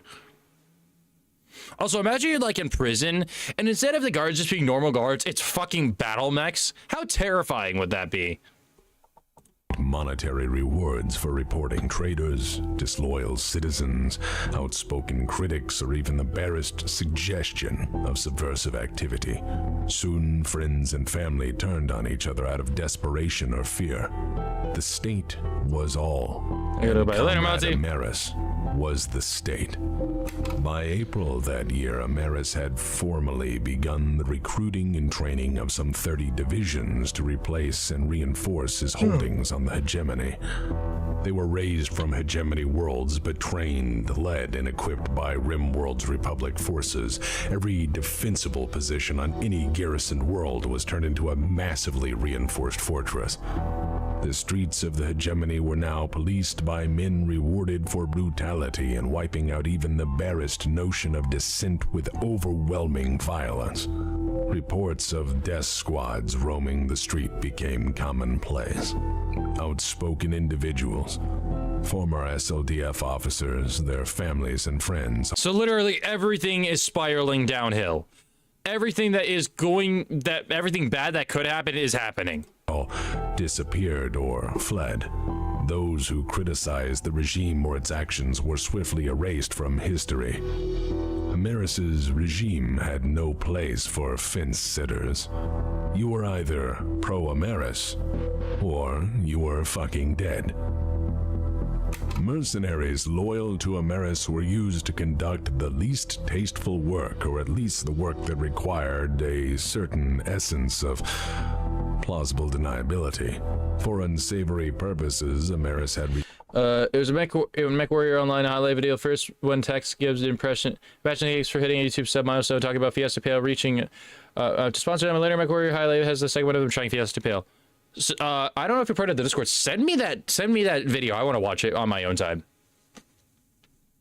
Contained the infamous mercenary unit, the Greenhaven Gestapo. They were at first just a group of highly morally flexible advisors to Stefan Amaris, but he found their contributions in taking the... You hear Gestapo and you're like, oh shit. I think that's secret police? Did I get that right? Hegemony worth rewarding. Ruthless and efficient, the mercs were exactly what Amaris prized. Oh, they're mercenaries. Later on, their war crimes would be a permanent scar on his regime. As stated, the Greenhaven Gestapo was instrumental in the seizing of main Terran government buildings and displays of savagery and brutality. For all mercenaries out there, people like this give us a really bad name. Obviously, mercenaries, we commit plenty of war crimes. Lots of war crimes. I hit up a food processing facility the last time I played Mech Warrior 5 Mercs. But we're not this. This isn't this is not... No. I condone violence. I don't condone Holocaust-esque tendencies. Much in line with Amaris's designs. However, once they were turned on the civilian population, things quickly degenerated into looting, pillaging, and murder in the name of state security. Yep. As they were mercenaries at heart, the Greenhaven Gestapo decided to make some quick coin and sacked Rome. Why?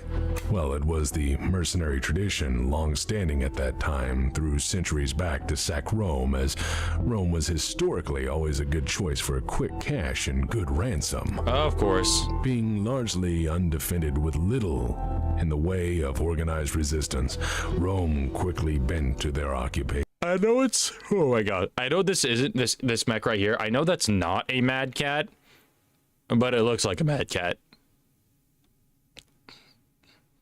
Or maybe this is a mad cat, and it's just showing a picture of clans invading something. I don't know. I don't think it's a mad cat, but it looks like a mad cat. And as history will indicate, they ran amok in the Papal States. For example, one of their commanders had a portrait of himself spray-painted over the Sistine Chapel. When 750 Catholic monks had a hunger strike in the square, a member of the Greenhaven Gestapo blocked them in with his rampage and stomped them flat. And then they went further with their fun. They then arrested the Pope after he refused to point out priests who were disloyal to the regime. 3 years later, they'd murder the Pope after he refused to cooperate. Through his mercs, Amaris didn't just target Catholics either. Amaris was, after all, a true atheist and decided the universe was a neater place without the complexities of an organized religion. They fucking... I'm just like, I didn't say anything because I'm like, I'm trying to process. They killed the fucking Pope. What kind of motherfucker kills the Pope? What the Pope? I mean, obviously, I don't know if there's the Pope pulling up with the Atlas. Who fucking kills the Pope? Why would you kill the Pope? His death squad suppressed all regardless of their faith, for he had room for only one form of worship, to the person and glory of Stephan Amaris. All others were impediments to his operations. Such impediments were removed with ruthless precision. Soon enough, the everyday citizen of his new empire would find themselves under his whip. Amaris made hugely unrealistic demands from the population at large, but all the more from its workers and factories. Workers were brutally beaten, tortured, and executed for failing to meet insane projected production schedules. Meeting quotas was rewarded with additional quotas. People worked their fingers to the bone to earn the reward of bony fingers. Food and medicine were in short supply, a supply regulated by priority. Yep, it's kind of what I thought. Hell upon hell upon hell. Toward people Amaris saw as doing what he wanted. The economy switched to a war footing as Amaris entrenched every world he could, building strategic weapons stockpiles for what he saw as the inevitable showdown.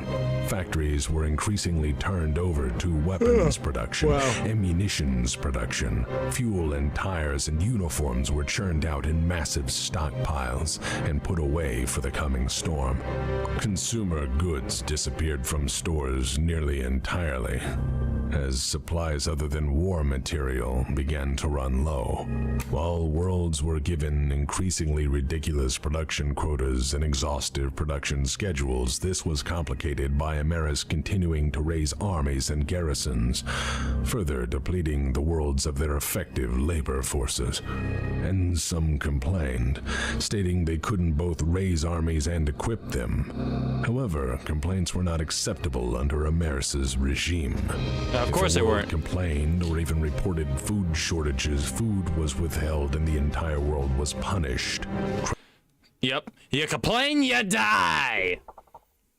The Alexis one was a mech warrior driving a bright gold Regent Justicar. He also is known as the Warrior Pope. Hell yeah. Kick-ass Pope. Troubles mounting, Amaris soon began to see problems everywhere. People refusing to believe in him were punished. Worlds he suspected of treason were punished. Populations that pushed back were punished. Yes, we get it. If you fuck up, if you breathe the wrong way, you're punished. We get it. The civilian situation increasingly worsened throughout the hegemony as Amaris squeezed the people for all they had. Food and medical supplies were soon in critical shortage, and he withheld them routinely as yet another measure of punishment. People begging to be fed was just another punishable crime in Amaris's new empire. You beg to be fed. Ah, I fed you last month. You don't need anything else. God damn it! The instinct. Senna, ride, connected. Do you have a blueprint for the future? Down the road, you may need more care. And after seeing the excesses of Amaris' consolidation of power, of the SLDF being deleted from the hegemony with nuclear, biological, and chemical attacks, of the bureaucrats being shot at their desks for refusing to move a stamp, most citizens realized they had to deal with the realities of the present rather than hope for a brighter tomorrow. Damn. After all, they'd seen those who resisted in the initial stages of the takeover being turned into radioactive sinkholes. Hope was essentially dead. Slowly but surely, the hegemony descended into a siege mentality, building stockpiles and defenses for the coming long war. Through excesses in human suffering, Amaris made significant headway. He reinforced the hegemony in ways that Star League never considered. He knew the shortcomings of Star League's extensively planned defenses, for he'd found weaknesses in and exploited them after all.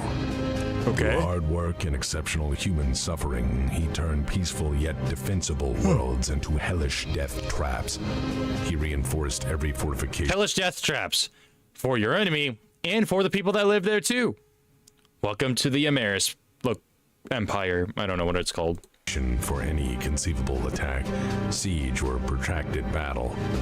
He ordered his men to drill exhaustively and to constantly train to avoid embarrassment like the 4th Amaris Dragoons fighting mad bastards wearing kilts.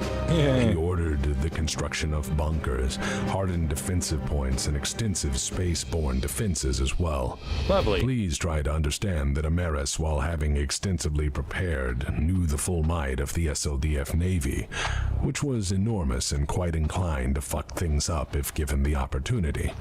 The war in the stars went well for Amaris because his men got lucky, and after several bloody fights seized the space defense network. But he knew the bulk of the Navy would return with Kerensky, and so men were trained extensively on the operation of established space defense systems. These space defense systems would figure heavily into Amaris' plans, as his Navy suffered heavily in pushing the SLDF out of the hegemony in the initial stages of the coup. The Star League Navy had accounted for itself well, and there were holdouts still hiding in the hegemony, doing much to harass and spy on Amaris' doings from secret locations. I may, if you all are interested, do a whole talk on the grand old Star League Navy, but I'll spare the details for now, as that would be yet another hour. We do not have time for that. We do not have time for that. Anyways, worlds under Amaris' thumb were patrolled for the first sight of the SLDF. Drone ships constantly hunted the hegemony for even the smallest observation craft, making intelligence gathering for the SLDF a precarious venture, if not a lethal operation. As now established, each house, now concerned with many possible futures and not wanting to back a loser, decided to mostly stay out of it. As such, the war broke down to the principal antagonists. Side A was the forces of Stefan Amaris, which makes sense. The occupied Terran hegemony systems, including their now extensively reinforced defenses growing stronger by the day. Right. Further, he was aided by powerful defense industries and the hegemony long established as the primary arms producers of the Inner Sphere. He held these in addition to the Ascendant Rimworld's Republic, which he had secretly prepared its industry, economy, and military specifically for this conflict. Right. I won't be vague here. Let's put this into numbers. Amaris' own forces included at least 100 regiments of battle mechs alone. To keep in mind, a single regiment of battle mechs is 150 to 180 fucking mechs plus support divisions. Dear Lord! Amaris also had the entire naval and aerospace assets of the Great House many times over, through his house's careful preparation for the coup, minus the early lumps handed to him by the SLDF Navy. He maintained a strong grip on the RimWorld's Republic, in addition to all the hidden SLDF weapon stockpiles in the occupied hegemony. Okay. Historical notes show us that for decades, the SLDF had warned that the RimWorld's Republic was building an army many times over what they were allowed by Starleague Treaty. Warnings that... So yeah, they're staying strapped or they're getting clapped. That's what they believe. Stay strapped, get clapped. They're ready for war. We're now far too late. Oh, just mechs. Yeah, I know. For the record here, just mechs. And you got some dispute over the... Yeah, you have just the mechs, but then you've got tanks, you got vehicles, you got personnel, military personnel. A lot of shit, for sure. Total naval assets of Amaris, but it is said that he possessed over 270 warships prior to the coup. Oh, Jesus. Many of which were as good, if not better, than the SLDF fleet. House armies had 50 to 70 warships at most, and many of those were not line ships. Most Amaris' pimp barge, definitely a warship. Dear Lord. Pimp barge? Most navies had a small core flotilla of capital vessels, and then the remainder was split between patrol and support vessels for anti-piracy duties. And as established, the RimWorld's Republic had patiently built a war machine for generations just for this single moment. Every industry and government plan had been laid down on the principled need to feed a war-fighting capacity, to challenge the SLDF openly if need be. Hell, Amaris had even built enormous battleships, which were better protected than SLDF's biggest warships. They called them the Amaris class, by the way, because Amaris is, well, don't make me get the... And we thought a lens could do nasty business, let alone 100 at once. Exactly. Like, get 4 good pilots, and those mechs can take down, like, entire companies. Like, as someone who has played a lot of Mech Warrior, I know this firsthand. Get a lance of good pilots, and you can wreak a lot of havoc. 100 mechs of really good pilots is just the level of unstoppable. And then you got, like, the goddamn Blackwatch as a good example of that. Bib picture out again. The guy had issues that were only solved by, well, murder, enormous battleships named after himself, because that's the kind of guy he was. And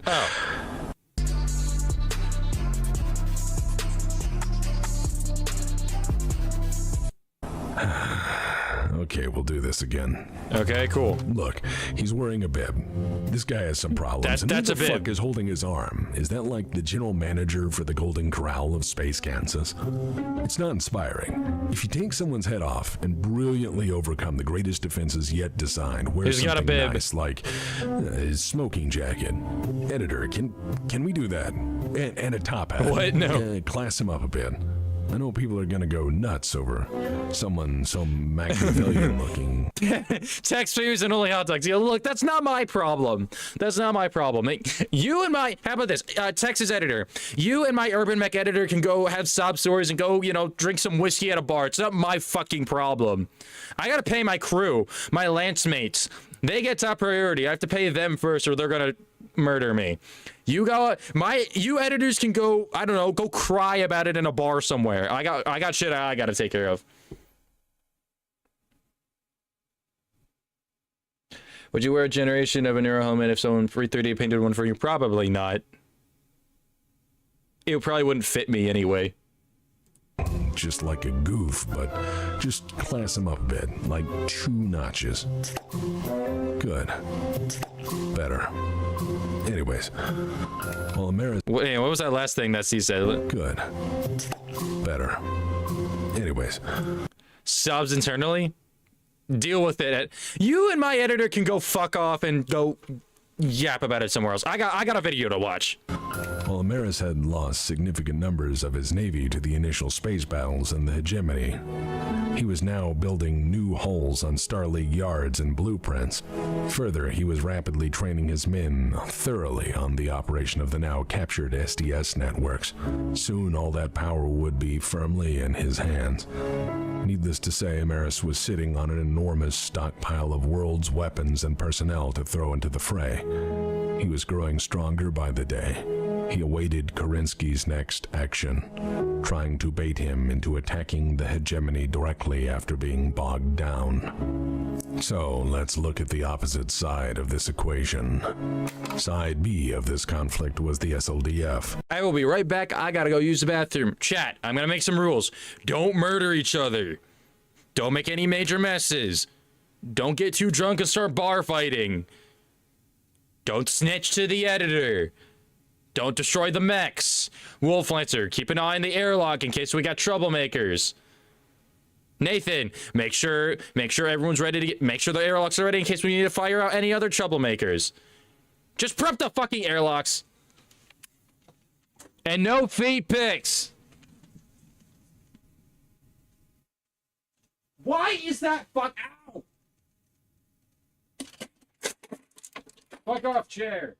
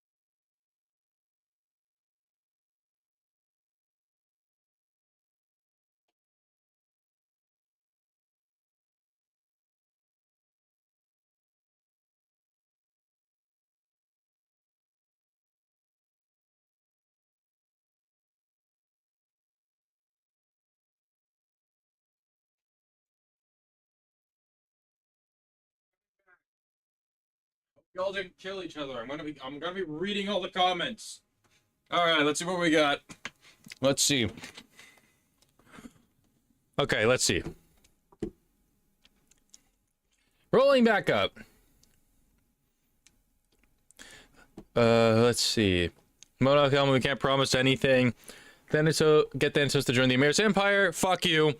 Get the wing pictures. You don't have any. I'm gonna drink all the coffee supply. Don't you fucking dare. Got everyone to roll the d20. You touch a dive end thing, you're getting crucified. Someone steal his wardrobe. Nobody touch the wardrobe. Make him shirtless again. Why do you want to make me shirtless, you horny bastards? See, this is why I made him. I want to get him steel-toed house slippers. Okay, fuck you. Among various crimes, destroying multiple, like, for statue, FSL. Blood for the blood god, skull for skull throne. That's fine. Sorry, Zogar, you rolled in that one, trying to steal Than's wardrobe. Blame Ven. Quick, someone try to get a direct contact for Thanos. So sign Kai, you're getting murdered. Get him a griffin. Venfing, you're getting crucified. Get him a griffin battle mech and a super griffin. Someone shoot Zogar out the airlock. I'm tired, I must eat, but I must sleep so I can eat. All right, Kai. Did Kai leave? I don't know. It was a 10. Oh lord. Take his awesome. You take my awesome, you die. Actually, you're gonna die. Then I won't believe if you pull the shoot on this. I got a rock. Venfing. Mine was a 14. Then We could hear you the whole time. You didn't wash your hands. That's bullshit. I did wash my hands, and I know this because the bathroom is on a separate floor from my room. So fuck you, Nathan. I got a rock. Oh boy. I drank all the coffee. Okay, well, fuck you. Sorry, Commander. They hit the airlock controls in space themselves. Nathan cackled maniacally, though. Where's the Feet Picks Black Market? And you all took my wings. Fuck you, guys. Well, I think that was a very productive fight, and you took my body, too. Fuck you. A huge multinational force which had now been bogged down in years of counterinsurgency fighting in the periphery, worn down by years of hard campaigning spread across the entire periphery, bloodied and bitter at putting down a needless insurrection, and now devastated at the loss. We love you, Thin. I know. You guys are great. Except the fact that you make me want to kill myself every day. Ben is hiding your body from coffee. I think. Hey, Merrick, welcome in. You see me without a body right now, and my chat is being stupid. I just got back from being AFK for 2 seconds. Of their friends and comrades in the hegemony, the SLDF was certainly on the back foot from the beginning. Not to mention now being completely cut off from any reinforcement or supply. Is he muted? I am not muted. I can. Maybe you're muted. Plus my mic is working fine. The coup put total SLDF manpower by 1,255 regiments. I'll say that again as a chill runs down your veteran friend's spine. 1,255 regiments. Gone. 30% of the SLDF's effective military strength from pre-war levels was now totally gone. Oh God. History has shown us that armies rarely bounce back from losses such as these, if at all. The survivors were now hollow men and women haunted by a horrific, senseless war in the periphery, and now many of them were without a home. Oh man. Or a government. Oh shit. Or a cause. The hegemony was occupied, and the status of the First Lord at this point was an unknown. Someone tell Merc to unmute the SLDF had the their numerical stream. advantage here, including far superior numbers and naval assets. It is worth noting that the SLDF was split into regional commands. In addition, Kerensky was unable to draw upon the additional resources from the great houses he expected, or even in the occupied hegemony. An army this large would soon need massive resupply before any campaign of conquest, and they had no infrastructure other than what they could seize and capture. There was no infrastructure to replace their extensive losses. Damn. No recruitment centers, no resupply and logistics train available. Okay, yeah, we get it. It's tragic. It's sad. They're fucked over 5 times over. Can we get to the part where we start killing each other, please? The great houses were not getting going impatient. to help them. They were on their own. Having an army all the larger than your opponent does no good when supplies run low or out. The SLDF was cut off and in a desperate state. So they're fucked. House Cameron fell. They had lost over 30% of their strength mauled into combat ineffectiveness in the periphery war. They had lost 1 million men before the coup had even started. Further, with the collapse of the Star Lake bureaucracy came the near... And now my entire chat is yelling at me like I'm a child. It's not my fault that I'm sitting here wanting to get through this and get to the part where I see the mechs. Remember, I'm in it for the mechs. Amateur study strategy, expert study logistics. That's true. And I will say, it's like, yeah, we get it. It's also just super tragic. It's like, I get it. These guys are kind of screwed over. Also, it's like, I also need to say something. I need to say something. I can't just sit here and watch. I'm making a reaction video, God damn it. I need to sit here and watch so YouTube doesn't take my shit down. And sit here and react. But like, holy shit. So it's like, they have like literally no supplies. They're probably deep in enemy territory, and they have nowhere to go. It's just like, what do they got left besides maybe a mech? I don't know. Has they been offered SLDF remnants a place in there for military forces? Yeah, that's true. Total loss of operational budgets and supply. The SLDF at the start of 2767 had at best 10% of its former budget trickling in from tax collectors and administrators still loyal or alive. There would be no paychecks from here forward, and procurement divisions had no means to buy anything at any price. Things were grim. The SLDF teetered on the brink. Kerensky's forces had fought a needless war. They had learned that their home was gone and their leader replaced by a madman. They had no money, no country, and seemingly no future. Supplies were exhausted. Ships needed refit and overhaul, and spares disappeared. Morale was accordingly near zero. They needed a fucking miracle. What the Star League Defense Force had, though, was General Alexander Sergeyevich Kerensky. Thank God. And angry Russians tend to make it into the history books. Kerensky had purpose and determination. It's always angry Russians. Angry Russians and angry Americans. I'm beginning to see a pattern here. Instead of weighing his options endlessly or sending his troops home, instead of obeying his government. There is also the occasional angry Austrian painter too. Might throw that in there too. Instead of giving up and running away or trying to bargain and buy favor, Kerensky had told the usurper no. Just flatly, no. Amaris had mocked him in reply. Amaris had mocked him and challenged Kerensky to try to attack him. Thank you, Gareth. I appreciate you. Suicidal, as the extensive space defense systems in the hegemony were designed to stop massed fleets and invasion forces. And as said, Amaris had paid the price in conquering them, and yet every moment that Amaris had in the hegemony, he would be digging in and preparing to defend what he had claimed. It was an unenviable scenario to contemplate. Kerensky at this point had two choices: to drive into the hegemony immediately, to attack the Rimworld's Republic forces now deeply entrenched and in possession of the space defense systems and all the massive weapons stockpiles the hegemony had, or Kerensky could go kick the shit out of Amaris' homeland. Kick his shit! Kick his shit! Kick his shit! Happened again last night. Took forever. We sat down to watch some Kerensky. Blitzkrieg? Did I see Blitzkrieg? Okay. Little bit of fact about me. I don't support your World War II Germany in any way, shape, or form, but their tactics and their equipment is so fucking fascinating to learn about. Blitzkrieg was always something I remember like really enjoying learning about when I first started learning about World War II. The lightning warfare and just how they did it was so fascinating to see just how brutally effective it was. So I'm excited to see what they do here. Decided that that's German, Russian. Yeah, I know. That is German. That's what I meant to say. Like World War II Germany. That's what I meant.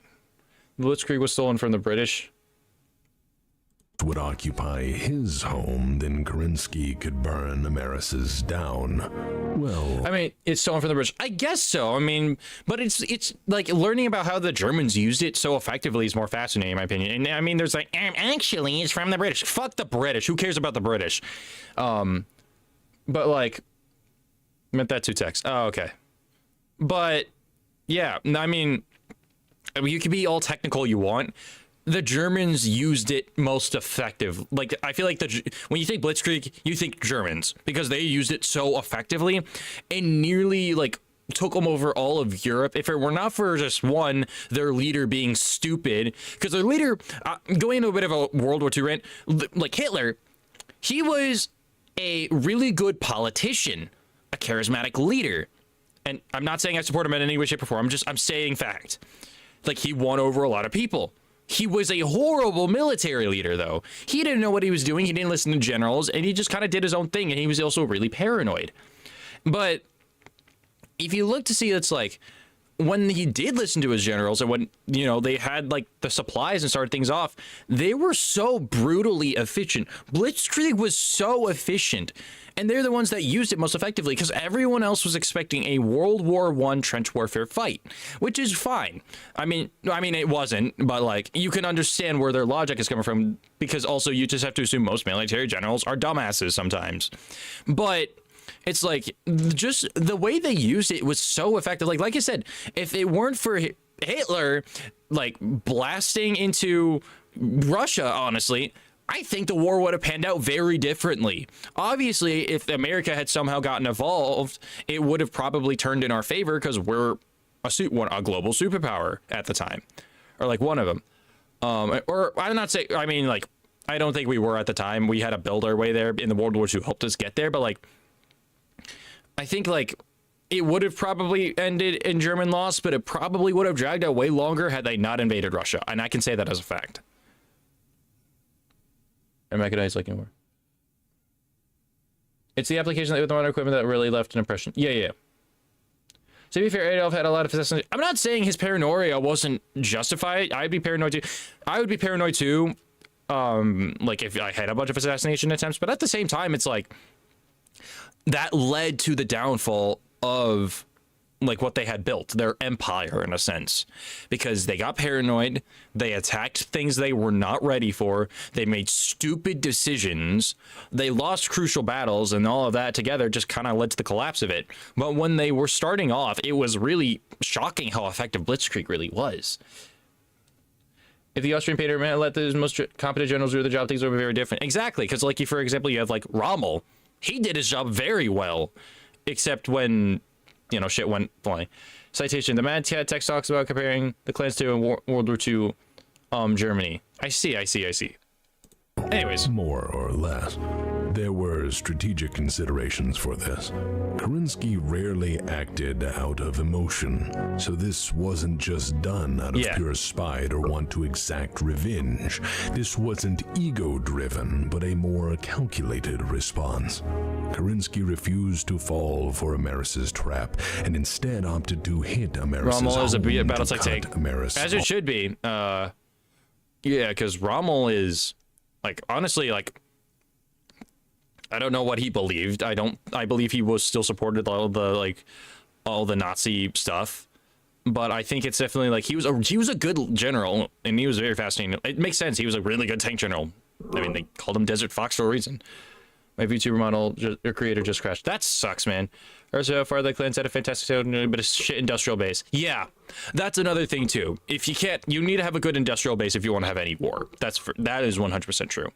Off from his beloved Rimworld's republic, its resources had any hope of significant reinforcement. As well, if the gamble proves successful, this would utterly trap Amaris's forces in the hegemony, buying Kerensky time to maneuver, politic, and perhaps involve the rest of the inner sphere.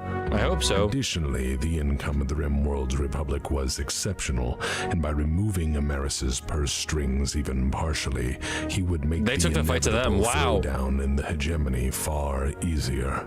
Kerensky made his preparations. He told his Operation Sleepy Weasel. Step 1, save SLDF. Step 2, who knows? Who the fuck knows? Step 3, Amaris mad. Amaris is gonna get mad no matter what the fuck you do. Let's be so for real. Like you could, like I said, you could breathe or sneeze and he would kill you on the spot.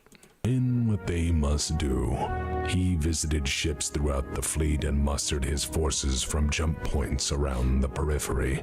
He made certain to immediately change the... Alexander was flipping Amaris off when he flew past Earth. That's an image I definitely need to see, and like I need someone to draw that. That would be hilarious.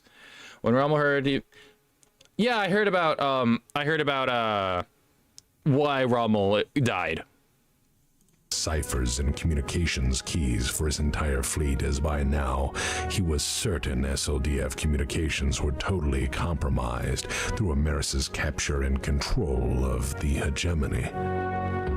Orders were often hand-carried and eyes only.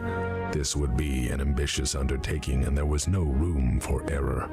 Kerensky told his men and women that they would be launching on a grand campaign to restore Star League and stop Amaris.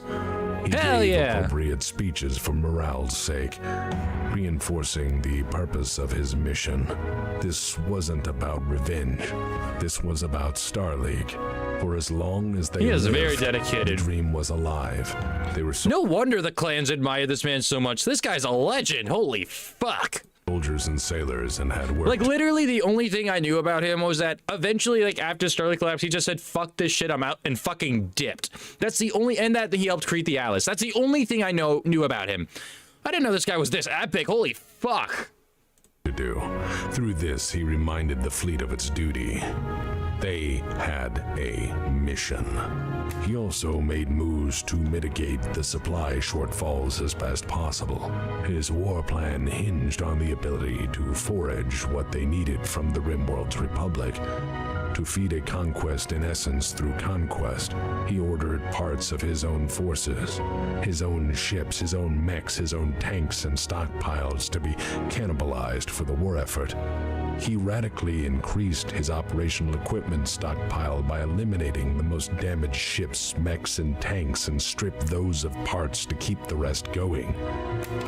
SLDF stockpiles were raided.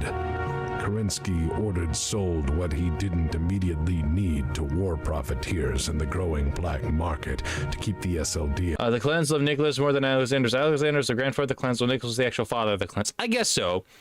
But, like, I would imagine they admire Alexander Kerensky. This guy's that big.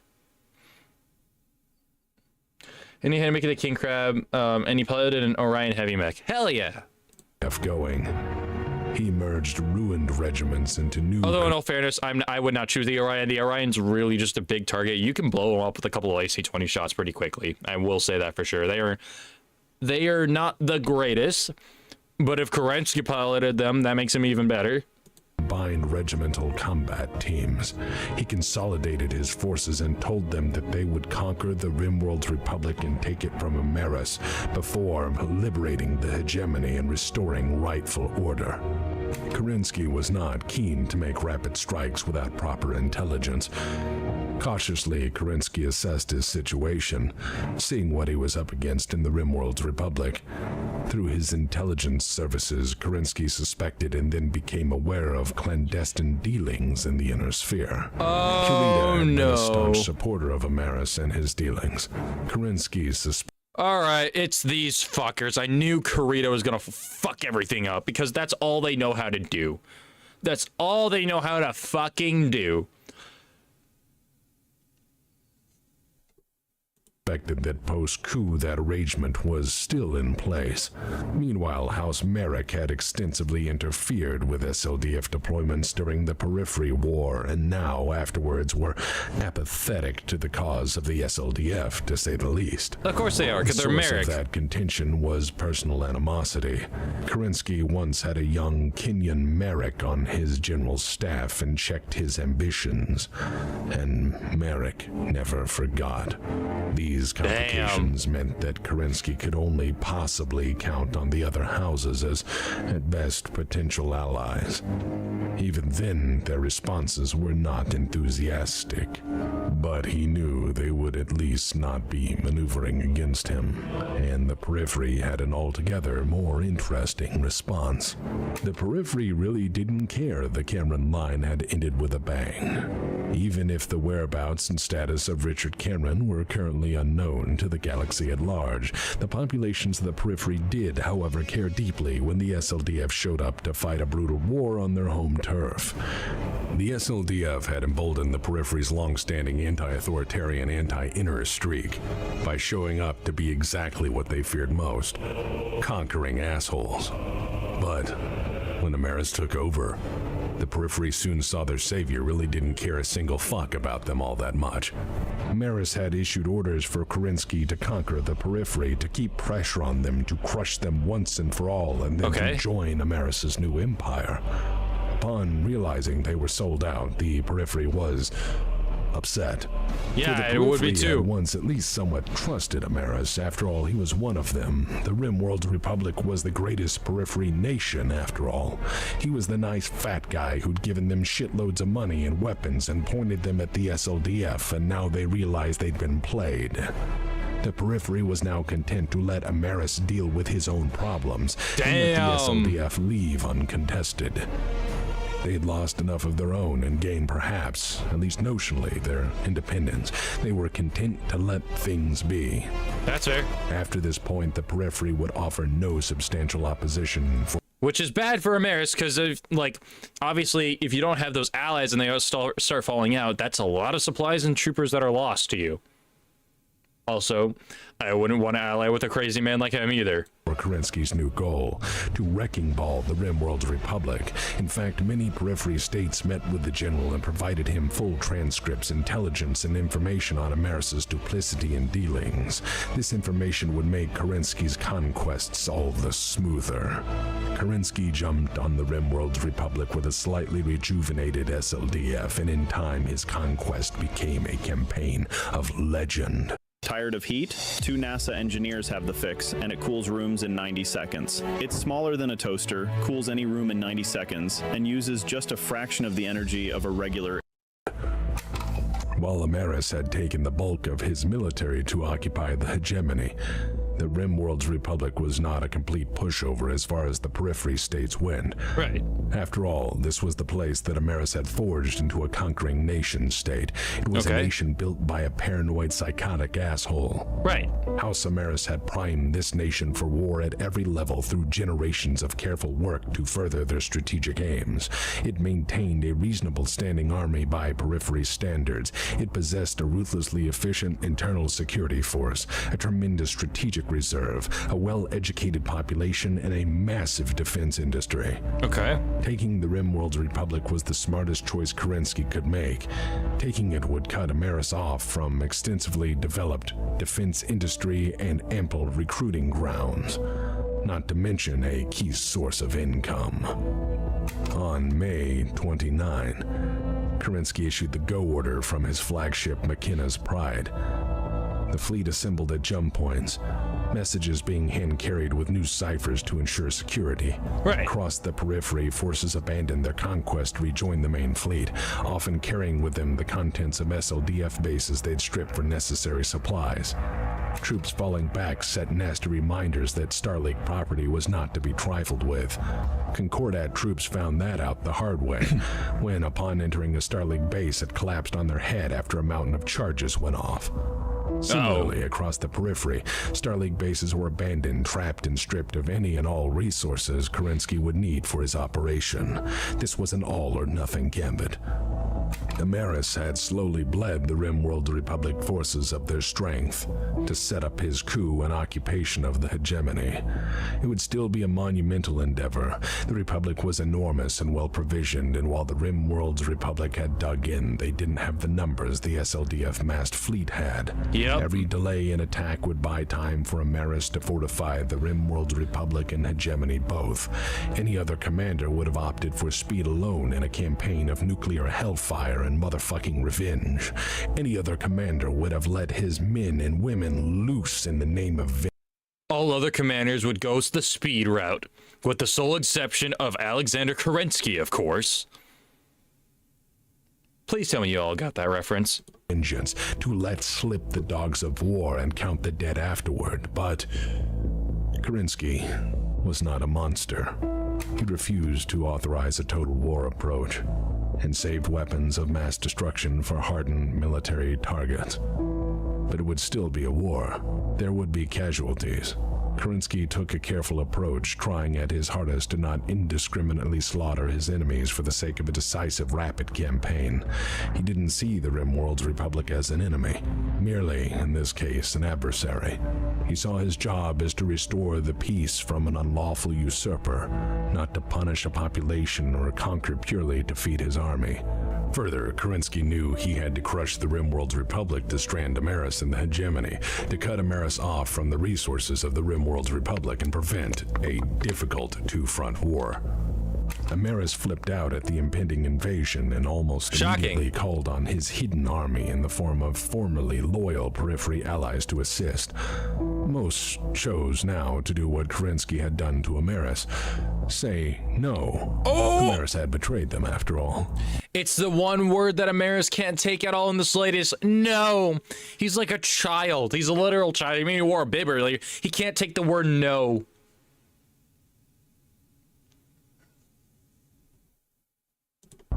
A bare few moved to reinforce Amaris's holdings, but for the most part the stage was set for what unfolded. Kerensky split his forces to conquer effectively, with commands each having objectives, timetables, and resources appropriate to their abilities and talents. Check Wolf Lancer. Further, he split some of his forces to go conduct reconnaissance in the hegemony, just to poke at Amaris and make him wonder if it were all a diversion. Kerensky put half his army under the command of his trusted adjutant, General Aaron D. Chevalier. Their forces ran with 3 armies each and 4 in reserve. The plan was to rapidly punch through the hegemony and roll them up before any counterattack was possible, leaving the capital for last.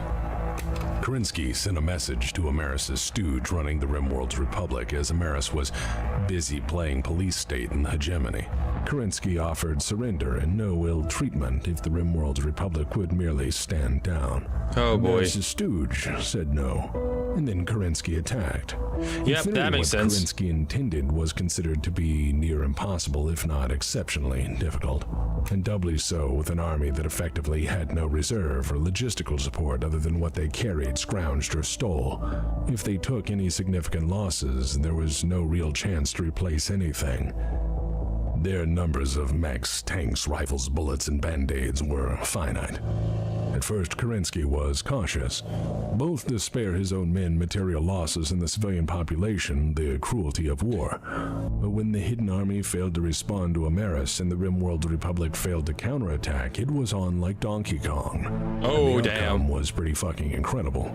Kerensky conquered all 248 worlds in 3 short years. Damn! To say this was a blitzkrieg is a massive understatement. That's almost 7 worlds a month.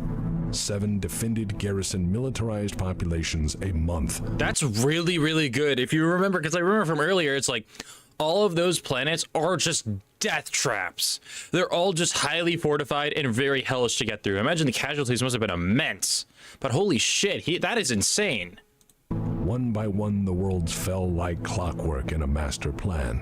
The SLDF was Kerensky's tempered vengeance visited upon Amaris' legacy while again carefully sparing damage to civilian infrastructure. What's worse, unwilling to budge his own forces to assist, Amaris could only sit and watch from occupied Terra as his home went Oh, so is it? No, the hegemony was the Death Worlds. Either way, these all have to be very heavily fortified. At a time. The Rimworld's Republic forces had the benefit of preparation and an extensive home field advantage. Further, they were bolstered by paramilitaries and extensive security forces. However, they didn't have the numbers of the SLDF. Kerensky embraced his tactical advantage and just steamrolled them into the earth while they died defending pointlessly. As the war rolled on, many Rimworld's units threw down their arms. Hey, Michaela, welcome to the stream. How you doing? The reason for abandoning the cause was simple. We're just kind of chilling and we're reacting to a video. The stream's gonna be done sooner than later. I'm getting pretty tired. We're not done yet, though. We still got a little more video to react to. They saw themselves as citizens of the Rimworld's Republic first and supporters of Amaris as a distant second. Amaris had failed them and they weren't willing to die for a bib-wearing overlord. No, they were more inclined to follow Kerensky. And some did. Kerensky allowed them to serve and some would, with distinction, try to right the wrongs of their former overlord. That's not to say there weren't some holdouts. Some die-hard Rimworld's Republic soldiers would just feign surrender to detonate suicide vests, echoing the sentiments of the periphery just a few short years earlier. As the Rimworld's Republic government fell, armed militants and militias rose to fight their former overlords, the SLDF, or each other. Mass stockpiles So you should check out Battletech Gothic when you can. I've seen it. It looks like shit. It doesn't look fun. People are also saying it's not great. I know what Battletech Gothic is, where it's like battle mechs versus like alien and zombie creatures. It doesn't look that great to me. Not my kind of vibe. If I want something like that, I'll go play Warhammer. weapons found their way to the hands of increasingly angry populations intent on shooting anyone not aligned with their ideology. There was something else to consider as well. Authoritarians have a bad habit of leaving people in charge that they can trust rather than someone with a spine. Naturally, the administrator left in charge of the Rimworld's Republic, while loyal to Amaris and a capable bureaucrat, was, at most, a spineless yes-man. Oh, jeez. Krinsky conquered his way to the heart of the Rimworld's Republic in an impossibly short time span considering the above complications. I'm sparing you the details of a 3-year campaign at this juncture, so that I may perhaps revisit it in detail later for future broadcast. Text, tell us Battletech. Rimworld's campaign, Amaris bad. This is something I would genuinely really fascinated to watch and react to. So one thing about me is I'm a sucker for history. I loved learning about like World War II tactics. Like I really liked learning about the World War II tactics and how they did it, the campaigns, the attacks, the battles. I'm a sucker for that. So that would be really cool to see for this video. Obviously, it's like I could go research this over myself. I don't want to do that right now. I already have my own project I'm working on, the Thanatos one. The Thanatos mech one, which I still need to... when you have to wait until episode 591 gets made. Yeah, it would seem so. At the end of this campaign, all that was left was Apollo, the capital of the Rimworld's Republic. The jerks from the Battletech cartoon are from here. Oh yeah, Somerset. It's right there. Nice. Kerensky had approached Apollo carefully, saving it for last. He'd thoroughly isolated it before this point, blocking HPG traffic that the SLDF decided the Rimworld's Republic didn't need to hear. Fleets patrolled the system to ensure no use of pirate points for messages or reinforcements, and jump points were now long secured by the SLDF. ZK says Sven has a whole thing on the conflict. I don't watch him mainly for the sake of I don't really know if his content's really reaction material. That's also the reason I've been not watching like Mech Frog or Science Insanity or Red 40 or any of those guys, because all of them have fascinating videos, but they are not reaction material. They are not as fascinating as Tex. They don't really have his vibe, his magic that he makes for his videos. They're very dry and they're fascinating. I could like, if I'm in a car ride or if I'm like doing nothing but like reading or something like that, I might, but for reaction, they are not reaction material in the slightest. I tried, and I'm so sorry, guys. There's only, yeah, that's only the really Battletech person I want to watch. Like, I tried watching those guys. I tried making videos on both Science Insanity and Red 40. I just couldn't. It wasn't great. And I didn't want to just pretend like I was hooked. I really wasn't. One of the leaders of the Rimworld's Republic to sit in communications blackout, wondering what the hell was going on, stewing in their own fear. In fact, Apollo had been cut off through careful maneuvering by Kerensky for well over a year by the time he struck. Kerensky took to the field, making planetfall. I should also say real fast, no hate to any of them. I'm not hating on Red 40. I'm not hating on Mech Frog or Science Insanity. I probably should add that in there too. No hate to them. I'm sure they make really good content. That's for other people. It's just not really for me.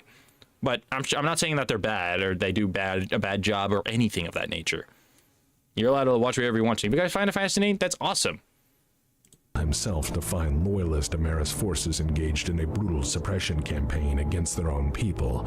Further, newly constructed fortresses provided some resistance. All right, like, don't mean to keep pausing. Plus X puts his own spin in the lore, as opposed to reading the source books and so on. Yeah, that's another part too.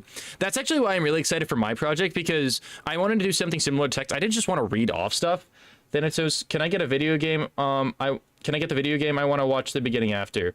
The video game is known as For Honor. I'm gonna put this, what I'm gonna do for this VOD, it's gonna get unlisted. I'm gonna look for the playlist called A Wide String of Video Games, or A Wide String of Videos or whatever. Here, let me pull it up. I'll pull it up. I'll pull up the playlist this video will be dropped in if you want to watch it. If I go to playlists, it is known as, it's called A Wide Variety of Games. I'll show you. This is the playlist. It's called A Wide Variety of Games. It's just my VODs where I'm playing a wide variety of games. That's why these streams are very long, as you see, 5 hours and 6 hours. So if you want to check them out, feel free. I hope you do. I hope you enjoy them. Anyways, back to the video. But yeah, that's what I'm saying. Well, for the Thanatos mech, I have my own character's lore. I have all my stuff. But yeah. Don't read from Sarna. They do their actual research. That's fair. And I'm not saying I'm not trying. Like, I'm not saying they don't. Like I said, like, guys, don't start a war on who's good and who's not. Hi again. Hello, Lunar Wolf. I hope you're doing better. I know you were going through a lot yesterday. Hope you're doing good. Anyways, all right, let's continue the video. We're almost done. We're almost done with the intermission. And internal security had obviously been an issue for some time. Before long, the SLDF had things in hand, with defectors and surrendering RimWorld's forces deeply straining the SLDF's capacity to hold prisoners of war. By the time the SLDF dropped in on the grand capital of the RimWorld's republic, the SLDF were seen as heroes and liberators by a war-weary population. Imagine your project gets put in Sarna as an in-universe military academy student thesis or something from the training days of your merc career. Oh, I would love that. It's gonna be really cool. I will say this, I will also make a channel for this. I do like doing really deep research. Obviously, I don't really have as much access to books or lore, so I do use a lot of Sarna. I will say I did use a lot of Sarna to try to get a point of reference. I would say, like, anyone that's in my Discord server, if you have lore on the Thanatos or any sites that can talk about the Thanatos, I will make a channel for you guys to post links to, and just give me any information you want me to throw in there. I'm gonna ask you guys, like, I will let you all help me do the research for it. I'm also digging around myself. The problem is the Thanatos mech, it doesn't really have a lot of information on it. There is some information, don't get me wrong, but there's not a lot. So anyone, like, I will say, I'm gonna make the channel for it. Let me know if you can find any information on it. Post it in there. Send me links. Give me references. Thanatos, you check out the light mech called the Hornet. I will eventually. I'm doing a project on the Thanatos because that's my name. And I thought it would be funny. But yeah, I was just saying, like, like, when I make that channel, I'll make that channel after the stream's over. Just give me any information you know that's not necessarily for, like, any really good information. I've been using all of Sarna to try to get my point of reference, but I don't only want to just, like, if there's any research that's outside of Sarna, let me know, because I'm rolling with what I got. The average RimWorld citizen had long been under the thumb of a ruthless tyrant from a family of tyrants, and for the first time in their lives had a chance to live the promise of a freer life. When the SLDF rolled into Amaris' capital, they found the streets full of jubilant celebration upon their arrival, and Amaris' chancellor hanging from a lamppost. The government of the RimWorld's republic was utterly crippled, its soldiers dead, surrendered or defecting, its bureaucracy in pieces, and its government stockpiles either seized by the SLDF or looted by growing warlords. Kerensky was not interested in garrisoning these worlds with any force. He aimed to rapidly move on as Intersphere houses rapidly mobilized their own forces to absorb portions of the once mighty RimWorld's republic for, provisionally, their own good. After all, that's actually a really smart strategy. Why conquer that? Like, because that's like his main objective is to save the Star League. Just have the great houses go and eat up all the territory and fight over like dogs. Why raise an army when you can have other greedy armies do your work? See, greedy people are horrible. Like, greedy armies are horrible and dictator stuff. If you can weaponize that greed, you can get very far in campaigns, I would say.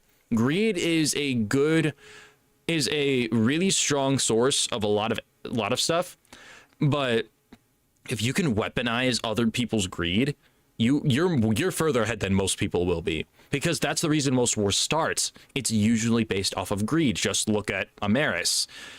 So it's just about weaponizing that greed and that pride and that arrogance and that desire for power. That's really all it's about. Weaponizing other people's greed. It's like the best. I don't want to say it's the only motivator, because the other ones I can think of are like revenge is a good one. Security is a good one. I don't want to say like for the other people, because that's bullshit. In 99.9% of the time, no one's going to start a war to protect everyone else. There's no fucking reason why anyone does it. Kerensky seems to be a sole exception, but like there's no one out there that's really doing a war for the good of the people. They're usually out there for selfish intentions. And that's not, I'm not saying that it's every time, but it's like 99% of the time. And if someone gives me like, oh yeah, America entered the war to like stop it, they entered the war when they got attacked. Just want to throw that out there. Obviously, they were supplying stuff to try to like contain stuff, but that was also like, that's why the Rimworld's probably isn't around anymore. I got cannibalized the other houses. Yeah. Anyway, sorry for the rant. It's free real estate. Oh my god. Oh my god. Why did that scare me so bad? The whisper. I felt that on my. Oh my god. I felt that on my. I've taken my. Oh god. I did not need it. I did not need that. Oh god. I felt that up my spine. Holy shit. That's. Yeah. You should get your hands on the technical readout 360 book for the Thanatos mech. I don't know where to get that, and I do not have the money to purchase books. Many worlds of the Rimworld's Republic would, in time, become the periphery-facing territories of the Lydran Commonwealth and other nation-states. Some would splinter off to become pirate kingdoms, fiefdoms, and micronations. In time, others would disappear completely, content to be ignored by the galaxy at large. Kerensky did not have time to think about the fate of the Rimworld's Republic. Again, he took time to consider the path forward. The Rimworld's campaign had taken a toll on his forces, but by now the SLDF was well practiced in moonlight acquisition. Okay. Every world they conquered, they stole supplies of armaments, tech, and parts from the Rimworld's Republic military and defensive industries storehouses. That makes sense. Every time a ship became stranded, damaged beyond repair, or decrewed, they stripped it for parts and moved on. Every time a regiment was appreciably reduced in manpower, Kerensky would fold in another and then keep fighting. The once fairly green pre-periphery insurrection SLDF was now a veteran of many hard campaigns, each and every unit filled now with hardened, battle-scarred veterans. While equipment would be maintained, the SLDF was slowly losing its strength all the same. Kerensky knew that they needed time to rest, for training camps to be set up, and for new blood to fill its depleted ranks. Kerensky, being not a moron, decided to wait a few years to rebuild and thoroughly explore how to utterly destroy Stefan without eradicating the cradle of humanity in the process. Amaris had spent his time digging in. The Rimworld's Republic army is slowly making the hegemony a death trap. Hell yeah! Each and every world prepared for invasion that was not only possible, but now inevitable. You got Cut this. off from his beloved Republic and watching Kerensky smash it from afar had made Amaris a wee bit bitter. This steel has resolved to resist at all. Bitter, paranoid, angry. He's gonna fucking lose his mind. He's gonna go insane. Slowly but surely. I mean, he was already a psychopath and insane, but now he's like going from insanity into just flat out madness. For there was no going home now. There was also the consideration of watching your own home slowly burn and what that does to a man. In the case of Stefan Amaris, it drove him slightly crazy. There's the word for it, crazy. Crazier. We made one very expensive mistake. Our latest batch of Matsato Osurin came back from quality control. For years now, the heart of Star League had been under the thumb of Stefan Amaris. His atrocities would become a bleak mark. Rimworld's Republic is fine. It's under construction. Missing. If you see him, please call the Star League. Frowning is illegal. Report doubts to Thought Police. Dear Lord. It's just evolving. In the history books of mankind, weekly and sometimes daily, Amaris would broadcast his message to loyal subjects of his empire, while controlling the spread of information he did not approve of. Rumors of brutality, murder, and chaos had escaped Amaris's empire, at extreme cost in some cases, but there was little in the way of hard data or information. SLDF fleets and observers had tried to gather extensive information, but it came at a cost. Does this video even have an intermission, actually?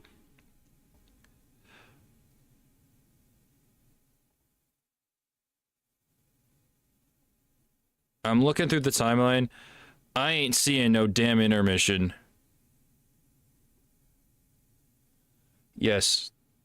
I don't see it on the timeline at all, and I'm looking. Are we about to get there? Because I'm starting to get a little bit tired out.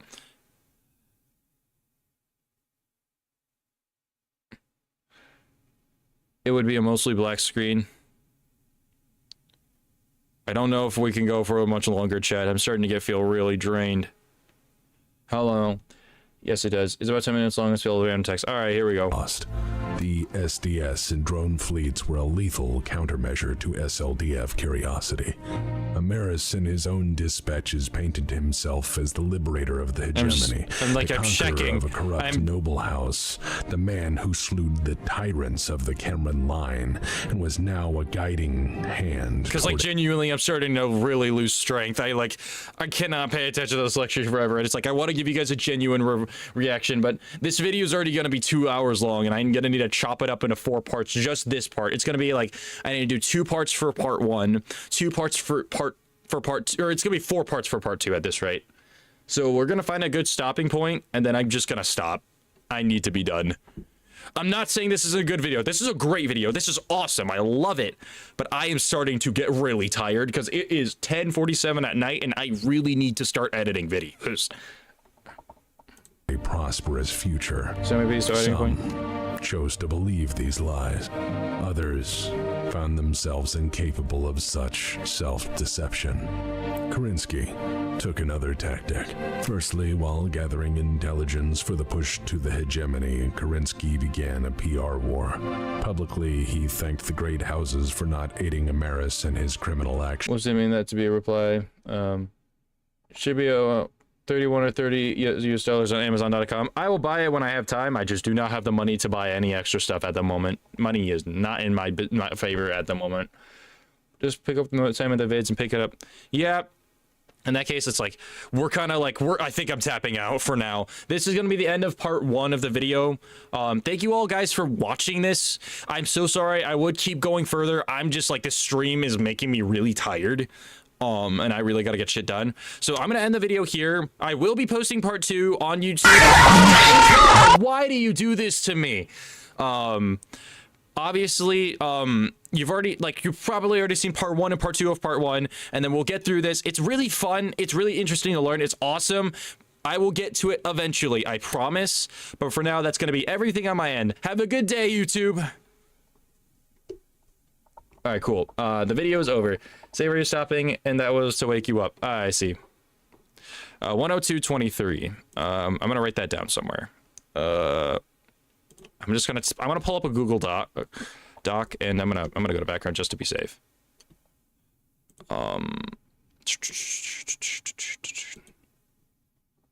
It's 102.23.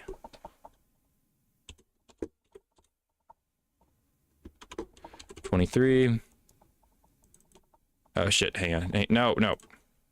102.23. Cool, that's fine. Did a 4.5 hour stream commentary. Oh good. Yeah. Say we're stopping, that was to wake you up. Okay, cool. So we did that. We're good. Let's go find someone to give you all to. Well, let's go raid someone. Could raid Hibuki. I haven't raided Hibuki in a hot minute. Nerdy's online. Bubble's online. I do have a couple of my friends who are online. Let's raid Hibuki. He's playing Elden Ring Night Rain. Always good to raid him. He's a very chill dude. I'll send you all over to him. And then I'm going to end my stream because I am really tired. Let's see. Where is it?